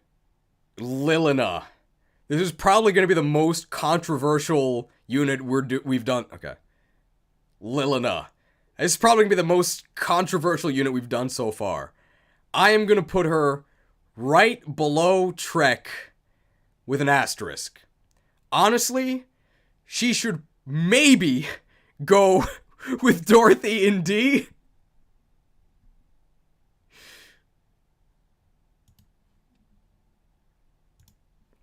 So let's take a look at her stats, because they're not so good. Chapter 8, with these stats. Uh-oh. If she was anything other than a mage, she would be in D for sure. Look at these growth rates. Holy moly. She's Hector's daughter for sure. 75 magic? What? So she blows things up with magic spells, which hit on enemy resistance. She hits super hard, even with her kind of iffy base magic, because this is going all the way up. Honestly, the only reason she's not in D is because she has like an instant support with Roy. It's like 2 or 3 turns. It's crazy fast. And if you're using Roy, which you're kind of forced to, you can use Lilina, and they make each other way better. Their support is really powerful.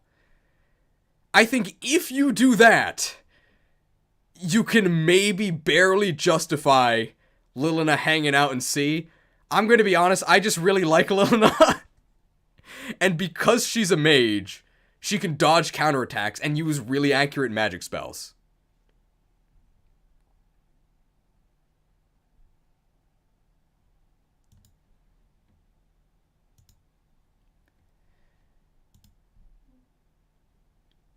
So just to reiterate, Lilina hanging out in C with a big caveat, it's if you're using Roy to actually fight, which I think you should, because Roy fighting makes things a little bit easier. If you're playing full escort Emblem, where Roy is just rescued the whole time and getting dropped at the throne, then yeah, Lilina's kind of crap and you should put her in D. But if both of these units are fighting next to each other with their super fast support, they can both hang out in C. What an honor.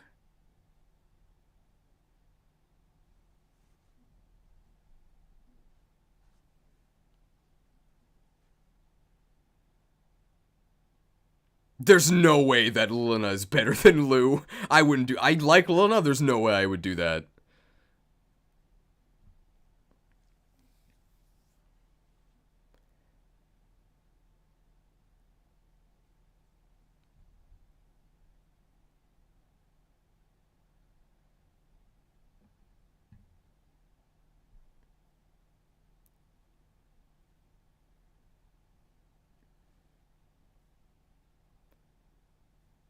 Lower C? I mean, there's going to be C tier units that are better than her.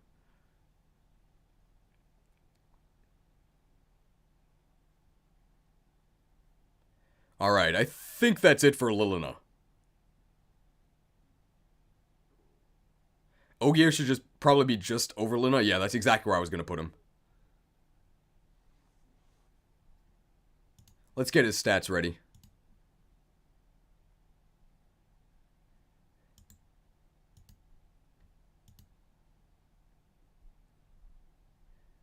His name is OJ, by the way.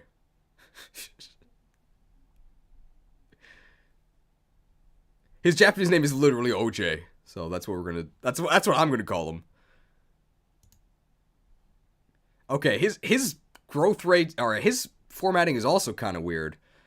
All right, well, here are his stats.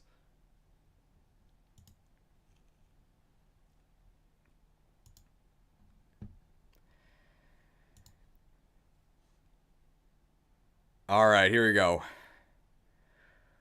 Oh boy. The Scrub Squad. My question for you guys, is it the Dawn Brigade? This might actually be the worst group of reinforcements in the entire franchise. I think your army actually gets weaker when you accept these guys. Alright, we'll talk about the fresh squeezed one first. It's OJ.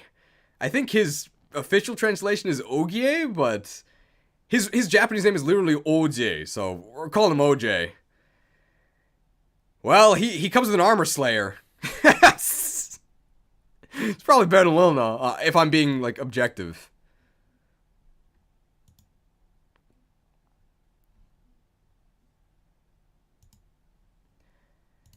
here are OJ's stats.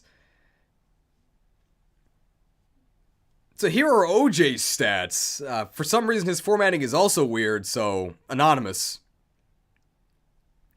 So his stats are, I think, just worse than Deke's in every single way, and he joins you 6 chapters later.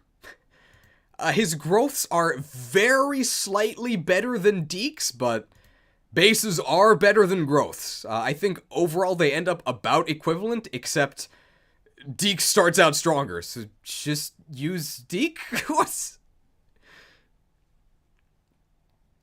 Now, OJ is in no way a disaster. You definitely could use OJ. You could raise him up, you could promote him, and he'll be fine. He's just worse than Deke.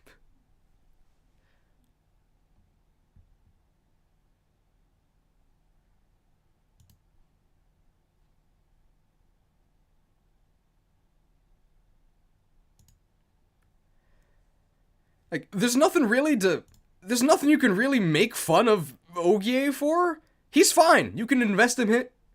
There's nothing to really make fun of OJ for. Like, he's fine. You can invest in him, and he'll be okay. But Deke is better. Also, he might have the most boring portrait in the game. Like, if he had black hair and, like, a suit, he would literally just be like my coworker. He's like a normal Japanese dude. Okay.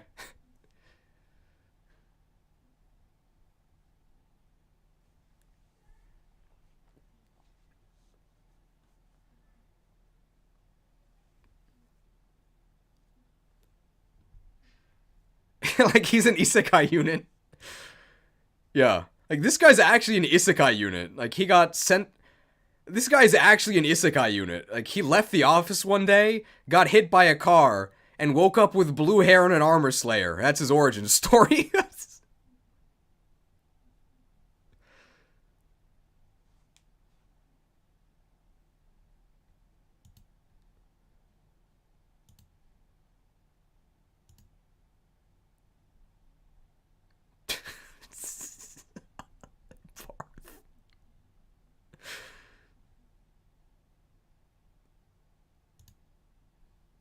Oh my god, it's Barth. Okay, here we go. Alright. It's time for Barth Gaming. Barth. More like Barf. God, this guy is horrible. He's an armor knight.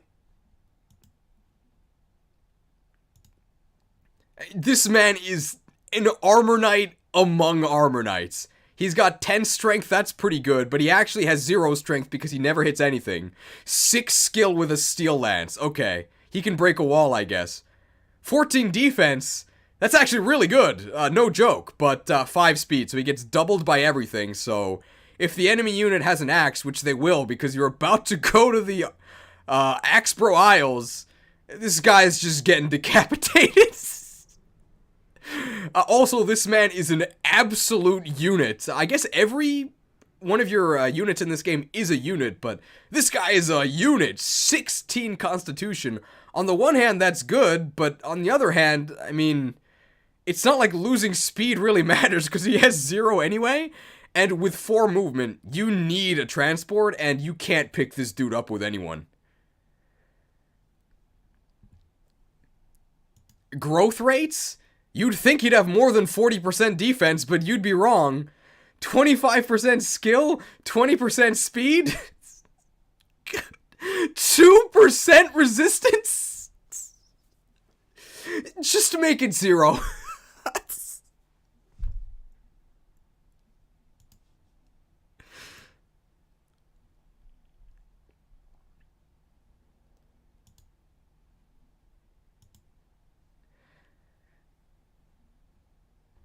Do I have this off? Okay. We gotta talk about the Barth memes.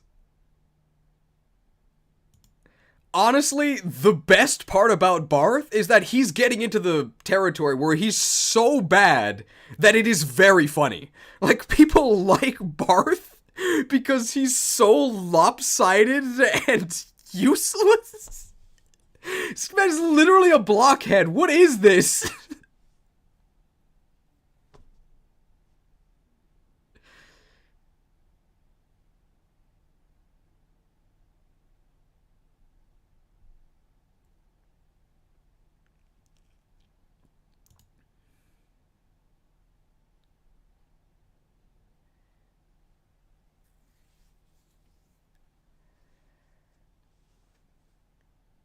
In all fairness to Barth, I'm not gonna call him useless. His physical stats are good enough that if you really want to do Barth gaming, if that's the kind of life you want to live, you can give him the Night Crest. I don't know what you're doing, but you can give him the Night Crest, and he might be able to not die to a lance or sword unit.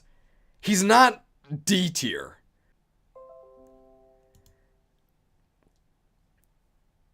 Like, just talking... Barth is so big that I actually just had the stream drop. Not even the stream can carry this guy.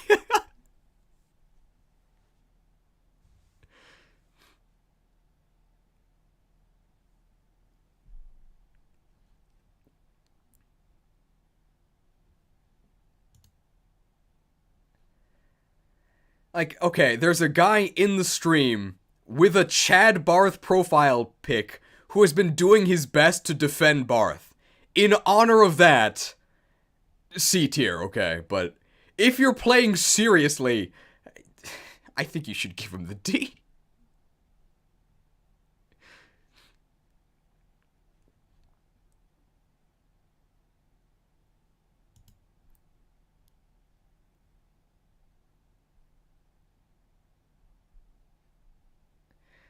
Anything else to say about Barth? I think we covered him, and I think we were fair.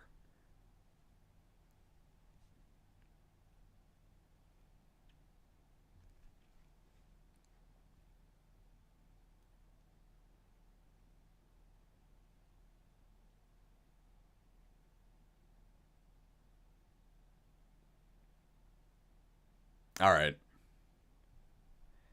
Barth bros, this is as good as you're getting.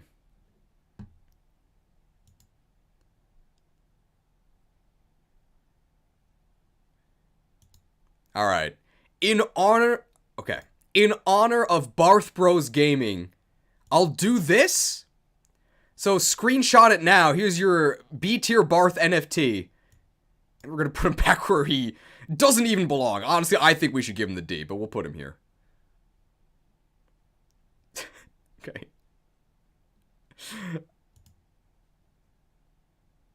Alright, last thing to say about Barth. Yeah, this guy is Avalug, but in Fire Emblem. And Avalug's weak to fire. I think, oh my god, he even has an ice affinity. It is Avalug.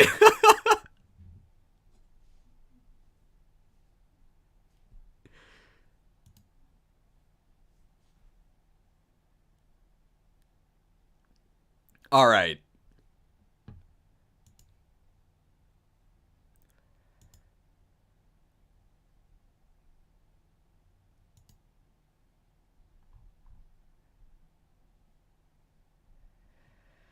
Oh boy.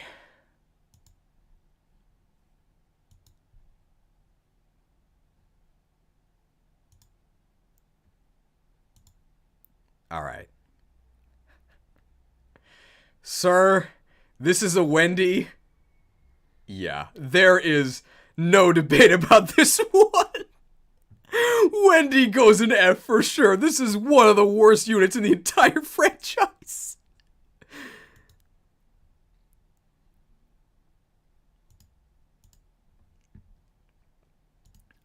Apparently her official name is now Gwendolyn? No, this is a Wendy.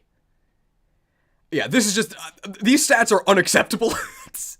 These would be bad in Chapter 1. This is Chapter 8. Worst class in the game. Horrific stats. Growths aren't nearly good enough to make up for it. This unit is useless through and through, but if you want to go beyond Barth when it comes to bad, you gotta go to Wendy's. Honestly, it does not get much worse than Wendy, but Wendy is firmly in the camp where she is so bad that it is hilarious. Like, people are spamming Onyx in the chat. Yeah, that's about right. At least Onyx looks cool.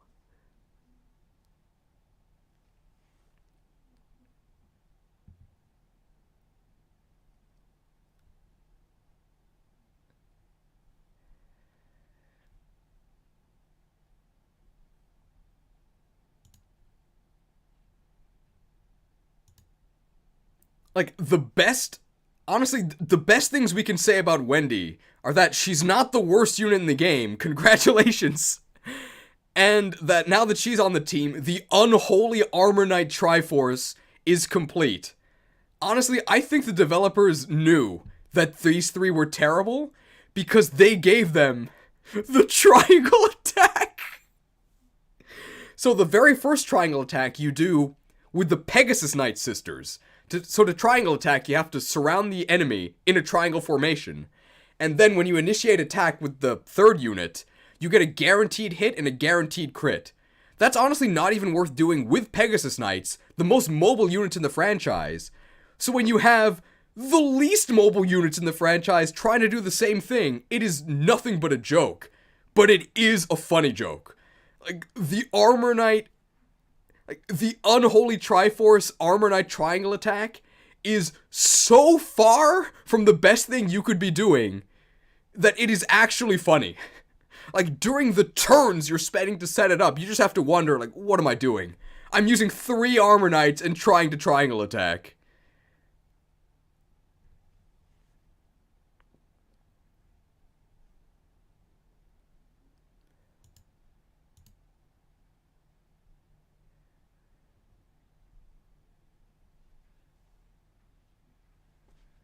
Anything else to say about Wendy?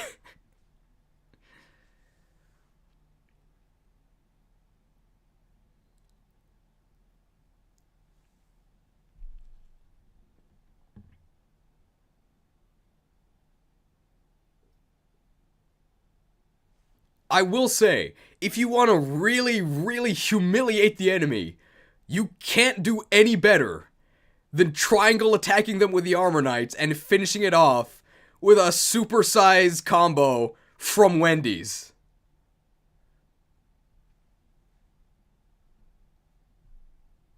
I think she literally dies to archers at base. There you go. I think that's it for Wendy. Denning? Denning's not in this game, right?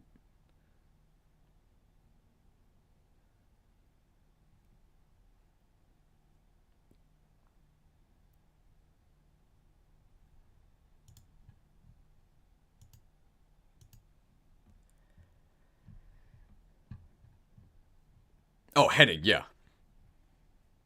Alright. Fear time! Her name is Fear, right? Yeah, Fear.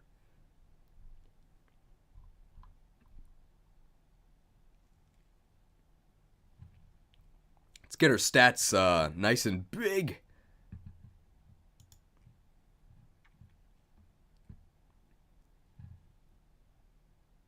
Alright, here we go.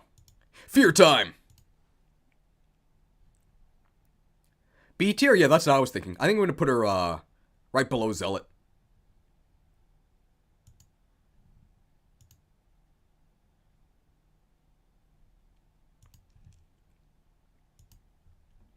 Alright.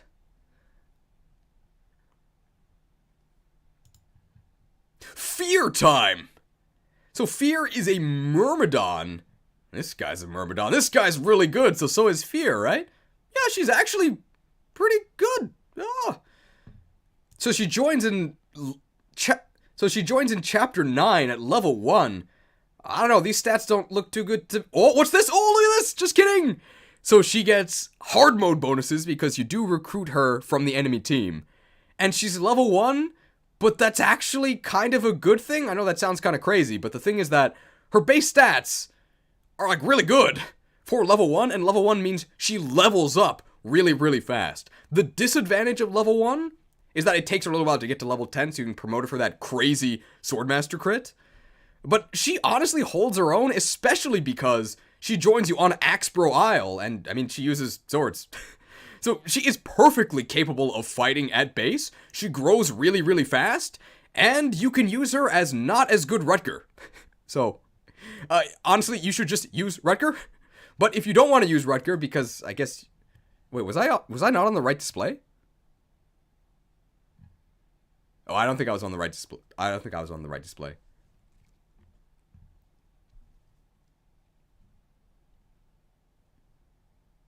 Was I on the wrong display that whole time? I think I was.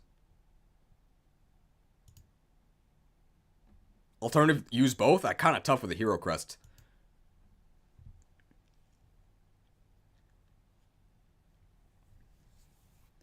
Alright, so I'm just going to redo all that. So she joins you in Chapter 9 at level 1. I mean, that sounds pretty bad. These bases are kind of suspicious. What's the... Oh, just kidding. Her bases are actually this! Because she joins as an enemy unit. You got to recruit her, which means she gets hard mode bonuses. And if you get those, well, these look really, really good for a level 1 unit. The only thing that the level means is that she levels up really quickly, so that's kind of an upside. But the downside is it takes her a little while to get to level 10, where you can then hero crest her and get that crazy Swordmaster 30% crit. Her growths are... Okay, 25% strength. That's kind of bad, but her base strength is honestly fine, and she grows so fast that even with this very suspicious 25% strength, it's okay. Just crit the enemy 5-head. Honestly, she's just bad Rutger. But Rutger's crazy, right? So even bad Rutger is pretty good. I would say use both, but Hero Crest competition is really stiff. I think you should choose to go to Rutgers University, but Fear is perfectly fine. $2 donation from Blue Crimson. Bad Rutger is still a good place to be? Yep, exactly.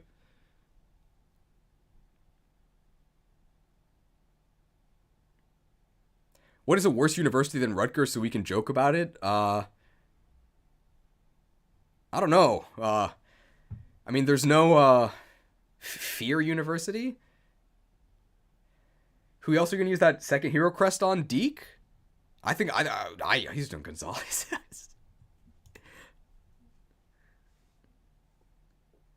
Wendy community. No, Wendy works at Wendy's.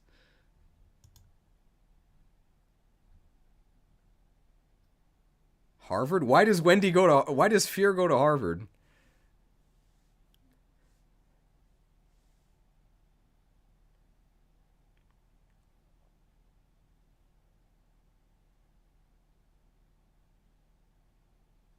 Gilliam or Mary? South Harmon Institute of Technology? Why is that Fear? I don't think we can make a university joke about Fear. I don't think there's any that work.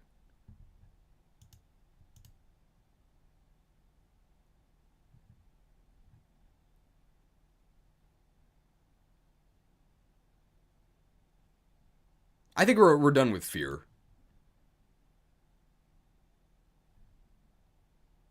She's fine.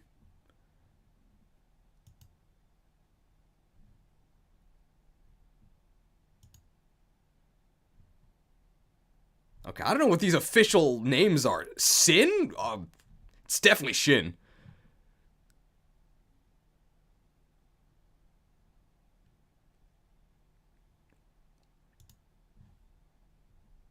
Bro, why are some of these units kind of cut off? Alright.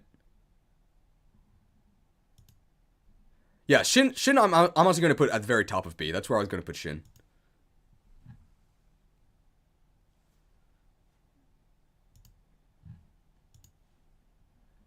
Shin is way better than Sue. Yeah, Shin's top of B, I think. I think he's the best bow user in the game. I might even put him... Actually, I'm actually going to put him at the bottom of A. I really like him.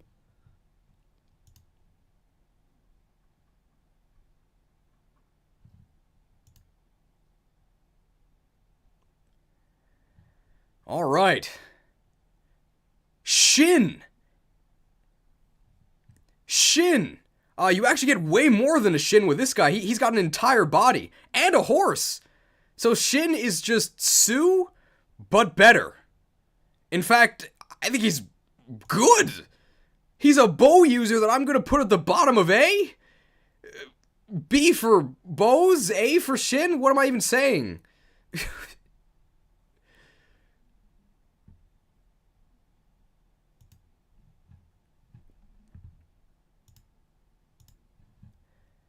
Apparently his officially translated name is Sin and not Shin, but it's Shin.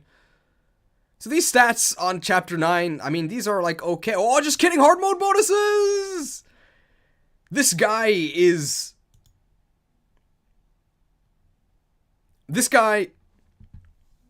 So just like with Sue, he's in the Nomad class. That means he gets a horse, so you can ride right up to a wyvern, shoot him out of the sky, and then leave. Or once you promote into Nomad Trooper, you can equip your sword and start slicing people if you feel so inclined. Honestly, he's just got very good stats. And who else are you going to give your bows to? Maybe Klein.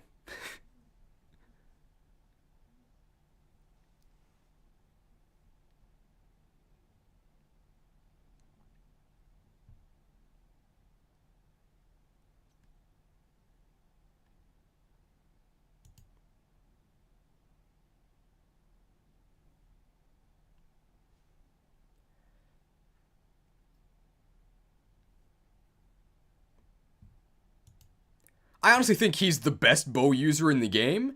And if you really, really want to be a member of Barth Bro Gaming, we've got 18 aid.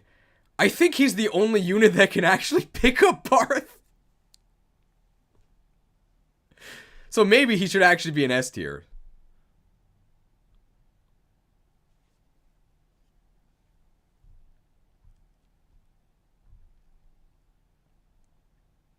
Yeah, he is the only... he's the only unit that can pick up promoted Barth. Anything else to say about Shin?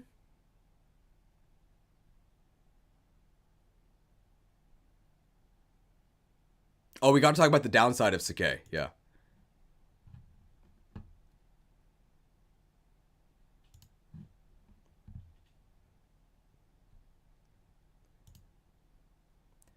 Honestly, the worst part about Shin is that because he is a nomad, using him might force you to go to Sakai, where again, you have to face that really annoying monkey. And also there's some guy, he's got gel in his hair, who's maybe the most annoying boss in the entire game. Why in the world did they think it'd be okay to put a swordmaster on a throne?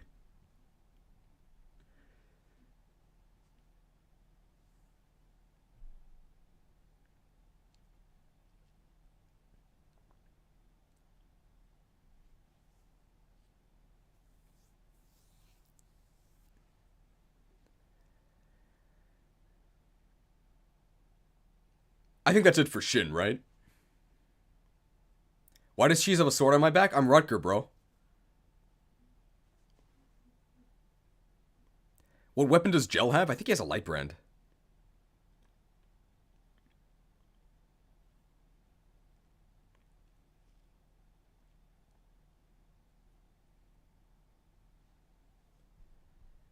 Alright, I think that's it for Shin. Everybody okay with bottom of A? Put him top of B as well. I just think he's very good. He just has very good stats. Look at this.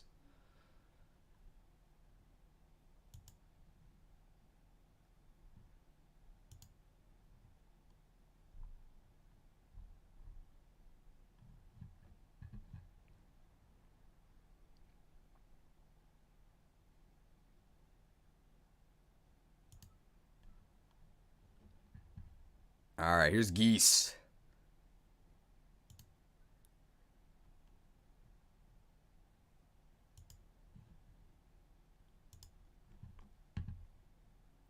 Alright, ready for Geese?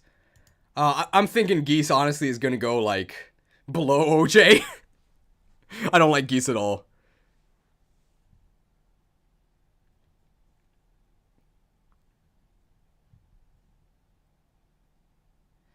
Alright. You wouldn't download a Brave Axe. It's Geese. He's a pirate. I don't really know why he's fighting people when he should just be modeling. Like, this guy is, like, aggressively handsome. Look at that hair. Yeah, Geese is not great.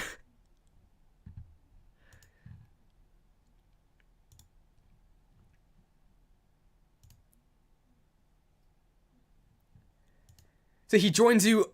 He joins you on the first. So he joins you on the Western Isles with a brave axe and B rank axes. This guy never hits anything. He's got some serious accuracy issues, and these stats at this point in the game are getting kind of suspicious. You really wish that he got hard mode bonuses. That'd give him. You really wish that he got hard mode bonuses. He would really appreciate those. His growths are actually pretty good. 50% strength, 40% speed. That's pretty good for this game.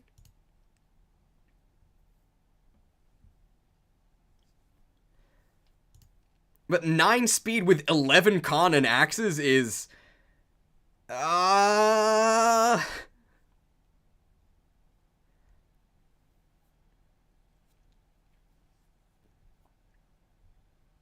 Good things about Geese. His affinity fire is really good. And he's at level 10.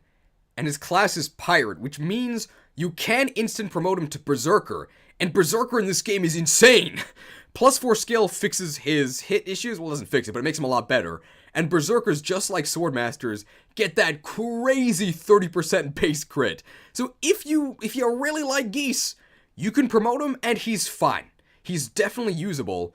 But the issue is that he is like 100% outclassed by the Great Gonzalez, who you get, I think, in the same chapter. Assuming you do chapter A, the split, with the A route.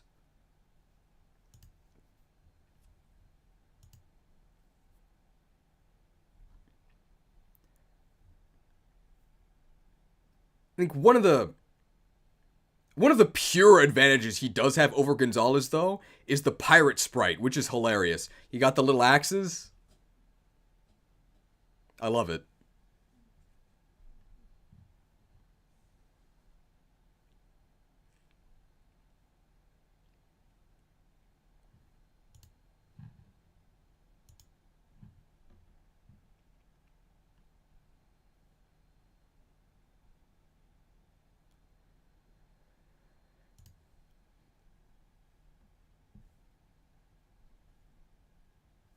I think Geese is I think Geese is like one of...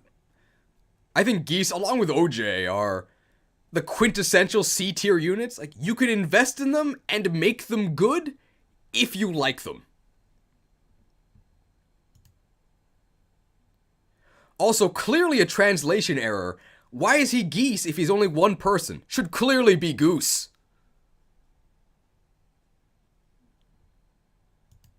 I think his name is literally Geese, right? Yeah, Geese.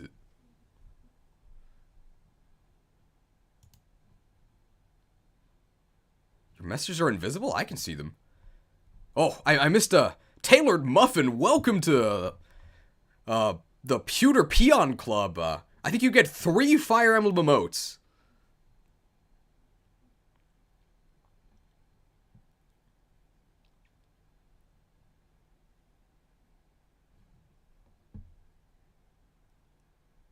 Alright, let's get Gonzalez here.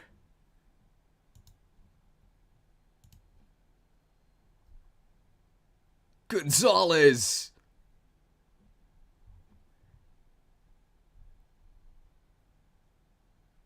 Okay, looks good. Here comes the Devil Axe.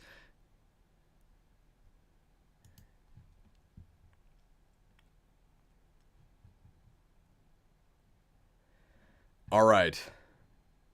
Are we ready to talk about Gonzalez? Okay.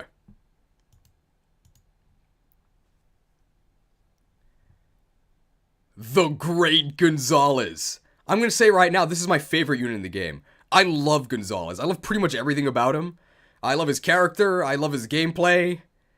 But in a list like this, I don't think I can put him any higher than, like, bottom of B, but this man is berserkin'.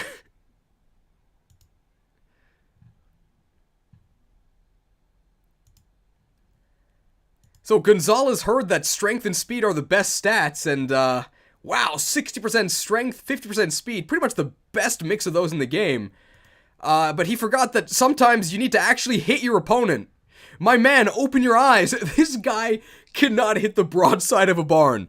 If you're using Gonzalez, it's basically a slot machine. If you hit your enemy, they're probably dead. But, I mean, good luck.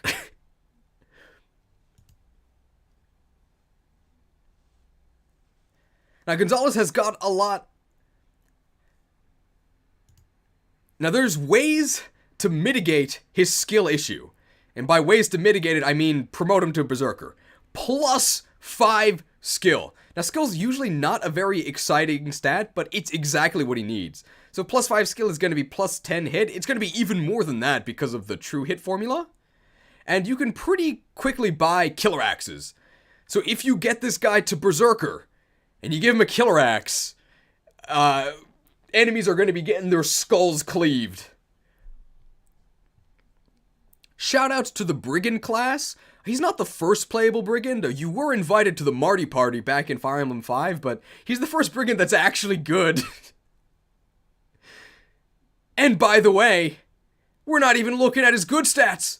Oh! So there is a route split that affects Gonzalez. If you go to the A route split, and you get him with his hard mode bases at level 5, this man can join with 3 strength short of the cap at level 5. Wow. Honestly, you can make an argument for doing the B route split, where he has the exact same stats, but he's level 11, which means you can instantly promote him. He's strong enough. Honestly, I think you can just insta-promote him, and then start berserking. That's probably what you should do, but I'm gonna be honest, when I play, I do the A route. I level him up, I cap some stuff, and then I promote him. I just really like Gonzalez.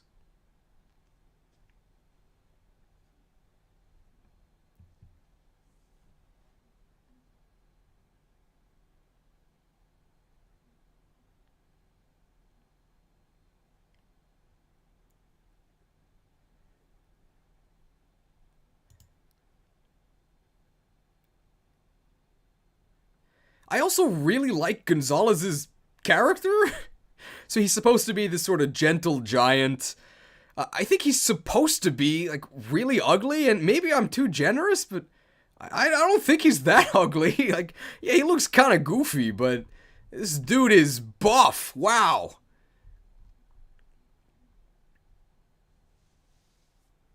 He also has one of the more believable recruitments in the series. Like, some of them are really bad, like Joshua's, where he flips a coin and then decides to join you. I guess because he's thirsty for the cleric, but with Gonzalez, like, the enemy treats him like crap.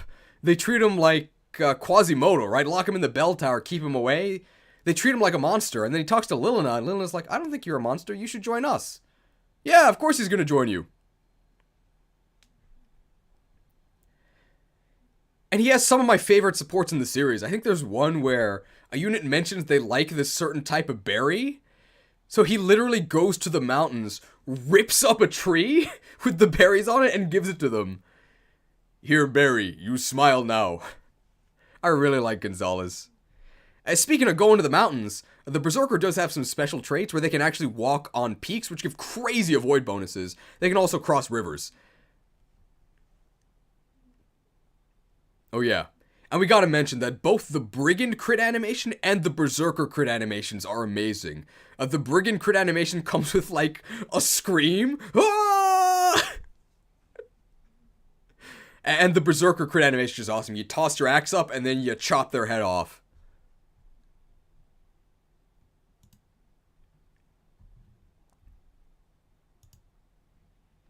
Oh yeah, I mentioned the 30% base crit.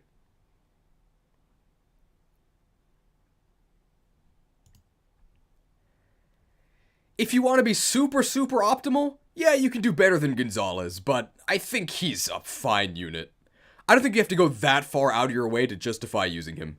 And he's really fun. Anything else to say about Gonzalez?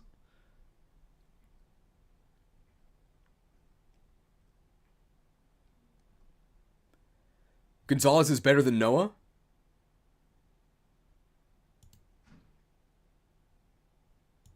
Yeah, he probably is.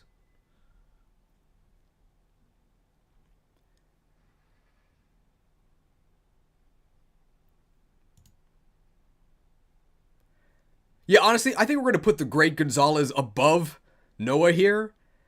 Great Gonzalez featured in Thousand Year Door, which I think is a better game than Xenoblade Chronicles 3. I really like both, though.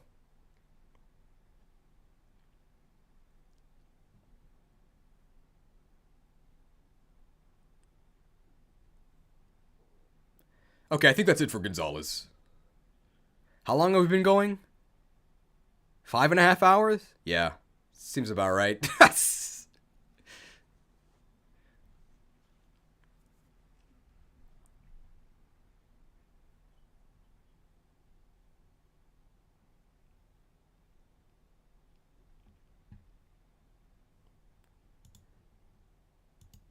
I think we said everything we have to for Gonzalez. All right. Klein.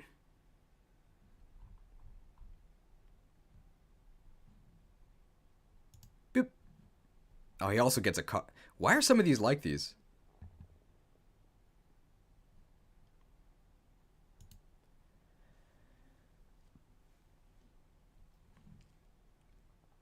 All right, Klein time.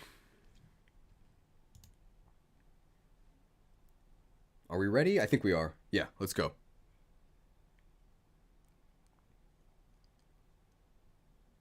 Now it's Klein time. I think his full name is Calvin Klein. He's really pretty. For some reason, Fire Emblem really likes giving you beautiful blonde archers.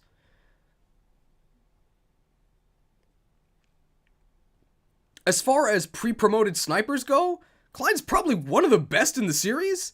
Bows aren't a disaster in this game, and Klein comes ready to use some of the best bows in the game.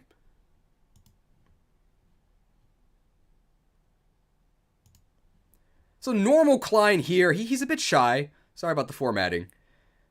He's okay. Hard mode Klein, look at this guy. Pretty good bases, A-rank bows. For the investment that he requires, which is 0, he's really good. You can just slap a silver bow on him, he even comes with one, and just start shooting things.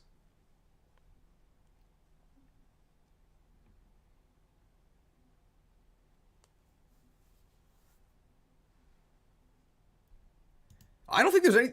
I think that's about it for Klein, right?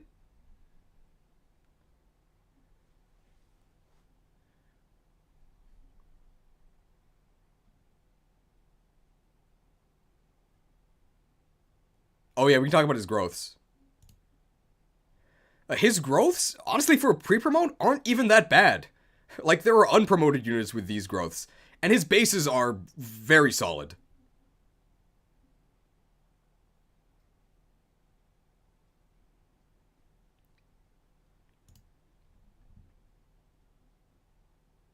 Yeah.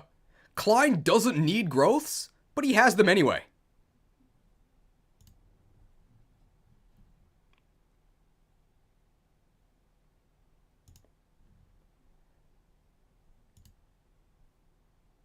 Honestly, if he wasn't bow locked, I think he'd be, top of A or even bottom of. Honestly, B for bows. If he wasn't bow locked, I'd probably put him top of B, maybe even low A. Good stats. It's way better than his mom.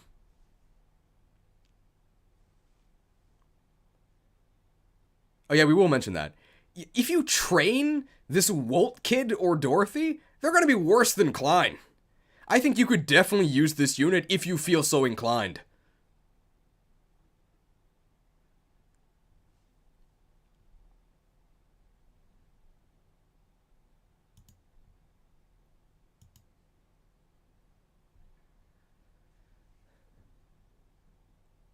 Thea.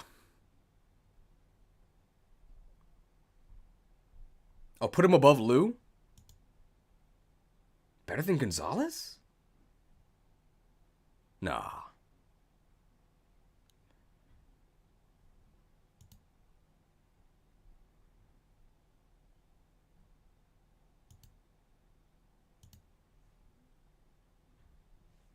Thea is better than Shin? No way. I'm thinking Thea. Hang on. Boop. Oh wow, she's perfectly centered. I think Thea's probably going to be like bottom of B. Thea does get hard mode bonuses, but like they're not very exciting. Well, she's really fast.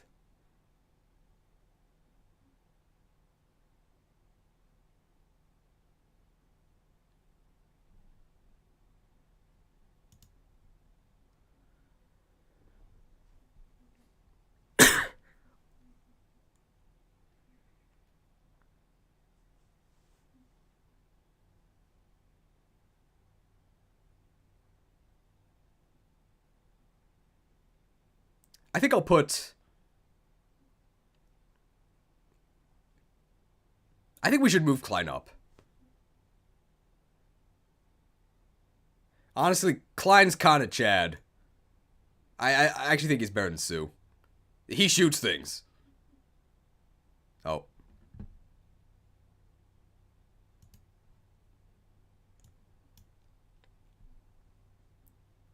Honestly, Klein is kind of Chad. You know, we're going to put him above Sue.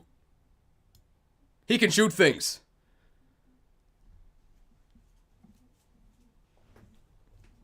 I'm thinking of putting Thea, like, above Noah.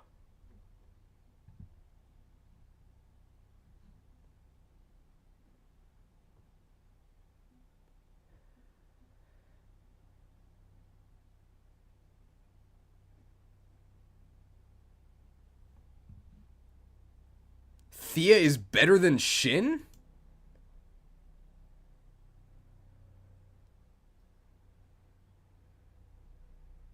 With hard mode bonuses. Really fast.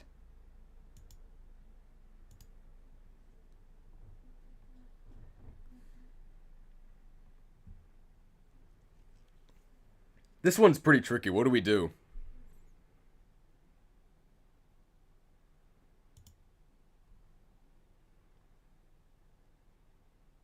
I think we're going to put Thea, like, above Sue.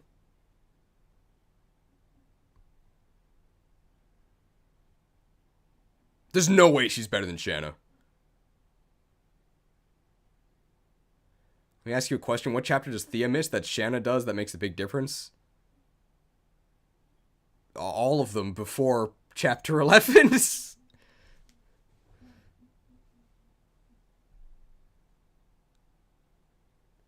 Oh, training Thea doesn't send you to Sakei. That's true. D Lances. Ugh.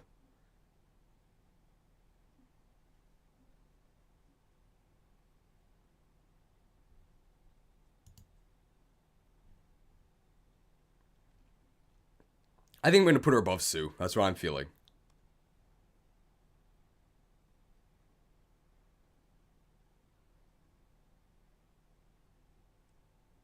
I mean, this is Flyer Emblem.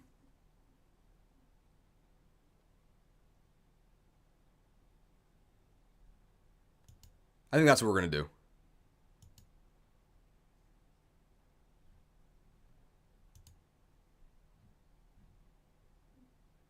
Alright. Thea! Welcome to Flyer Emblem. She's on a Pegasus, so she can't be that bad. I think we're going to put her just above Sue.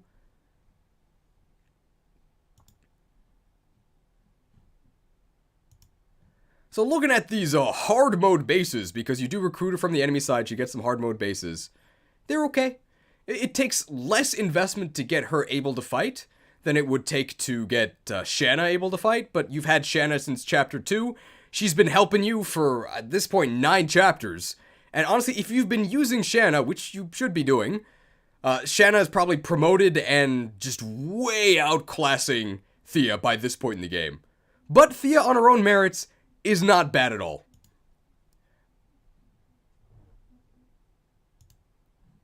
It's not crazy to have 2 flyers, and shit. It's not crazy to have 2 flyers, and Tia is your second flyer. Here you go. We're going to put her slightly above Sue, because how you actually do the Sakei or Ilya route split is, to get to Ilya, your Pegasus Knights have to be higher level, and to get to Sakei, your Nomads have to be higher level. And if you want to have fun, you should maybe go to Ilya, because Sakei is really, really annoying. Some of the most annoying chapters in Fire Emblem history. Whereas the Ilya chapters are just kind of boring.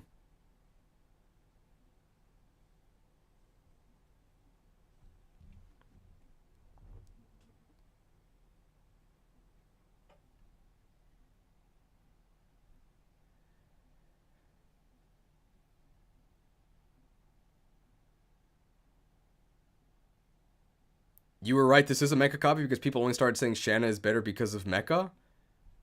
I mean, yeah, Shanna is better. I guess we can take a look at her growths.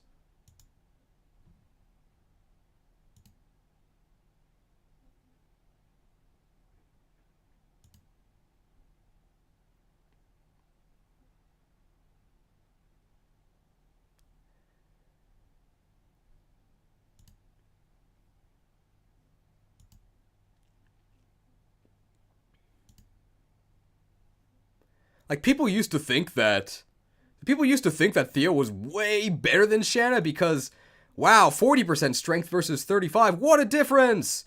Their growths are basically the same. Thea has, I guess, better bases, although arguably not better for the point in the game where they join. I think people have come to a consensus now that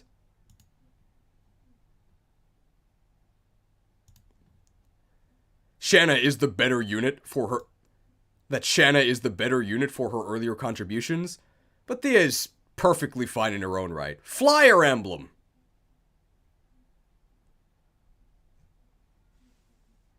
Okay, I think that's everything. Everybody okay with this, like, B tier placement for Shanna? Or, Thea?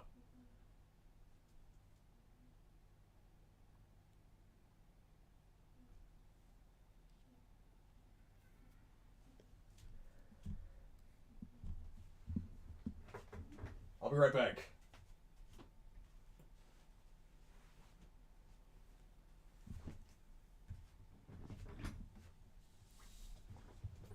I told you I'd be right back.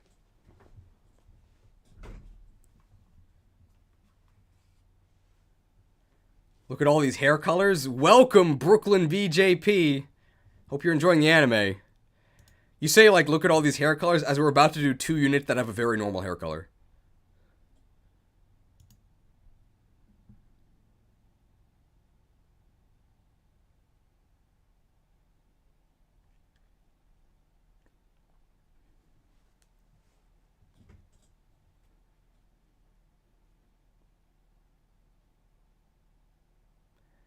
Alright, I think we're done with Thea, right? Anything else to say about Thea? Because we didn't mention the Lance rank, but...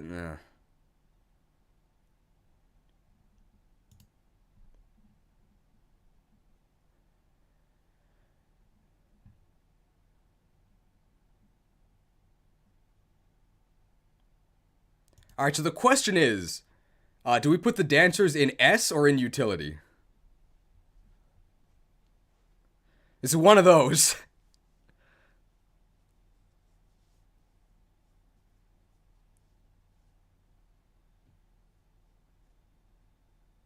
Utility? Okay. I think we're going to put them in utility, and I would say that if I rank them, I would put them in S. Okay, alright. Alright, Laurum and Elfin. These are exclusive. You can't get both. If you go to the A route, you get Laurum, who's a dancer. If you go to the A route... okay. Laurum and Elfin. They are exclusive. So if you go the A route, you get Laurum, who's a dancer. And if you go the B route, you get Elfin, who's a bard. But they're interchangeable. They have the same function. So dancers and bards can refresh your units. We're not even going to look at their stats. They may as well be 0. They can't actually fight, and if they get attacked, they die. Don't let them get attacked. Best utility units in the game? Honestly, if there was no utility tier, I would put them both in S. I think they are some of the best units in the game, and you should field them in every single map. Refreshing your units is maybe the most powerful support effect in the game. You can use your best unit twice. You can get to places you wouldn't be able to reach otherwise. There are an insane amount of uses for dancers, far more than I could list here or talk about in any sort of depth. People have made videos about how good dancers are. Why aren't you using your dancer? It's because you don't know how. Learn how and use your dancers. Field them in every single map. A+, as in S. But I'm going to put them in utility because that is what they provide.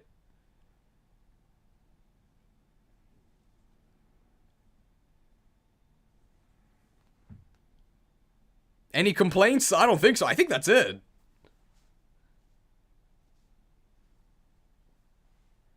I think somebody said that they would be S if they could fight. They don't have to fight. Dancers should never fight.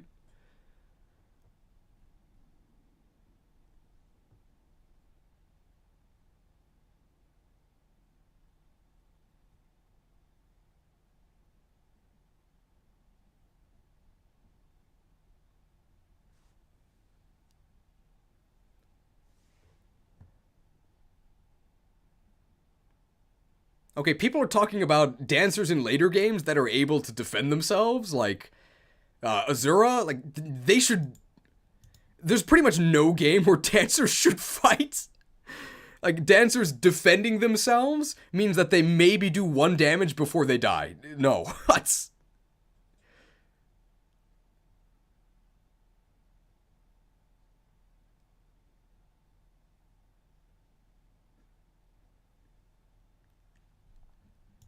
Like, there are Fire Emblem games where dancers can fight in big quotes. I guess you can say they can equip a weapon. They should never be fighting.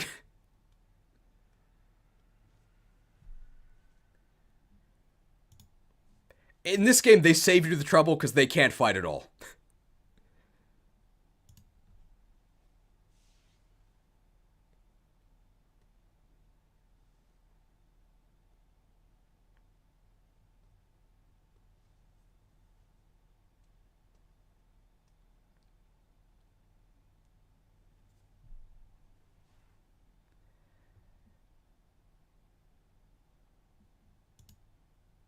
Alright. If you want to use a combat dancer, you can make Dimitri a dancer and then go with a thrill every last. So if you really want to use a combat dancer, make Dimitri a dancer, and then you can do the thrill every last one of them build, where you give him Sword of Void, and then just make him invincible. But that's because he's Dimitri, not because he's a dancer. Alright, that's enough about fighting dancers.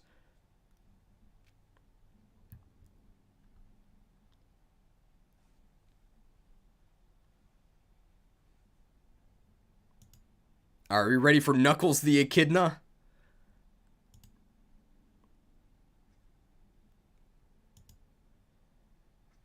Reminder, are we gonna do the other GBA game? Is this a reminder? It's the first time I'm hearing about this. Maybe. Depends on how well this video does. Echidna I'm thinking of putting right above Klein. I really like Echidna. I think I'm gonna put Echidna above Klein. I'm gonna put Bartra below Klein. Is what I'm thinking. But we'll start with Echidna.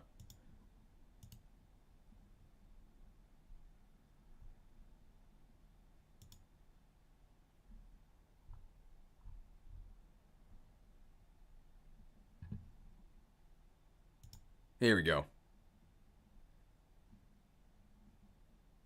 Oh, 18 speed! Whoa.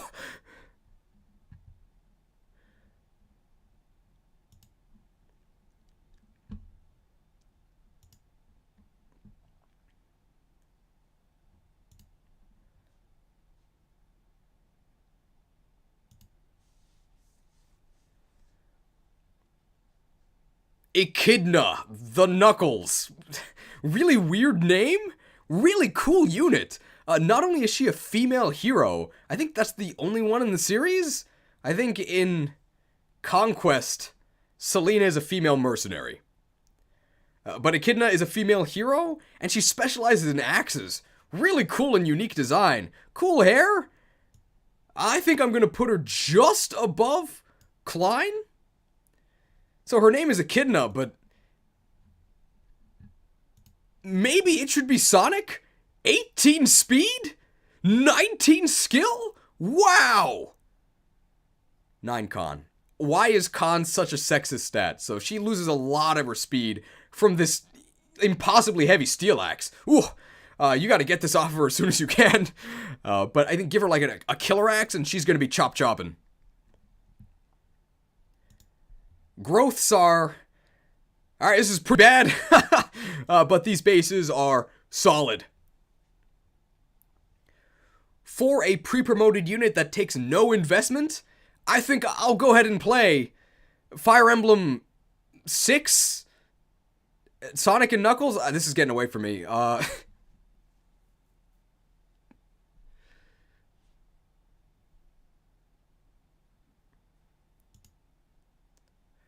But with B and axes, she can use either the Brave Axe or the Killer Axe. And with C and swords, remember, heroes can also use swords.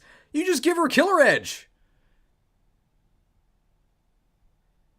Good unit.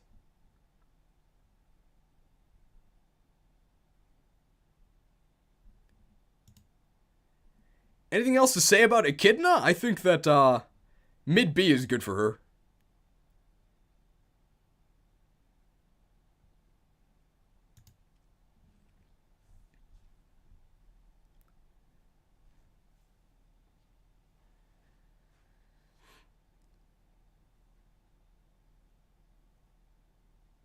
She's not broken, but she gets the job done. Yeah.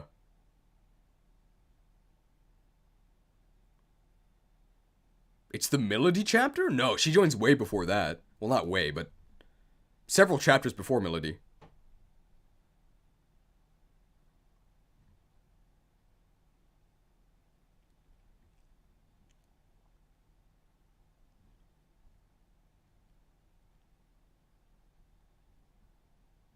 Okay.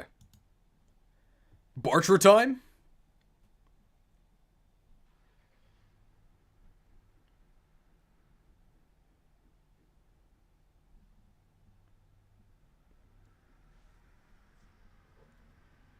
Alright, Bartra time. Let's get Bartra's stats up.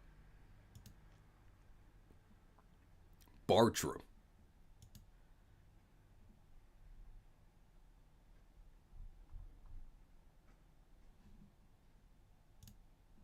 Talking about the killer weapon shop. Yeah, that's Melody's map.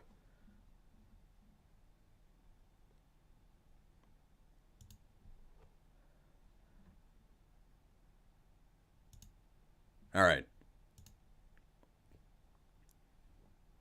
Bartra. Sickest mustache in the game. Definitely had a glow up from his appearance in FE7 where he had no stash at all. Although, this headband has got to be the most ridiculous thing I've ever seen. It looks like it's actually made of iron. His head is literally just a barrel. Come on, Bartra. So Bartra is a pre-promoted warrior. And it's actually a trade-off whether you get Echidna or Bartra. It's exclusive to the route split, so you're going to be doing some trading, some bartering, awful. I think we're going to lump all these pre-promotes together. Of the three of them, I think Bartra's definitely the worst. But he's not bad at all. Looking at his stats, 22 strength. Whoa! This man hits hard. 10 speed. Yikes. So you can forget about doubling unless you're using the Brave Axe. In fact, with this, you're probably going to be getting doubled pretty soon.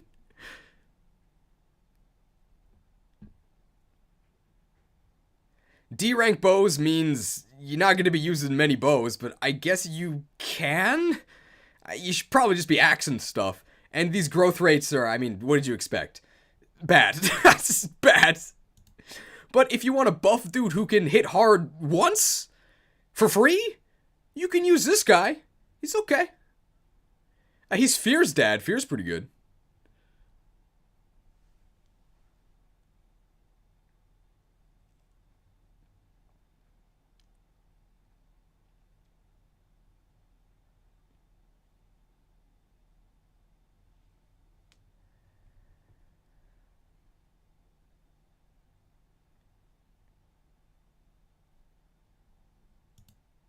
Anything else to say about Bartra?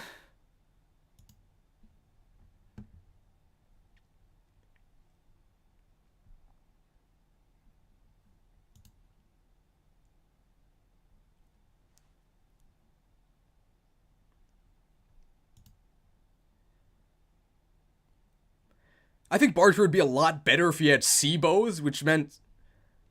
I think he'd be a lot better if he had C bows, which would give him instant access to the killer bow, which is pretty much the first bow worth using. But as is, B for Bartra.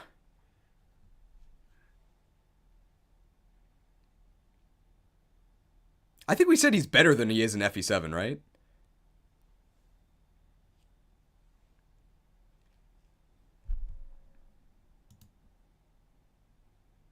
Oh yeah, we will mention that. He's also probably the only warrior you're going to get in the game because these other... He's also probably the only warrior you're going to get in the game, unless for some reason you decide to use Lot or Wade. And you have to use a warrior if you want to do the helicopter crit animation, which is a highlight of the game. Oh yeah. And he also has the distinct honor of being a Fire Emblem dad who is not dead. Good job, Partra.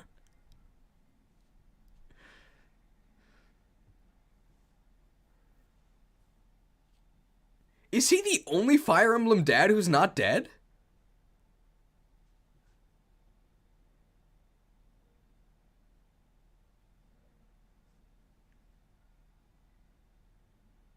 Eliwood? I guess he's old.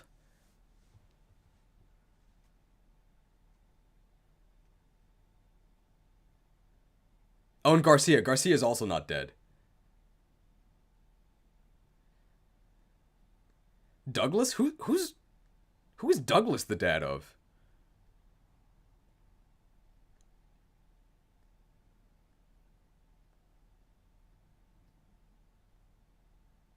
Wait, Douglas is Lalem's dad? Yo. Don't get your hopes up for Douglas, by the way.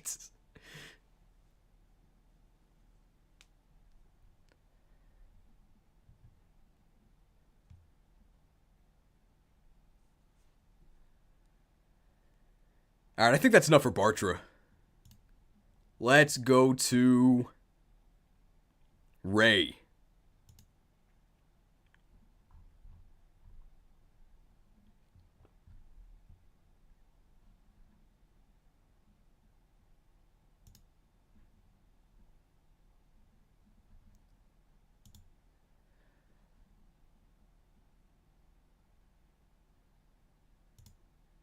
Ray I'm probably going to put, I think, right below OU. I don't like him.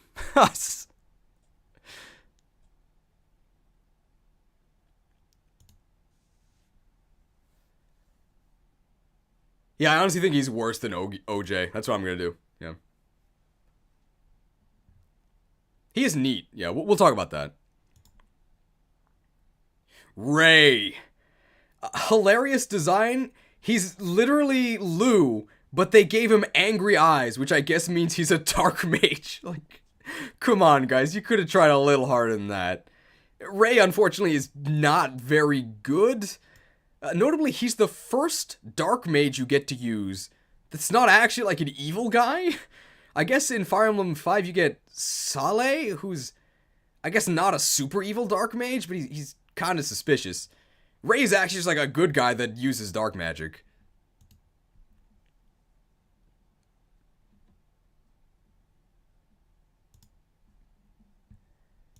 So even though he's an enemy, unfortunately, and this is a huge detriment to him, he does not get hardbone bonuses. So this is all you're getting, and it's not much. 9 speed is really... and, I mean, this video is not sponsored, but if it were, it'd be sponsored by Ray Khan for Constitution. With a Nosferatu, this man is getting doubled. You gotta get him Flux right away. He is a magic user, which means that he can avoid counters by attacking from whatever range your opponent can't. But even with that, like, these stats are, yeah. Growths are okay. 45 magic is okay. 40 speed is okay. But with these bases at this point in the game, I don't know, man.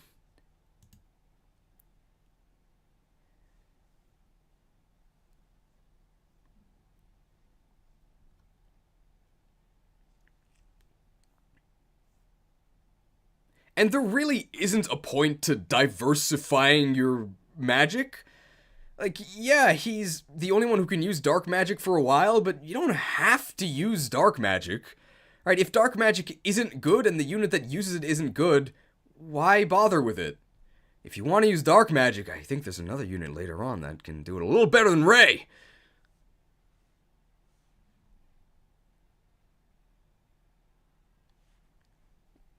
Oh yeah, we will say that. The magic thing, or the desert thing. Shoutouts to Ray, I guess, for being a magic unit. So one thing that they do explain, I think in the Tellius games, is that magic units are actually unimpeded. Okay, so shoutouts to Ray for being a magic unit, which means that on desert maps, I think they explain this in Fire Emblem 9, you don't actually get impeded by the sand because magic users have like little sprites that clear the sand away from them. That's nice. Do they have to vacuum at home? I guess not. The sprites can do it. Sprite, better drink than Coke. That's so stupid.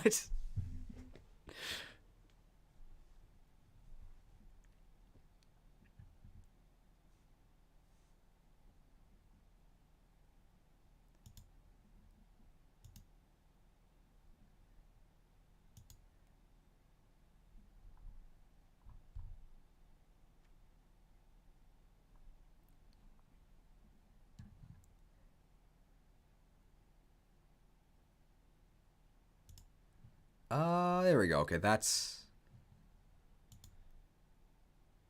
there. We need more D tier units.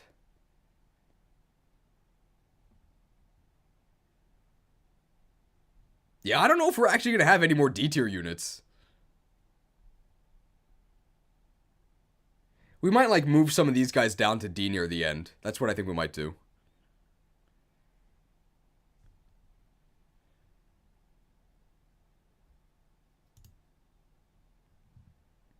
Why isn't Barth in D? He should be. It's... honestly, we might, I think Wolt and Pals might go down to D. Yeah, Hugh might also be in D. Hugh kind of sucks.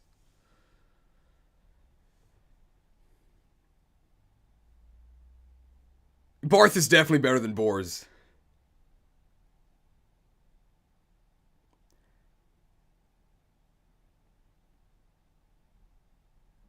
Honestly, I think we're going to drop these units down to D.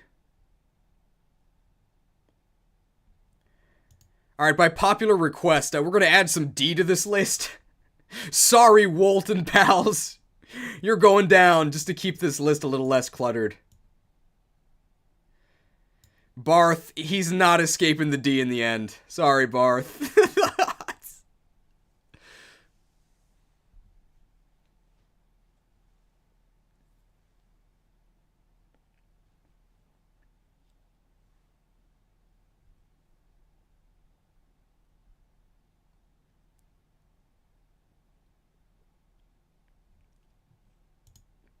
Alright, Kath time. Kath! This is gonna be a real quick one. She's a thief, so exactly the same as Astolfo and Chad, except really, really annoying to get because you have to talk to her 3 separate times with Roy. So as a thief, I mean, we can look at her stats, but they don't really matter. Here's her stats, if you care. 3 strength. No. She never fights anything.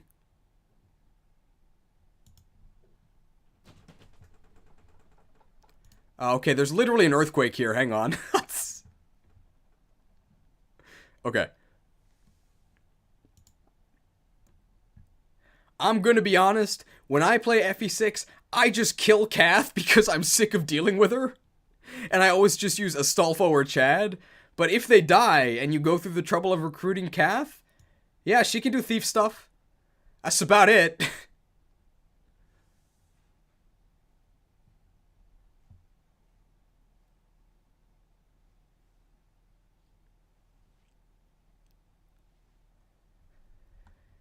Anything else to say about Kath?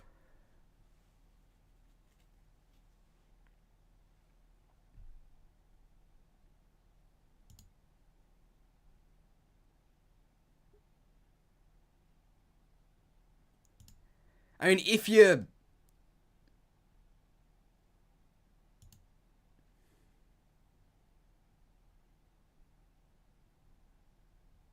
her theme is good?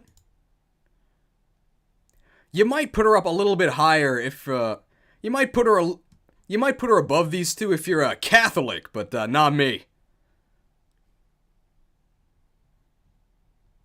Alright, that's the end of Kath.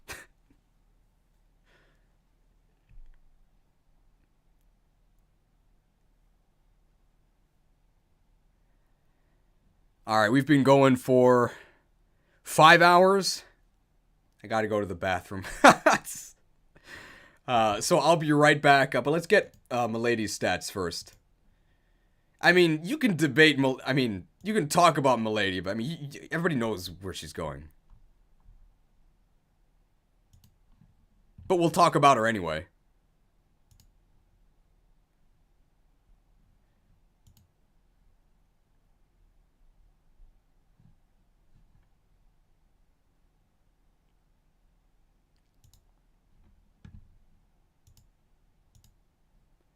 Alright, I'll be right back. I'm just gonna get a drink and go to the bathroom. So that means I gotta press the add button for a free, 30 cents. Alright, so I'll be back in about a minute.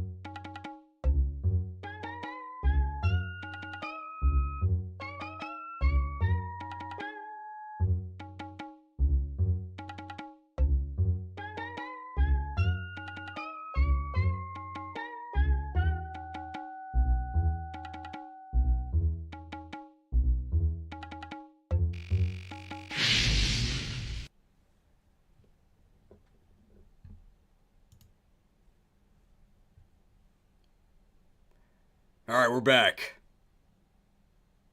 Milady? Ugh. Yeah, Milady. Milady? This is a unit I would White Knight for. This is pretty easy. Best unit in the game? Maybe. That's absolutely crazy.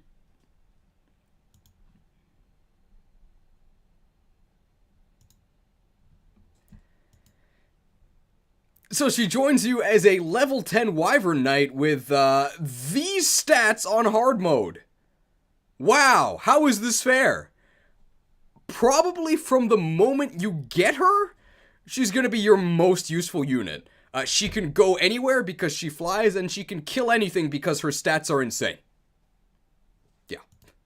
Her growth, 50% strength, 45% speed for this game, very, very good. 20% defense, but like, look at her base defense. 15 to 16? What kind of armor is she wearing? She's invincible. What? How is this fair? Her only weakness is right here. Chapter 13. She's not in half the game, but once you get her, you should never take her off your squad. She's insane.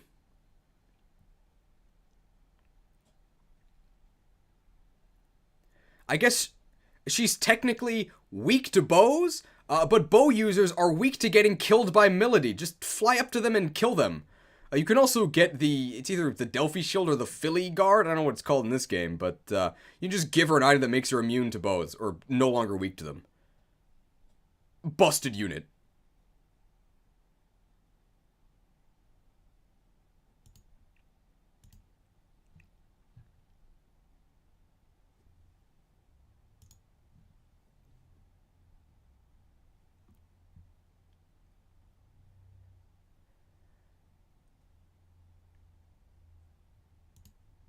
I think that Rutger is better at killing individual, like, super dangerous enemies, as in bosses, but everyone on the way to the boss, and sometimes the boss, you may as well use Melody, because she is Soren. Soren's an FE9, though.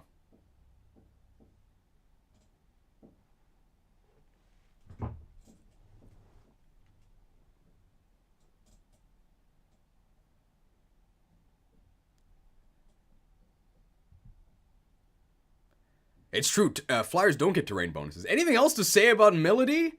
Any more positive thing? There's nothing bad to say about Melody except her join time. Ridiculous unit.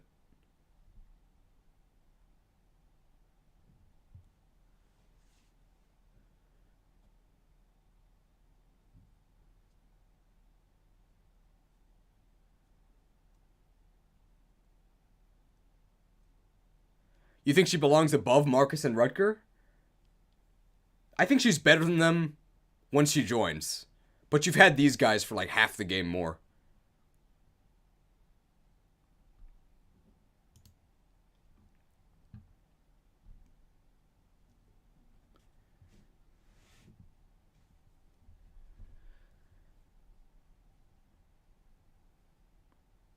The only question so is Percy S or A?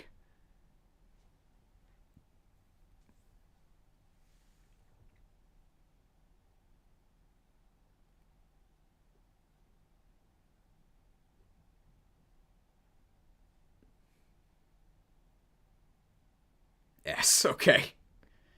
Probably bottom of S. Yeah, bottom of S is what I'm thinking. He wishes he could fly.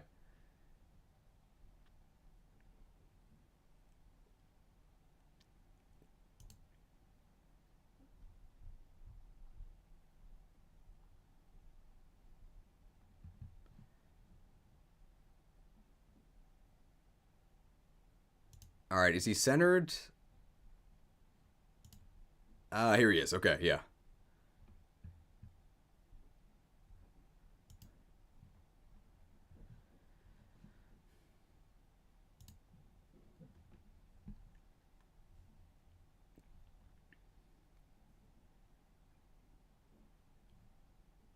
Do we have his, we're not on his hard mode bonuses. Holy moly. That's...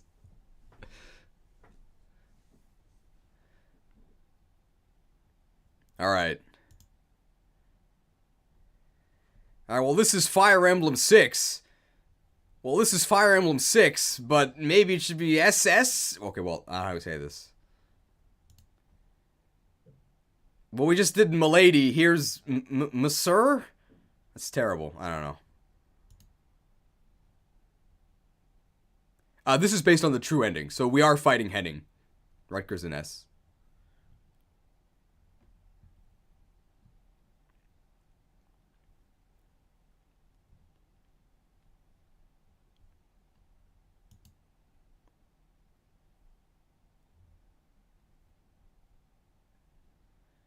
So we just talked about Milady, one of the best units in the game.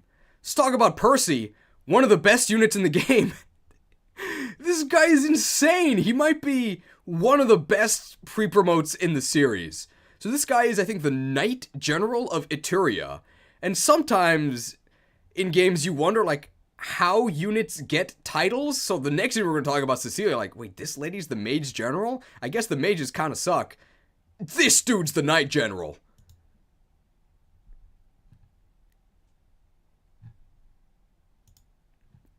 These stats I would also describe as unfair.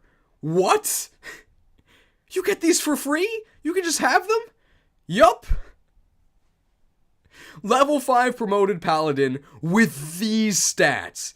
insane. I'm pretty sure if you raise Alan and Lance to level 20, you might not even get these stats. Crazy. Absolutely no downside for being promoted, so get that out of your head. Incredible stats for his level. Look at this joining inventory. Silver Lance, Silver Sword, A-rank swords, A-rank lances, C-rank axes, which is the only thing that matters because you can get killer axes. What are his growths? They could be 0. I don't care. Ridiculous. Ridiculous. What are the downsides of this guy? Well, you encounter him twice, but you have to wait until the second time to recruit him to get these juicy hard mode stats, and you want the hard mode stats. As soon as this guy joins, he's unstoppable. You can literally, like, have him join, bench him until the final chapter, and he can still kill everything. Why would you bench him, though? You should field this guy in every single chapter. This guy's crazy.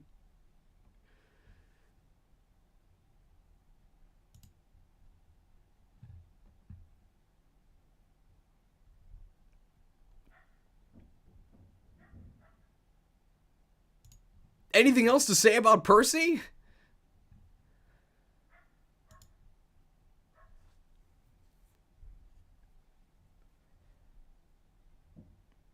Like, the only things holding this guy back are that he doesn't fly, and that it takes a while to actually get him on your team.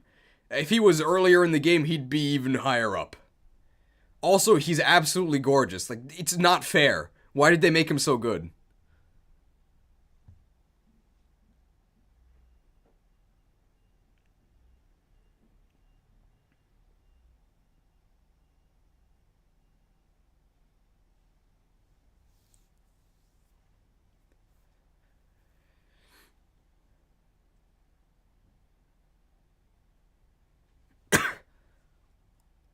I think we're done with Percy, right? Yeah, pretty good unit.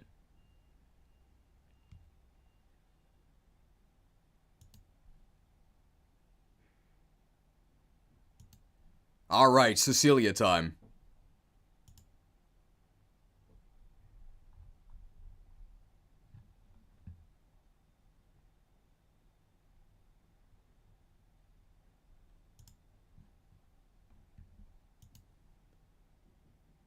Okay.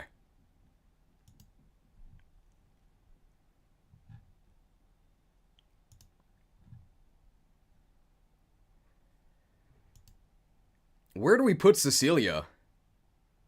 I think above Noah, maybe.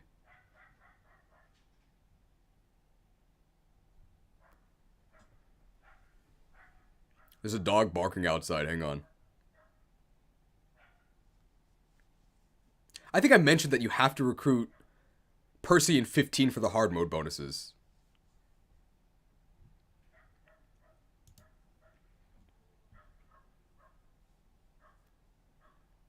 I'm gonna wait for this dog to calm down. Alright.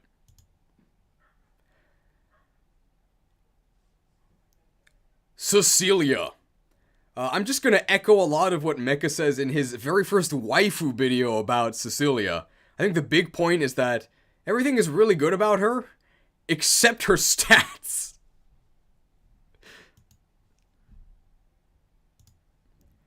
So her stats are, I'm gonna be honest, kinda crap.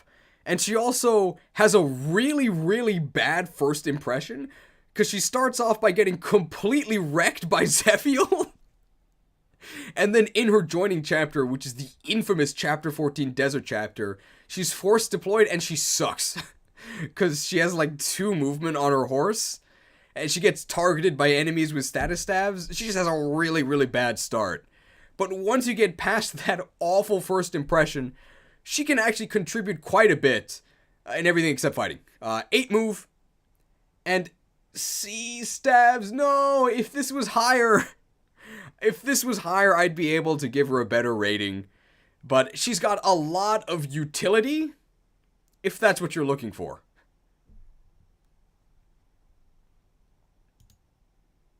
These growths are...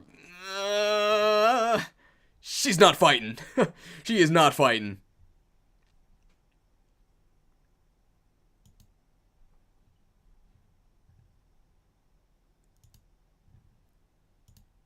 But at very worst, She's an 8-move unit that can help fairy around your other units. She can use magic, which even though she has bad magic, hits on enemy resistance, so she still does something. And her staff rank is okay. If she had B or A staff, she'd be way better, but as is, I think for her pure free utility, because she is a pre-promote, we're gonna put her, like, just above Noah, I think. And she has a very cursed ending where she can be paired with Roy. Don't do that to our boy. Please don't.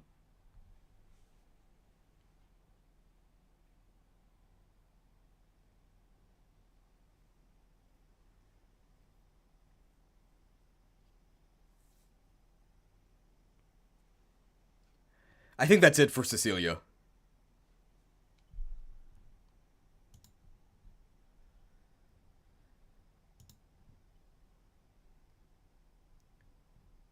Oh boy.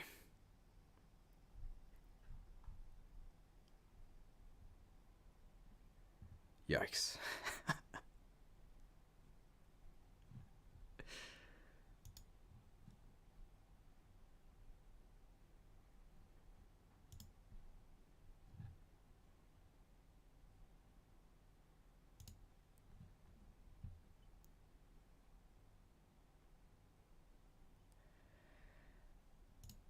Sophia. Starts with S, so she's gotta be an S tier unit, right? Alright, so Sophia is the worst unit in the game. That's not even a debate. The debate is she the worst unit in the series? She might be. Sophie's choice. I choose not to use her. Ho ho ho!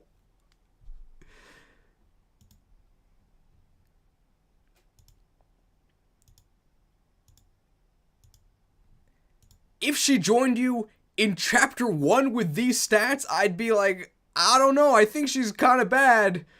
She joins you in chapter 14 on a desert map with fog of war where wyverns swoop in to try and kill her, and they will because she has 1 defense and 15 HP.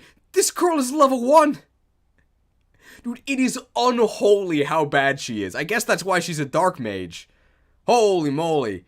She gets you a guiding ring. That's nice, I guess. That's about it. This late in the game at level 1, she's got to have good growths, right? Nope.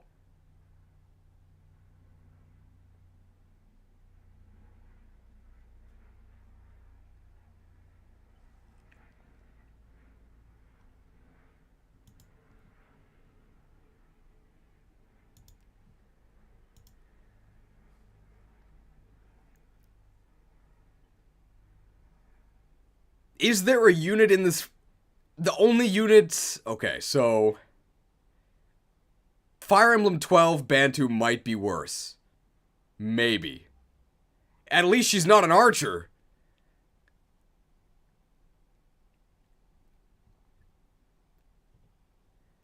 I think she's half dragon, and canonically, Roy is also half dragon. So unlike Pokemon, where being a dual type with dragon is really good, I guess in Fire Emblem you don't want to be part dragon type. Yikes.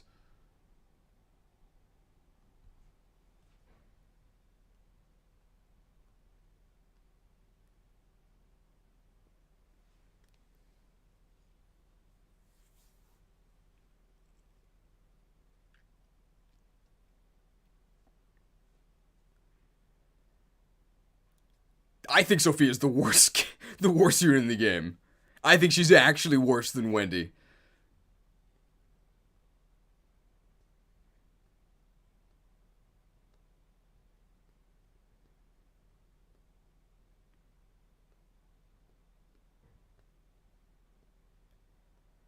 Yeah, we'll say that, yeah, Corrin being a water dragon type, that's really good, but other than Corrin, uh-oh.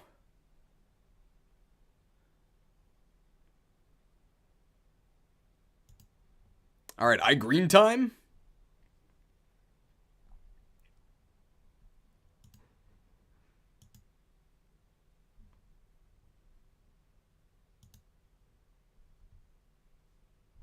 Oh, I guess it's a green. Is it green or green? It's green, right?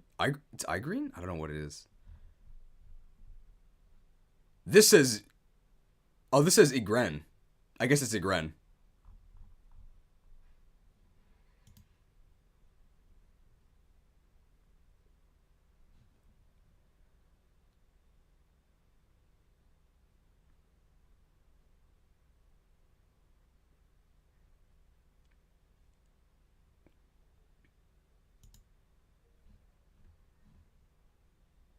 Wait, is her... Okay, her stats are right here.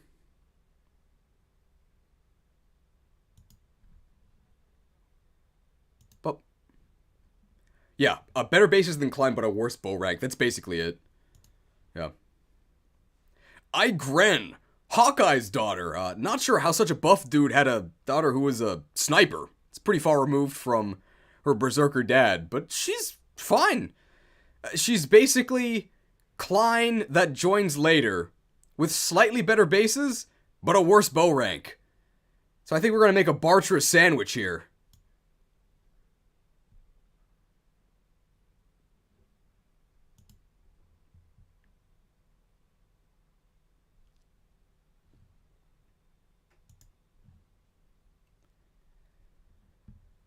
If you compare her to Klein, I think she's definitely better if you're playing on normal mode and Klein doesn't get his hard mode bonuses. But if you're playing on hard mode, which is what we're considering, I think Klein is basically comparable. He's a little slower. And he has a better bow rank, so he can use the silver bow, whereas Igren can't. But, I mean, she comes with a killer bow. Killer bow's pretty good.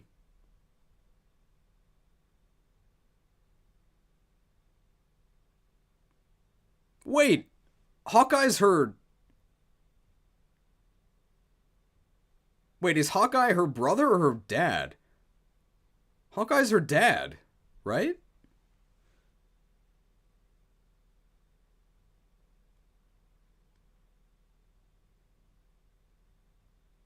Hawkeye's definitely her dad.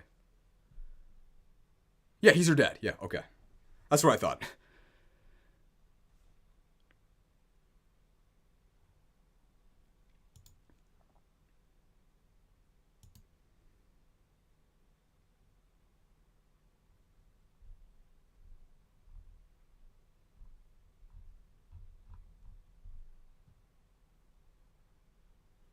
Okay. Anything else to say about Igren? I think that's it.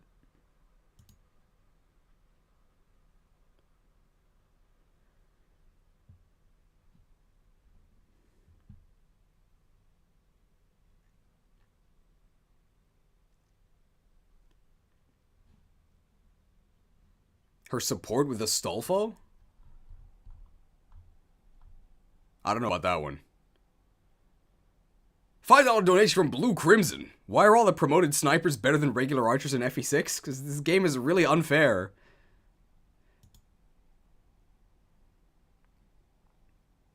Yeah, I think that's it. Garrett time?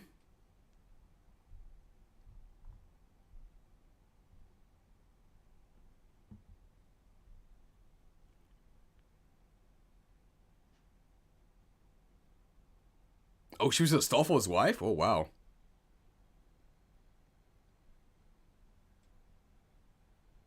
Which archer is better than the pre-promote sniper, to be fair? Yeah, that's true. Most archers just tend to be bad. Alright. Where are we gonna put... I'm thinking Garrett at, like, bottom of B.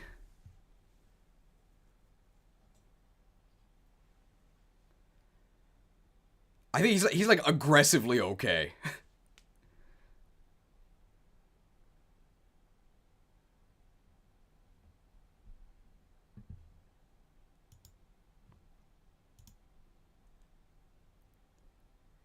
Garrett. I really liked him in Golden Sun. Garrett. I really liked him in Golden Sun, where he's also a buff guy. I guess I would describe this guy as aggressively okay. He's a pre-promoted Berserker. And the Berserker class is pretty busted. He gets that 30% crit. I think you have better options for Berserker. Gonzalez. But, I mean, Garrett is free, and you don't have to use a promotion item for him. Garrett is free, and you don't have to use a promotion item on him. So I think we're gonna put him at the very bottom of B.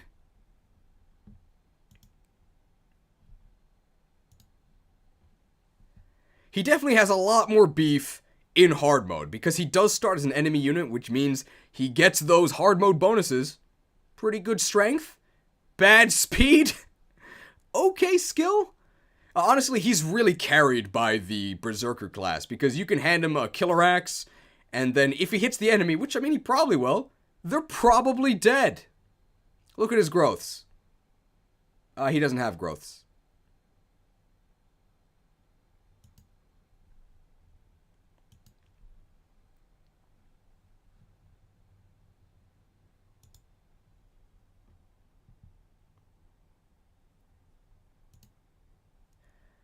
Yeah, he's pretty much Bartra that joins later, but in a better class, and I would say overall worse fashion. Doesn't have a mustache, it doesn't have any hair at all, and doesn't have the barrel band.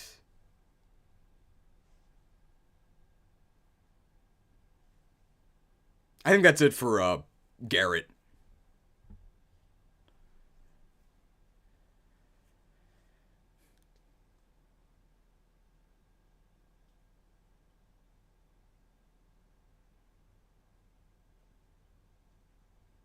Not a 10 out of 10.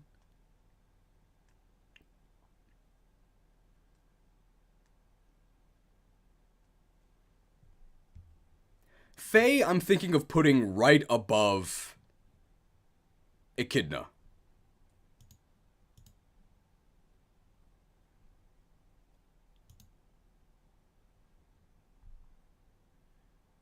Are we recording or discussing Faye? I guess we're discussing right now, but this is also being recorded.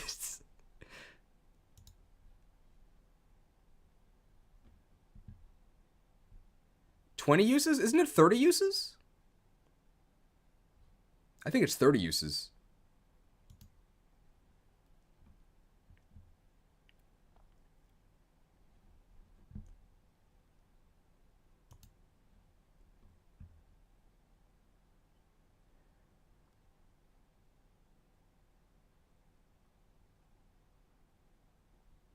I think I'm going to put her above Echidna.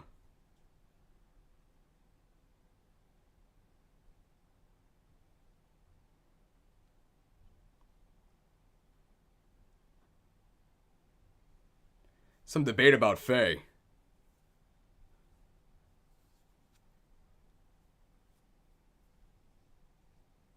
I think above Echidna. She's a very weird unit.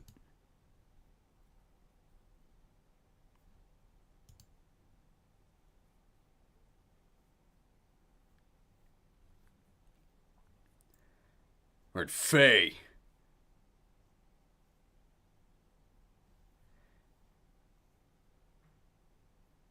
Some of this takes are really bizarre. I'm not sure what you're referring to.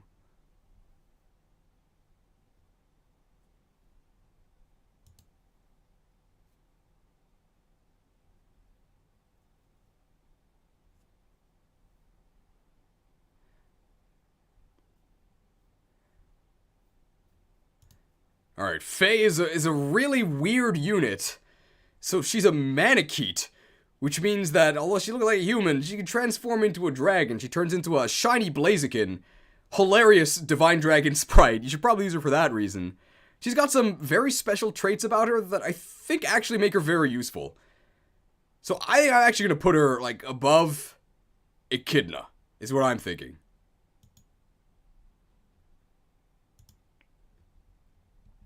So her stats are very strange. She's a level 1 unit, and you can see that her stats are pathetic, but with giant pluses next to them. So those are the bonuses she gets from her Dragonstone. And the thing is that the enemy doesn't see these bonuses in the combat preview, so they attack her. Specifically, magic users will, like, target her. Staff users will... Specifically, staff users are going to target her because they think she has really low res. But then she turns into a dragon and she doesn't have low res. She has 26 res. she can only equip this Divine Stone, which has only 30 uses and cannot be repaired. But look at these growths. Insane growth, and she's level 1, so she levels up really fast. And I believe she does effective damage to Manicheets, which are the main enemy type in the final chapters of the game. So you have to level her up a little bit if you want to actually fight the Manicheets, but you can. I really like Faye. You gotta have her kill some humans. You gotta have her kill some humans to level up a little. Yeah, you gotta have her kill some humans to level. Oh my, I can't speak. You gotta have her kill some humans to level her up a little bit, at which point she can start one-shotting Manicheets on player phase. If it's within your 30 uses of the Divine Stone.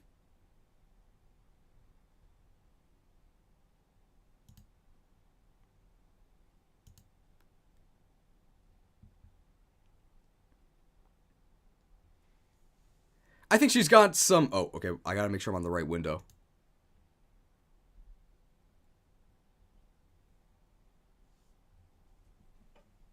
I think she's got some very unique uses as a long-range magic sponge, and she can fight if you train her. Very interesting unit. But you could definitely put her lower if you don't want to train her.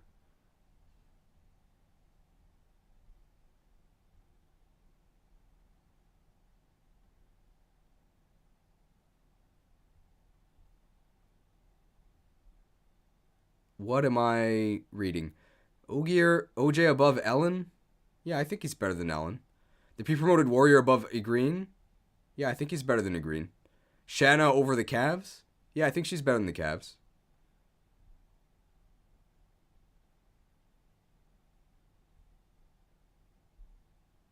I think Faye timer is way too tight to be this high. You can kill the dragons with holy weapons. Faye isn't useful at killing, but good bait. She have like 10 uses left before she Oko's Manicheets. People don't like Faye.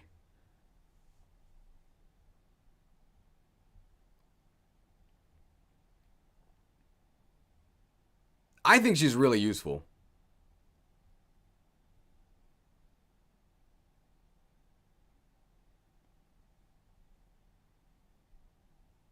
She just cheap? Don't call her cheap. I'm sure she's worth a lot.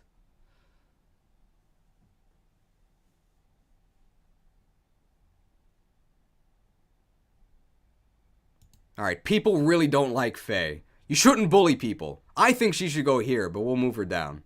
We'll put her like above Roy. But Faye is B in my heart.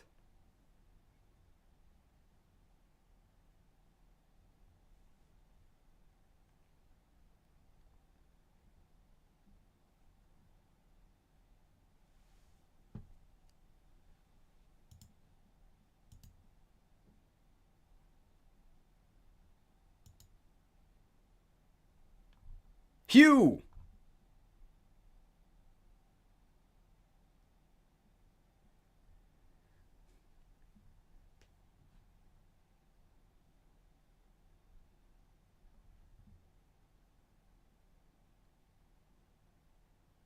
Pay to lose money?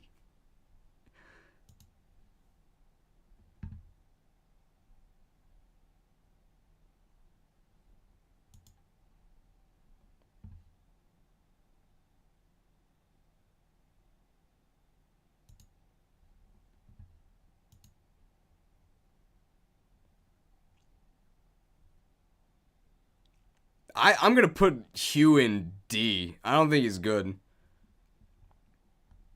I think I'm gonna put Hugh at the top of D.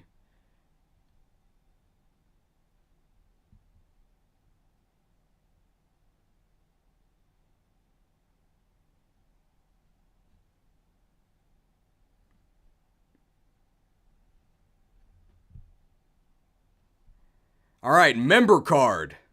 I guess it comes attached to a guy named Hugh. Honestly, I think we're gonna put Hugh. He can be the king of D.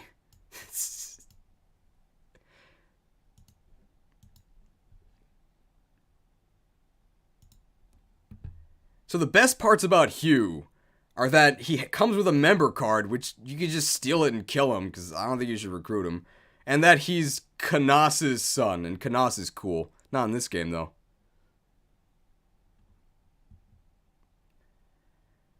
So Hugh has a very strange recruitment. You gotta pay him. And his stats actually change based on how much you pay him. If you pay him the max amount, he comes with these stats, which honestly aren't even that impressive. And his growths are bad. Like, are you gonna pay 10,000 for an unpromoted mage in chapter 16? No. And the thing is that money is really valuable in this game, because with the member card that you get from this kid, you can go to the secret shop, the Payless shoe store, and stock up on boots. The more that you pay this loser, the fewer boots that you're getting. I'd rather have boots than this guy. People make fun of Ashura from Fates because you can either get him or get boots, and people choose boots. You can get several boots for the price of this kid. I choose the boots.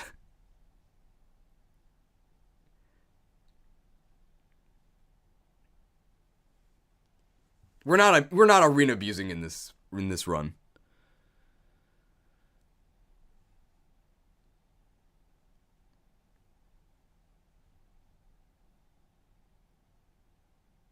Yeah, Shura is fine.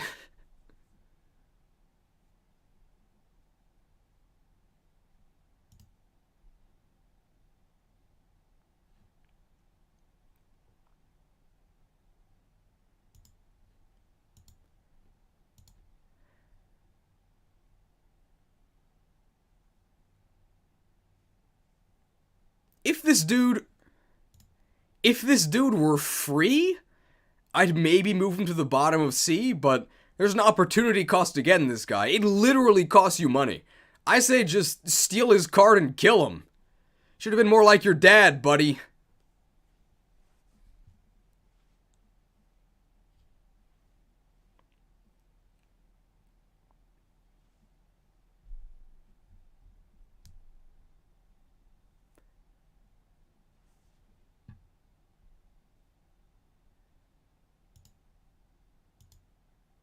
Alright, Zeus time.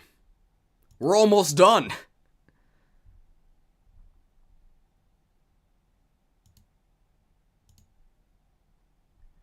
I think we gotta show the difference between his normal and hard mode bases, because they're huge. Is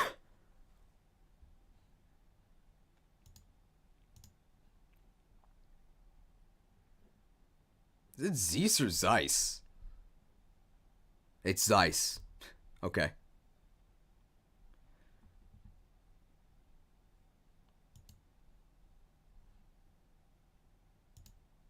Alright, here we go.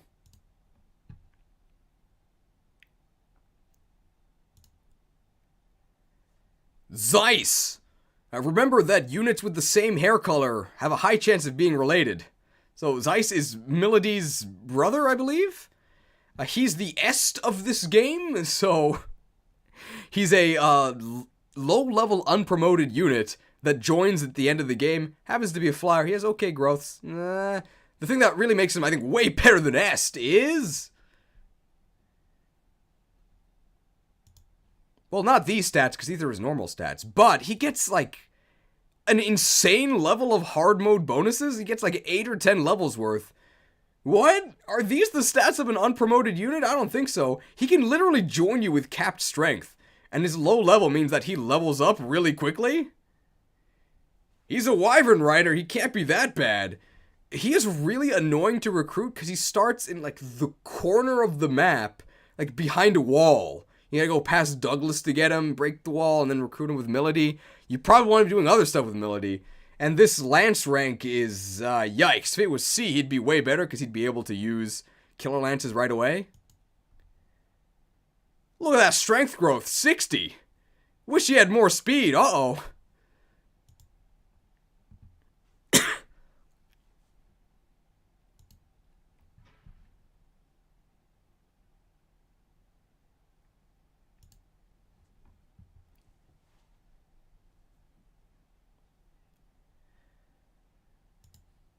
Despite being low level and unpromoted, with hard mode, his bases are usable, and he is a flyer, so if you invested him, he gets really good. he's got a very high ceiling. And the floor isn't that bad, so I think I'm actually going to put him above our boy. Honestly, I'm going to put him above Faye.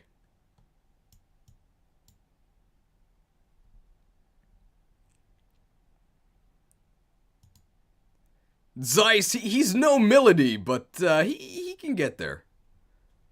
Anything else to say about Zeiss?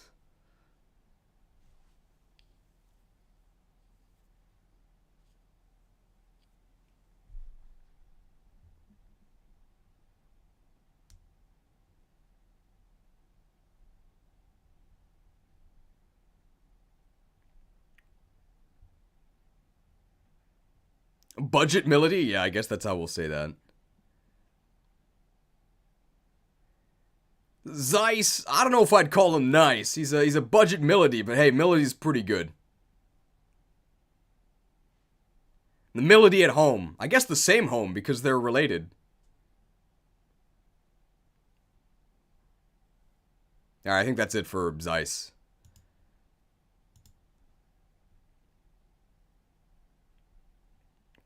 One, two, three, four, five, six. Six left, and these aren't going to take that long to talk about.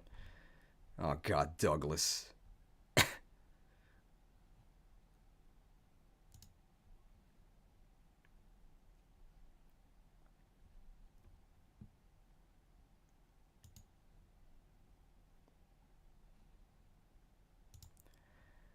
think I'm going to put Douglas at the top of T.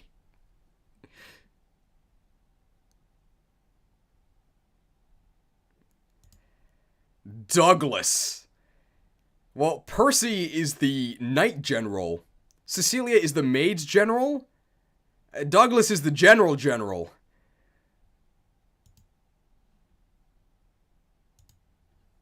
He's an Armor Knight. 19 strength. That's alright. That's pretty good, actually. 20 defense. That's alright. I mean, that's pretty good, actually. 8 speed. You've got to be kidding. This guy gets doubled by everything. 17 con. You're not carrying him anywhere. Growth rates. He doesn't have growths. Bad.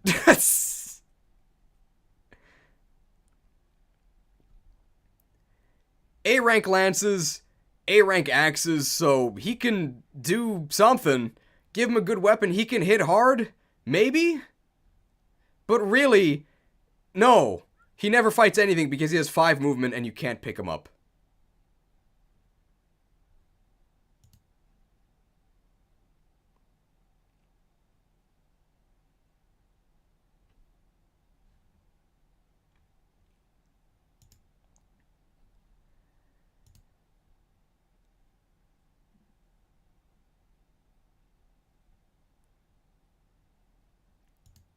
And we're not really counting this against him, but he's also really annoying to recruit because he has to survive for a chapter as he attacks you. So you want to just kind of like put him to sleep and then try and ignore him and do the rest of your objectives. And he's a requirement for a Gaiden chapter. Really annoying. I think I'm going to rescue drop him into the D tier. Oh, it's really heavy. I gotta use both my hands for this. Put him above Walt. If you can somehow get him in front of a physical enemy, I guess he can try not dying. He still might die, though. He gets doubled by everything. I guess, what can you do to this guy? Worse than Walt? You know what? Yeah, I think he's worse than Walt.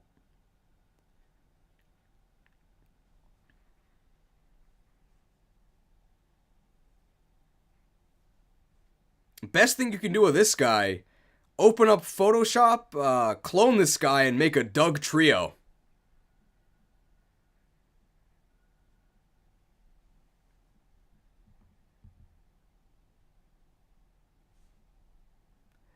I think that's it for Douglas.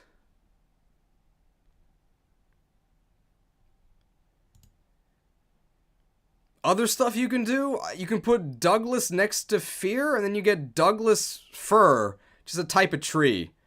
But grass is bad, so don't do that.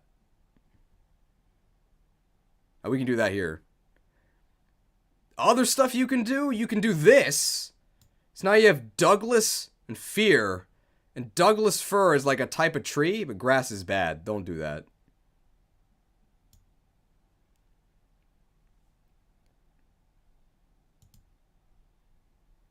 Horrible.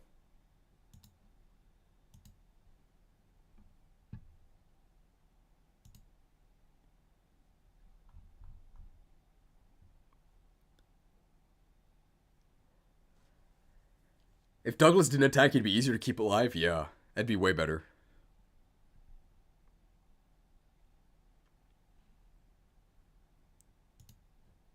Alright, Nime time. Is it Nime? Yeah, Nime.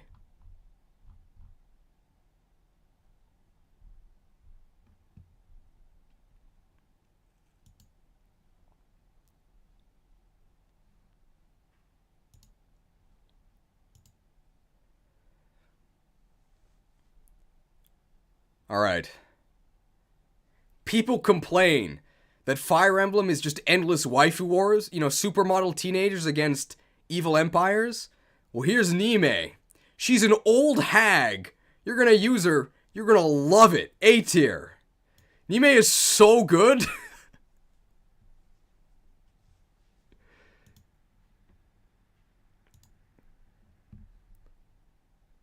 Look at these base stats. 21 magic. 16 speed, okay, good enough to not get doubled. Look at these stats. 21 magic. 16 speed, good enough to not get doubled. A rank dark, so you can use all the best dark tomes for free. A little bit more to S. And the big one. A rank stabs. For free. Oh yeah, if you haven't been using Saul, you gotta put Nime on the squad. Warp at base. Incredible utility for free. If she ever gets hit, she dies. 25 HP is a joke. Don't let her get hit. She can use... don't let her get hit, right? I mean, she can use ranged attacks.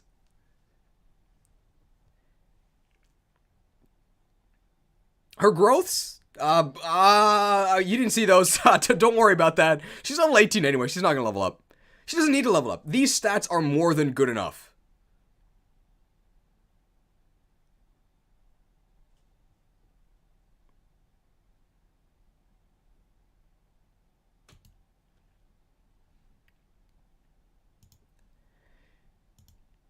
And if all of that weren't enough, I mean, she was somebody's waifu because she's Canas's mom, and Canas is a fan-favored unit. There's no Canas without Nime. Agatha wishes she were this strong.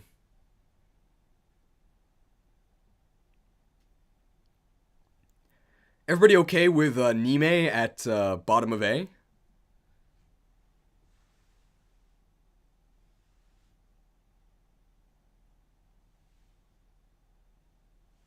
Put her above Deke? You know what? I'm saying... Okay, yeah. We're gonna do it.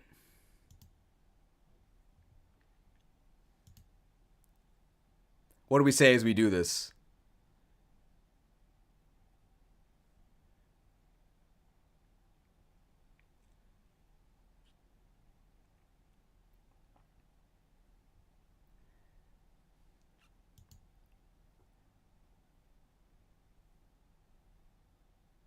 I'm gonna move her above Deke.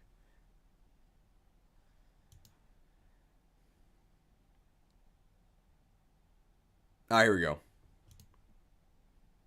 You know what? You've got to respect your elders. Excuse me, coming through. Sorry. Oh, just coming through. I think that Nime triumphs over Big Deke damage. Honestly, like, she's not that bad at fighting. She uses dark magic, which is called elder magic, and she's old, so she's really good at using elder magic. She warped herself higher. She can do it.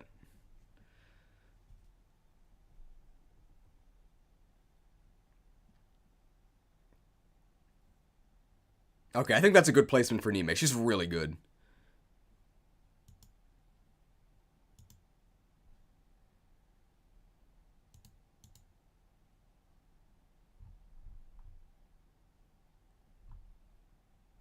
Wait, she's married to Zealot?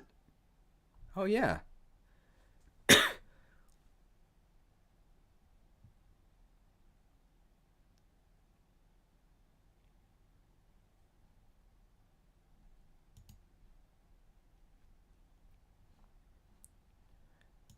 This is not centered.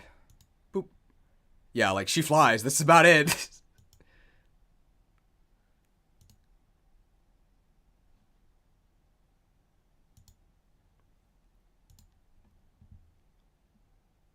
I think I'm going to put her at the very... Actually, I'm going to put her below Z.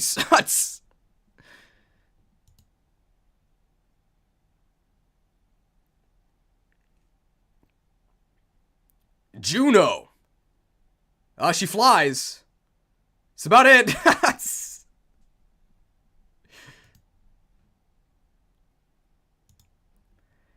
This is Flyer Emblem, but like Chapter 20. If you go to Ilya with these stats, no, you're not fighting anything. No thanks. E rank swords. Come on, you can do better than that. I guess she's retired, so she really shouldn't be fighting. Just use her as a taxi service. What are our growths?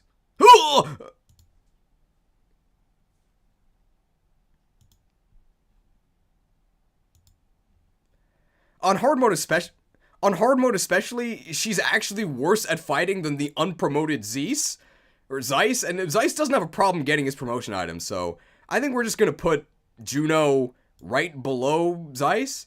This is Flyer Emblem, so there's only so low that flyers can fall.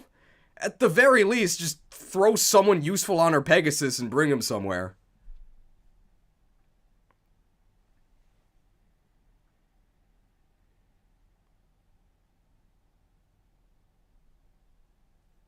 I think that's it for Juno, right?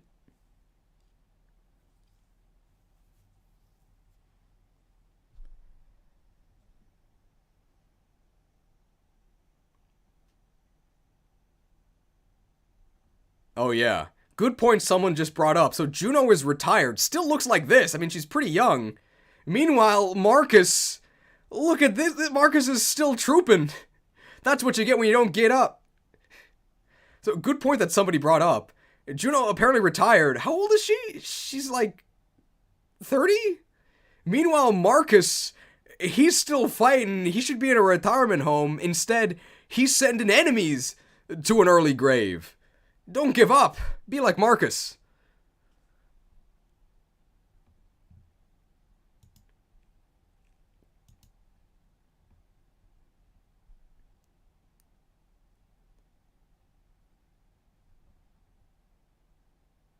Marcus also has less stats than Marcus, which just makes him seem really bad.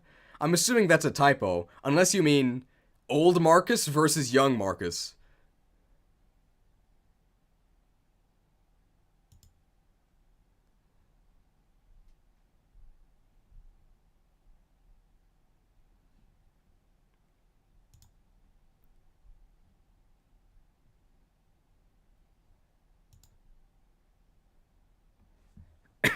It was a typo, but that too? Yeah. Where do we put this dude? I'm thinking like behind Juno. He is fast. I mean, he's free. I think he's worse than Roy, man. I would put him behind Roy.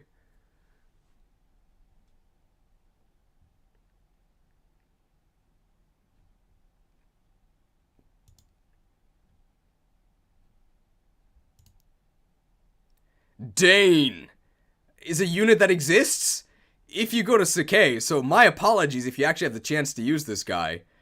He is a contender in the Mustache Wars, but he's definitely not the weakest of the three. Like, I think Bartra wins pretty clearly. Merlinissus is very solid, a little bit too big. This guy, that's alright. Honestly, I think we're just gonna put him a little bit above Trek.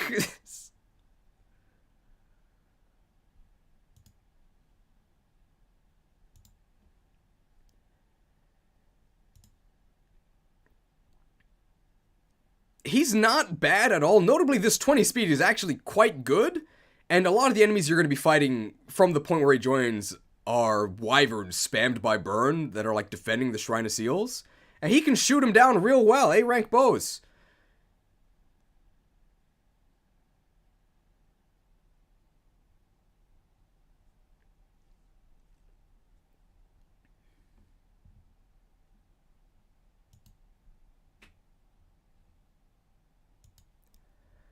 Unlike Juno, he can actually fight, but unlike Juno, he can actually fight, which is nice, but he doesn't fly.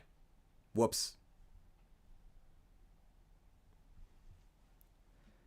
He has a super meta support with Yoder. They talk about being Gotos.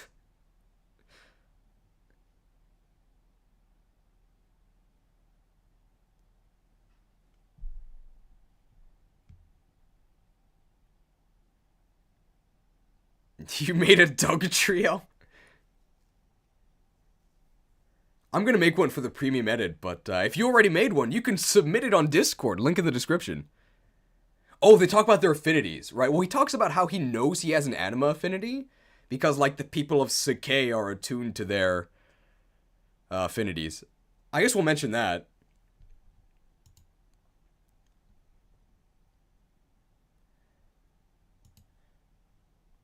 Shoutouts to Dane for, first of all, the sick turban, but also he has a very meta support with Yoder, where they talk about their affinities, as in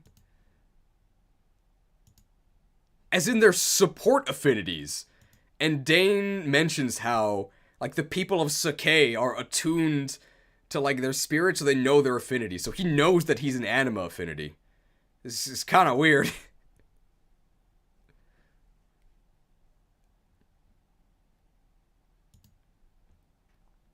Alright, almost done.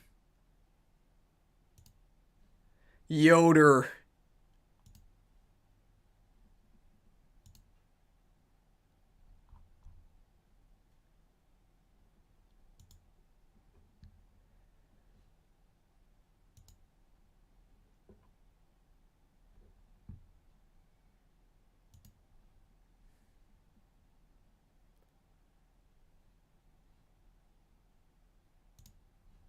Alright. Oh, he doesn't fit on the... Okay, here we go. Yoder B for staff rank? That's what I'm thinking.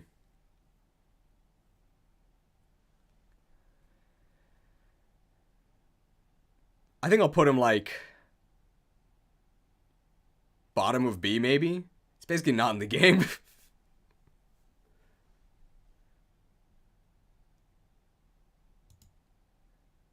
Yeah, budget Nime. I think Nime's a lot better, but...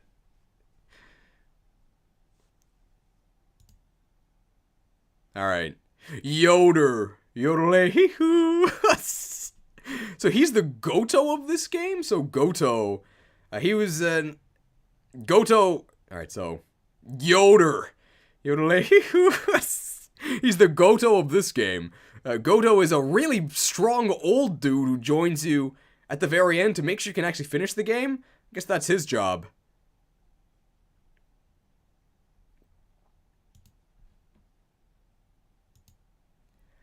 He's literally level 20. And this man has 30 resistance. So he joins with capped resistance. I don't even think he can take damage from magic attacks. For some reason, they gave him growths, but he literally cannot level up, so these do not matter. Base is over growths. This guy has 5 defense, so if he gets a paper cut, he dies. He should never be fighting physical enemies.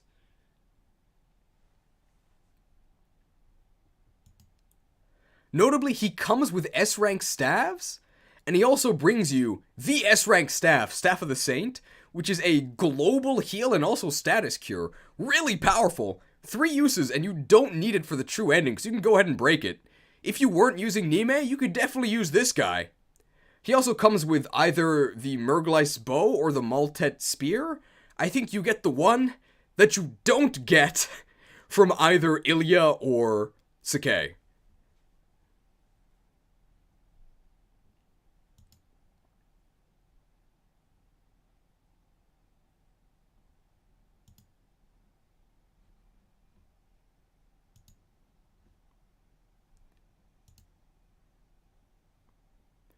You could honestly just use both him and Nime and just really bring up the average level.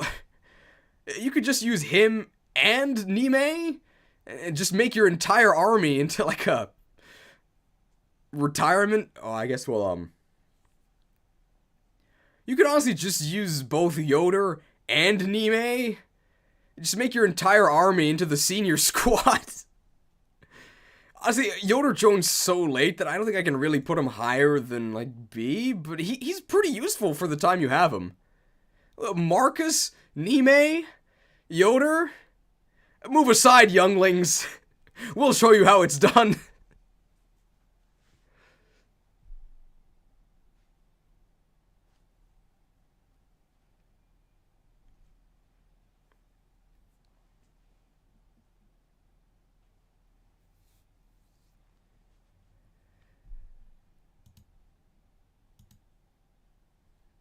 Last unit, Corel.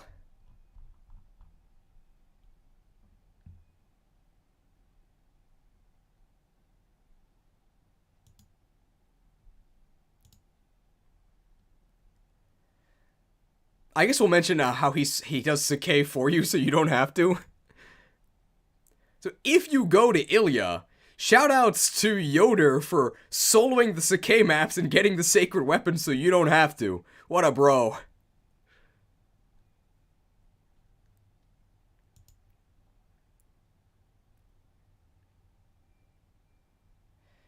Alright, Corel. Very fun unit. I don't know if I can say he's a really good unit. So he is an FE6 Swordmaster, so he crits everyone's face off, but he's also not in the game.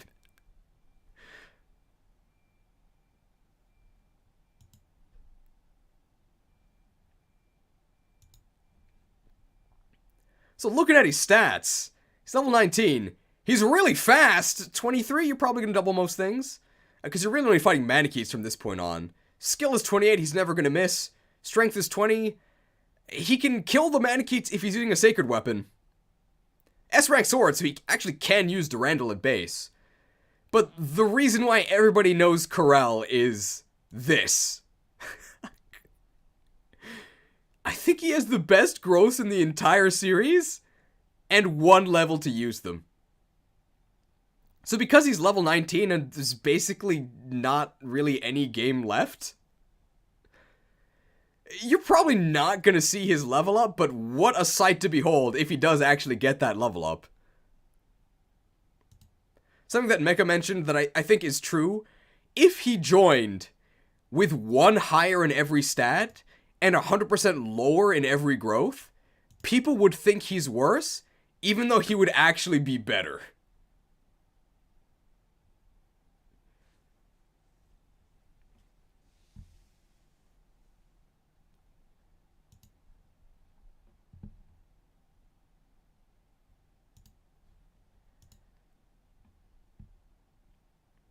In terms of actual tiering, I don't think I can do any higher than D. He's not bad, but he's also just not in the game. He's got a cool story, where he used to be a super edgelord in FE7 when you meet him, but he's really like mellowed out by the end. And by the end, I mean FE6, because I guess that's in the future.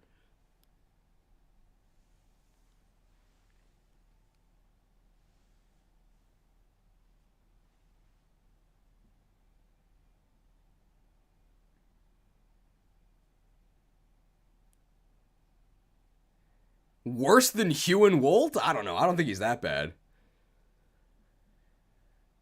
He can kill Manichees.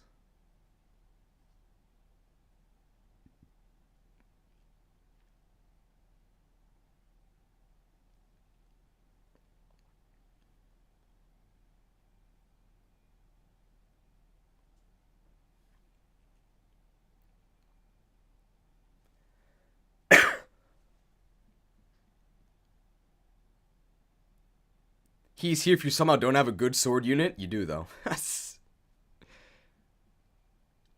Oh, yeah. Okay, we will say that.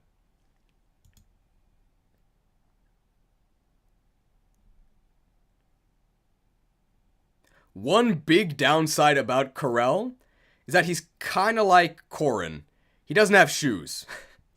So one thing that you do in FE6 that you don't really do in any other game is you buy a bunch of boots and put them on all your actual units, and they're just zooming around the entire map. But Corel joins so late you can't really do that. If you want Corel to have footwear, you have to not use it on other units, which you probably want to do. So actually, considering that Corel has no drip, I'm sorry, man. You might actually be worse than Wolt. But hey, you get to be better than Doug.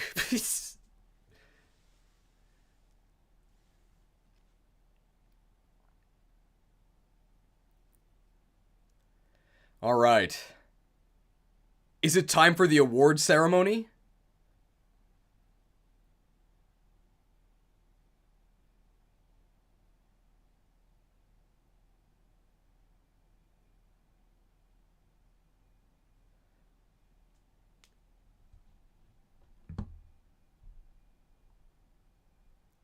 Alright, hopefully...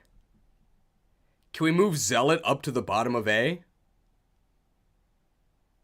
I don't know. I don't like him that much. He's not bad, but I don't know if he's like 8th here. He's the very top of B. Look at all these units he's better than.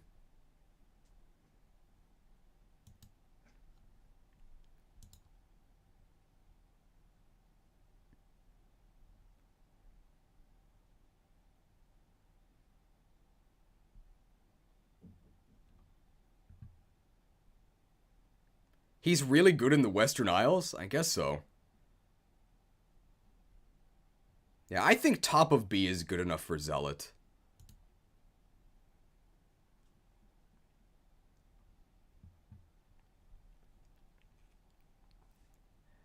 Alright. Alright, ladies and gentlemen, it is time for the award ceremony. Alright, our first award here. Most useful. Who are we giving the most useful award to? So I think we can have up to 4 candidates.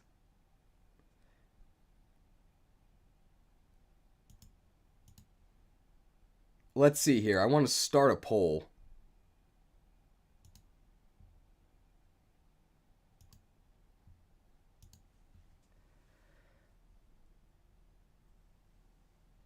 It's probably Marcus, right? Okay. Yeah. People are in... Yeah, okay. It's pretty unanimous. Alright. Oh.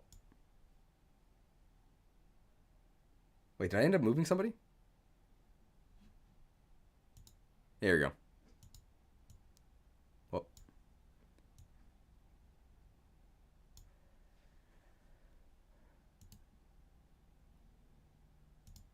Okay, I should probably lock these other ones. Hang on. Okay. Alright, we're not actually going to vote because it's pretty unanimous. Okay, yeah. Alright, we're not actually going to vote on this one because it's pretty unanimous. To nobody's surprise, the most useful gold star goes to... Marcus, congratulations! Woo! You can't even see the text, but... Alright, most useful goes to Marcus. You want to play hard mode without Marcus? Good luck. Yes! Congratulations, Marcus. You saved us in 2 games. Take a break, buddy.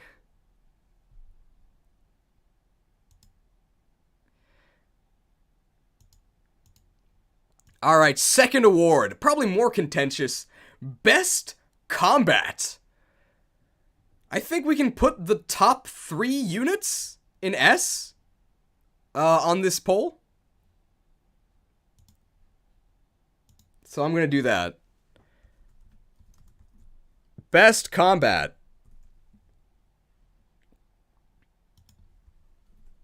You have Rutger, Melody,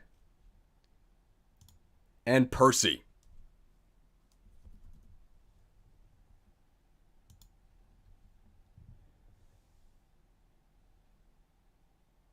Okay, you should see the poll now.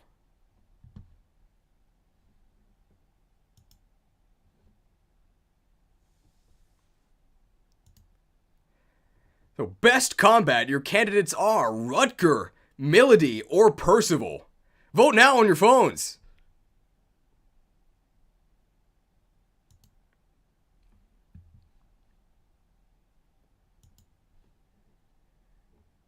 Let's see, how many votes? Can I see how many votes? I actually can't.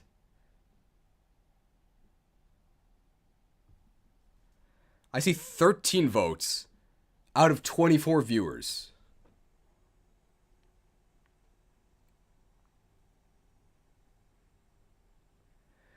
So I think we'll wait till we get to 20 votes and then I'll end the poll.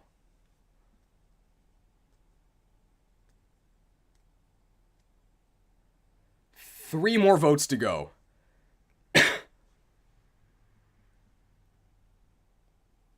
18 votes.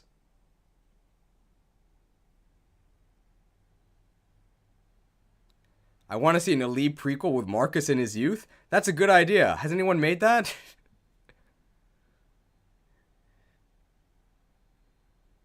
Alright, either 2 more votes or 1 more minute. I see 18 votes right now. I think there's a fan game with, like, Raven as the main character. 19 votes.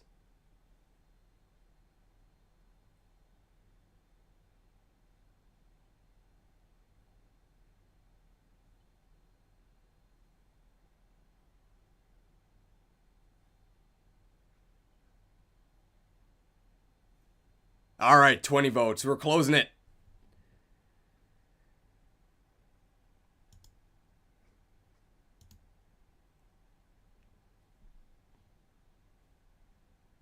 Okay.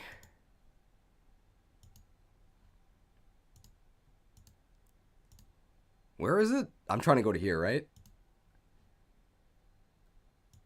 And the winner of Best Combat with 44% of the vote, it's Rutger. Congratulations.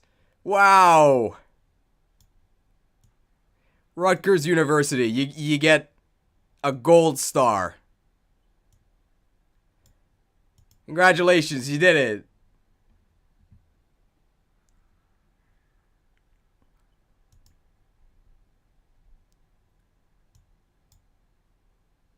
We need ranked choice voting. I think it's just going to take too long if we redo the vote. I mean, Rutger won. I think it's fair to say he won.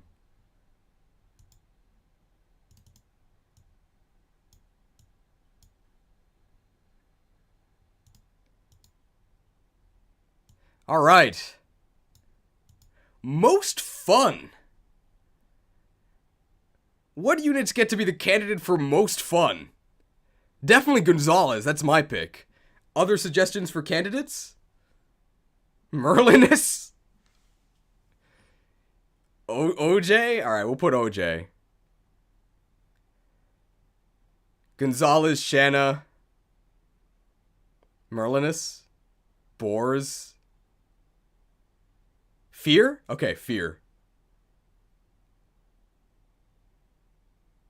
We'll do Gonzalez, OJ, and Fear.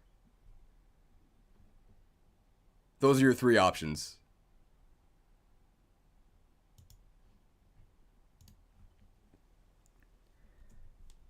Oh, I gotta start a poll. Create a poll. Most fun.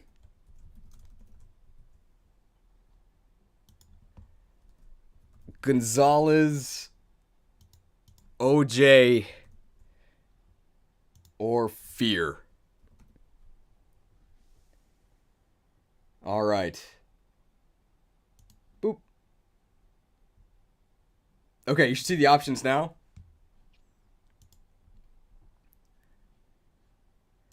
All right. Most fun. Your options are Gonzalez, OJ, or Fear. Vote now. We'll do the same thing where we cut it off at 20 votes. So we have 13.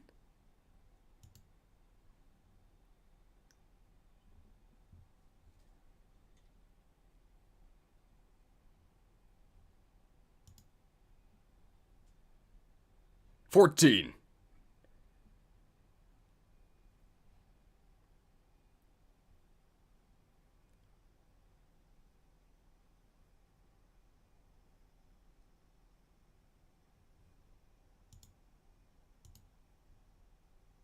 20?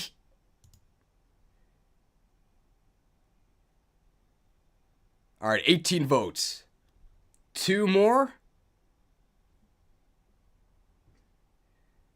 Either 2 more or 1 more minute, and then we'll cut it off.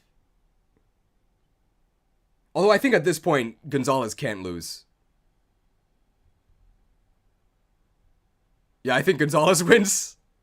Yeah, he can't lose at this point. Alright, ending the poll.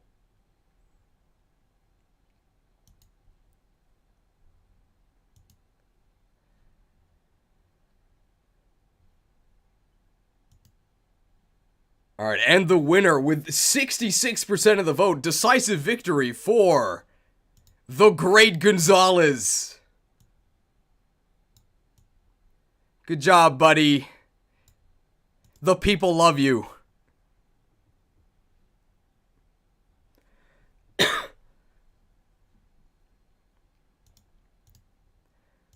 Alright. Halfway through the awards here. Maybe the most important award, Max Meme. Alright, so candidates are going to be Barth, Wendy, and who's the last one? Walt? Sophia?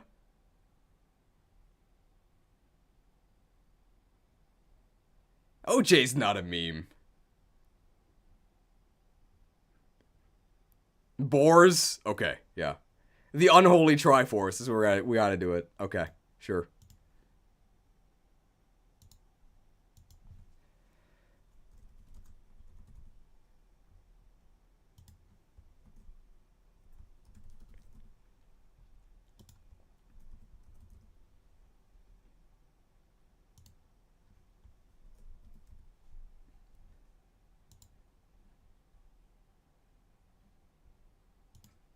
Okay. For the most important award, the Max Meme, your choices are the unholy Triforce. Barth, Wendy, or Boars. Who will be victorious? Vote now.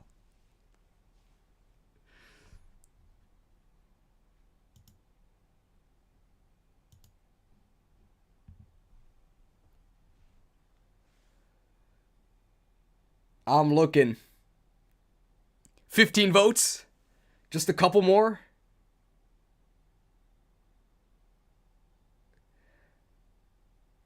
It's looking like we're going to Wendy's.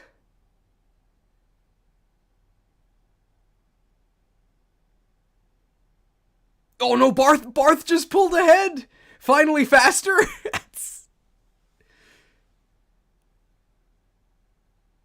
16 votes, 4 more.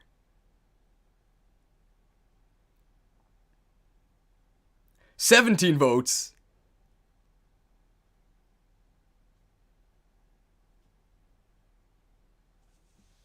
$18 votes. No, Wendy's back in the lead.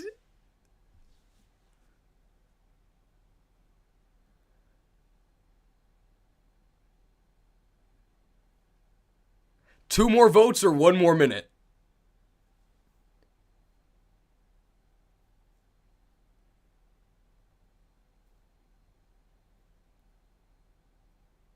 Recount the score.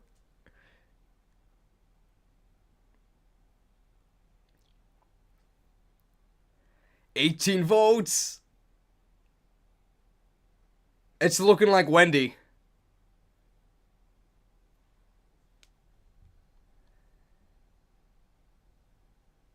Alright, this is it.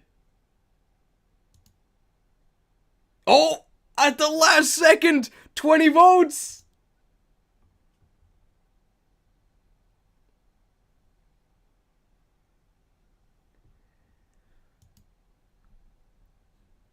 At the very last second, Barth gamers rejoice. We're not going to Wendy's.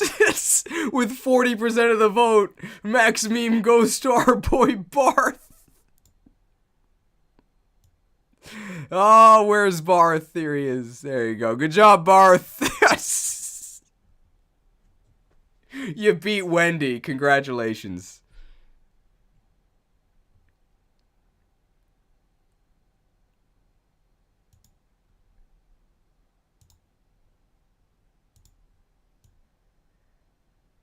Alright, Husbando Hero. Who are the candidates for top husbando? Geese, right? He's beautiful. Who else? Deke, right? Deke's also really pretty. Percy? Yeah, okay. Percy, Deke, Geese, Rutger.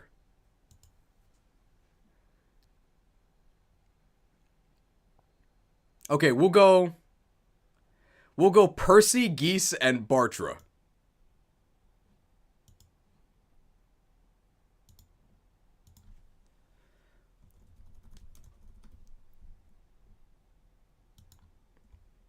Percy, Deke. I gotta spell Deke right. And Bartra.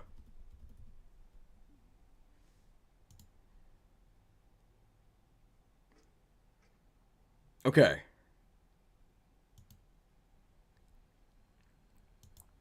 Your candidates for Husbando Hero are Percival, Big Deke, or Bartra. Vote now!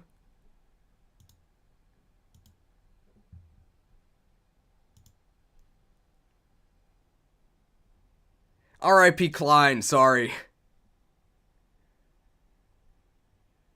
Wow, Percy is crushing it.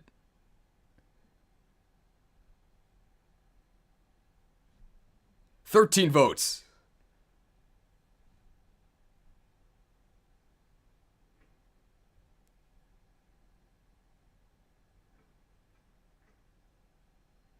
I think we really only have enough users for like 3 candidates. Geese's bases are too bad.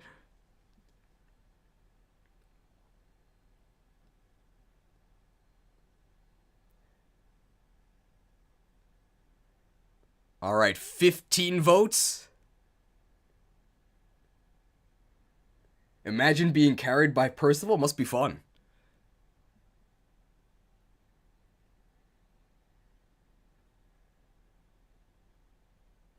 Alright, 15 votes. We're gonna give it 16 votes.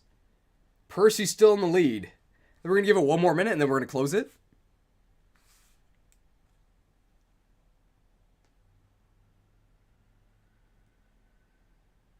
Uh-oh. 17 votes. Percy's lead slipping a bit.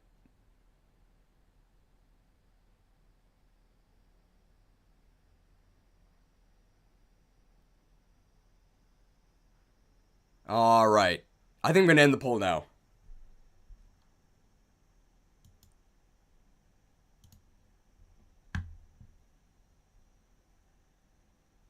Ooh.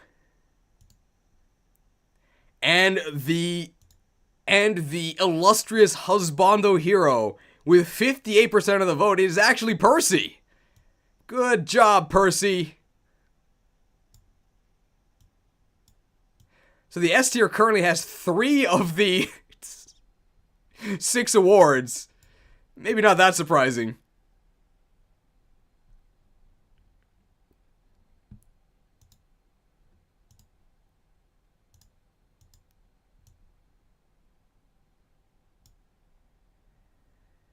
And our final award, the true winner of the Waifu Wars, who will it be? So who are our candidates? Okay, Cecilia, Milady, and Nime, right? Shanna.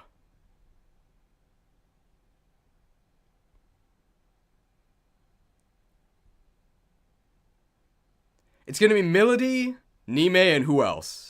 Shanna? No, OJ's not eligible. Kath? She's dead. I killed her. Cecilia. Okay.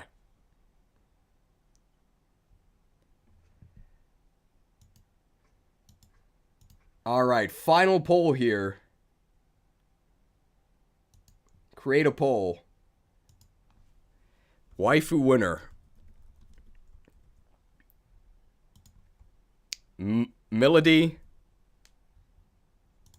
Cecilia,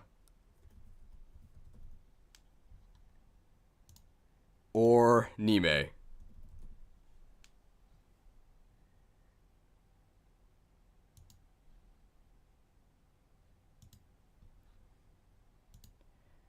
Alright, your final chance to vote. Your candidates for waifu winner are... Alright, your final chance to vote. Your candidates for waifu winner are... Melody, Cecilia, or Nime. Vote now!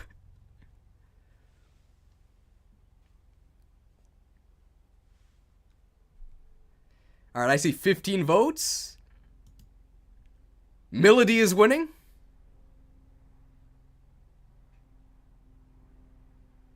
Nime is winning. 17 votes for Nime. Oh, but Melody's in the lead again. 18 votes.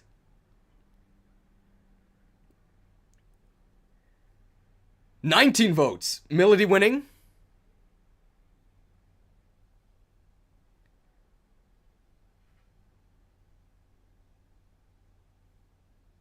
$20 votes. I think that's it. Melody just barely defeating Nime.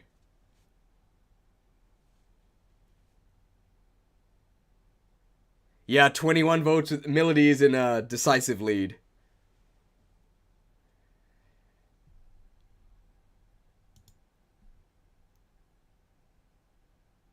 Alright, I'm ending it. 47%.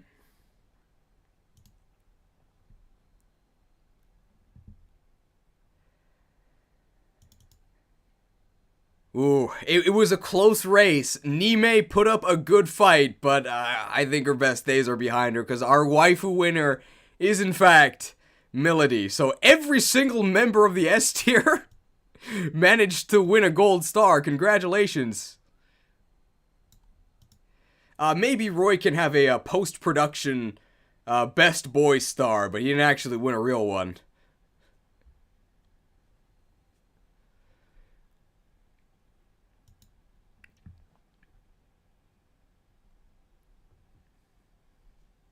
I guess he gets to be in Smash.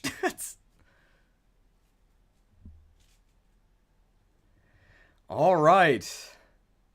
I think that's it.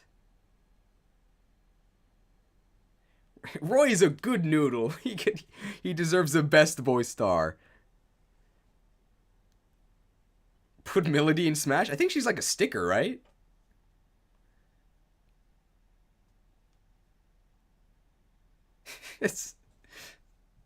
He gets the participation award for being in every chapter. Okay, we'll mention that. Alright, so Roy, he doesn't get a real star, but... Alright, so Roy, he doesn't get a real star, but he'll get a post-production participation award. Best boy. For being a good noodle and being in every single chapter.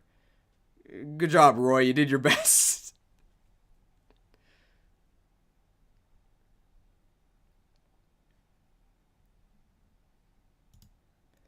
Alright. Best attendance? He has perfect attendance. Yeah, he has perfect attendance. He's force deployed in every chapter.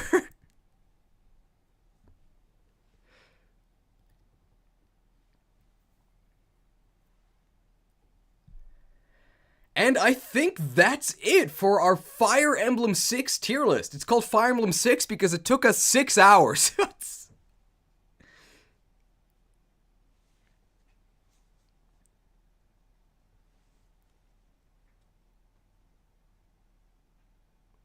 Alright, I think we just need the premium edit wrap-up. And then we're done.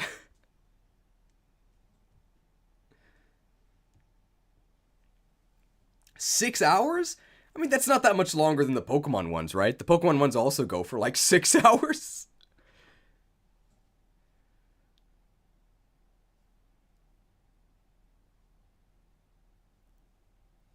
Alright, how do we end this?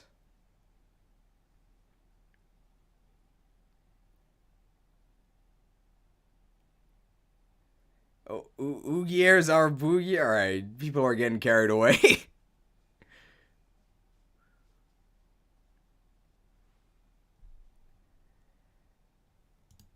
Alright, thanks a lot for watching. Sorry this wasn't a Pokemon video, but if you're hearing this message, you probably didn't mind it wasn't a Pokemon video.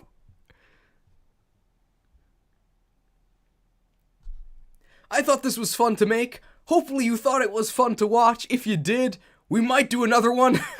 This was definitely an experiment, but I have played most of the other Fire Emblem games, so I might do another one.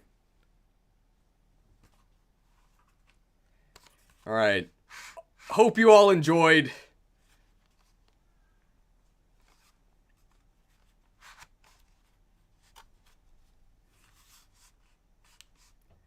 Alright, I hope you enjoyed, and I'll hopefully see you in the next video, which will probably be a Pokemon one.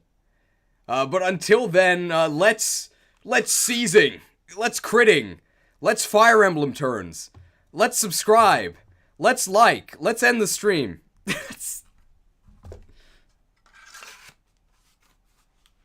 Okay, I think that is everything.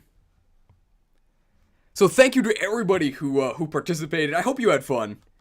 I imagine if you're here at the very end, you probably did. Thank you everybody for your contributions. This is our list. I think it looks pretty good. There's gonna be about maybe 30 seconds of end screen. And then the stream itself will end. So thank you, everybody. I hope to see you at the premium premiere, which will be probably next week at some point. 6 hours, gonna take a little while to do.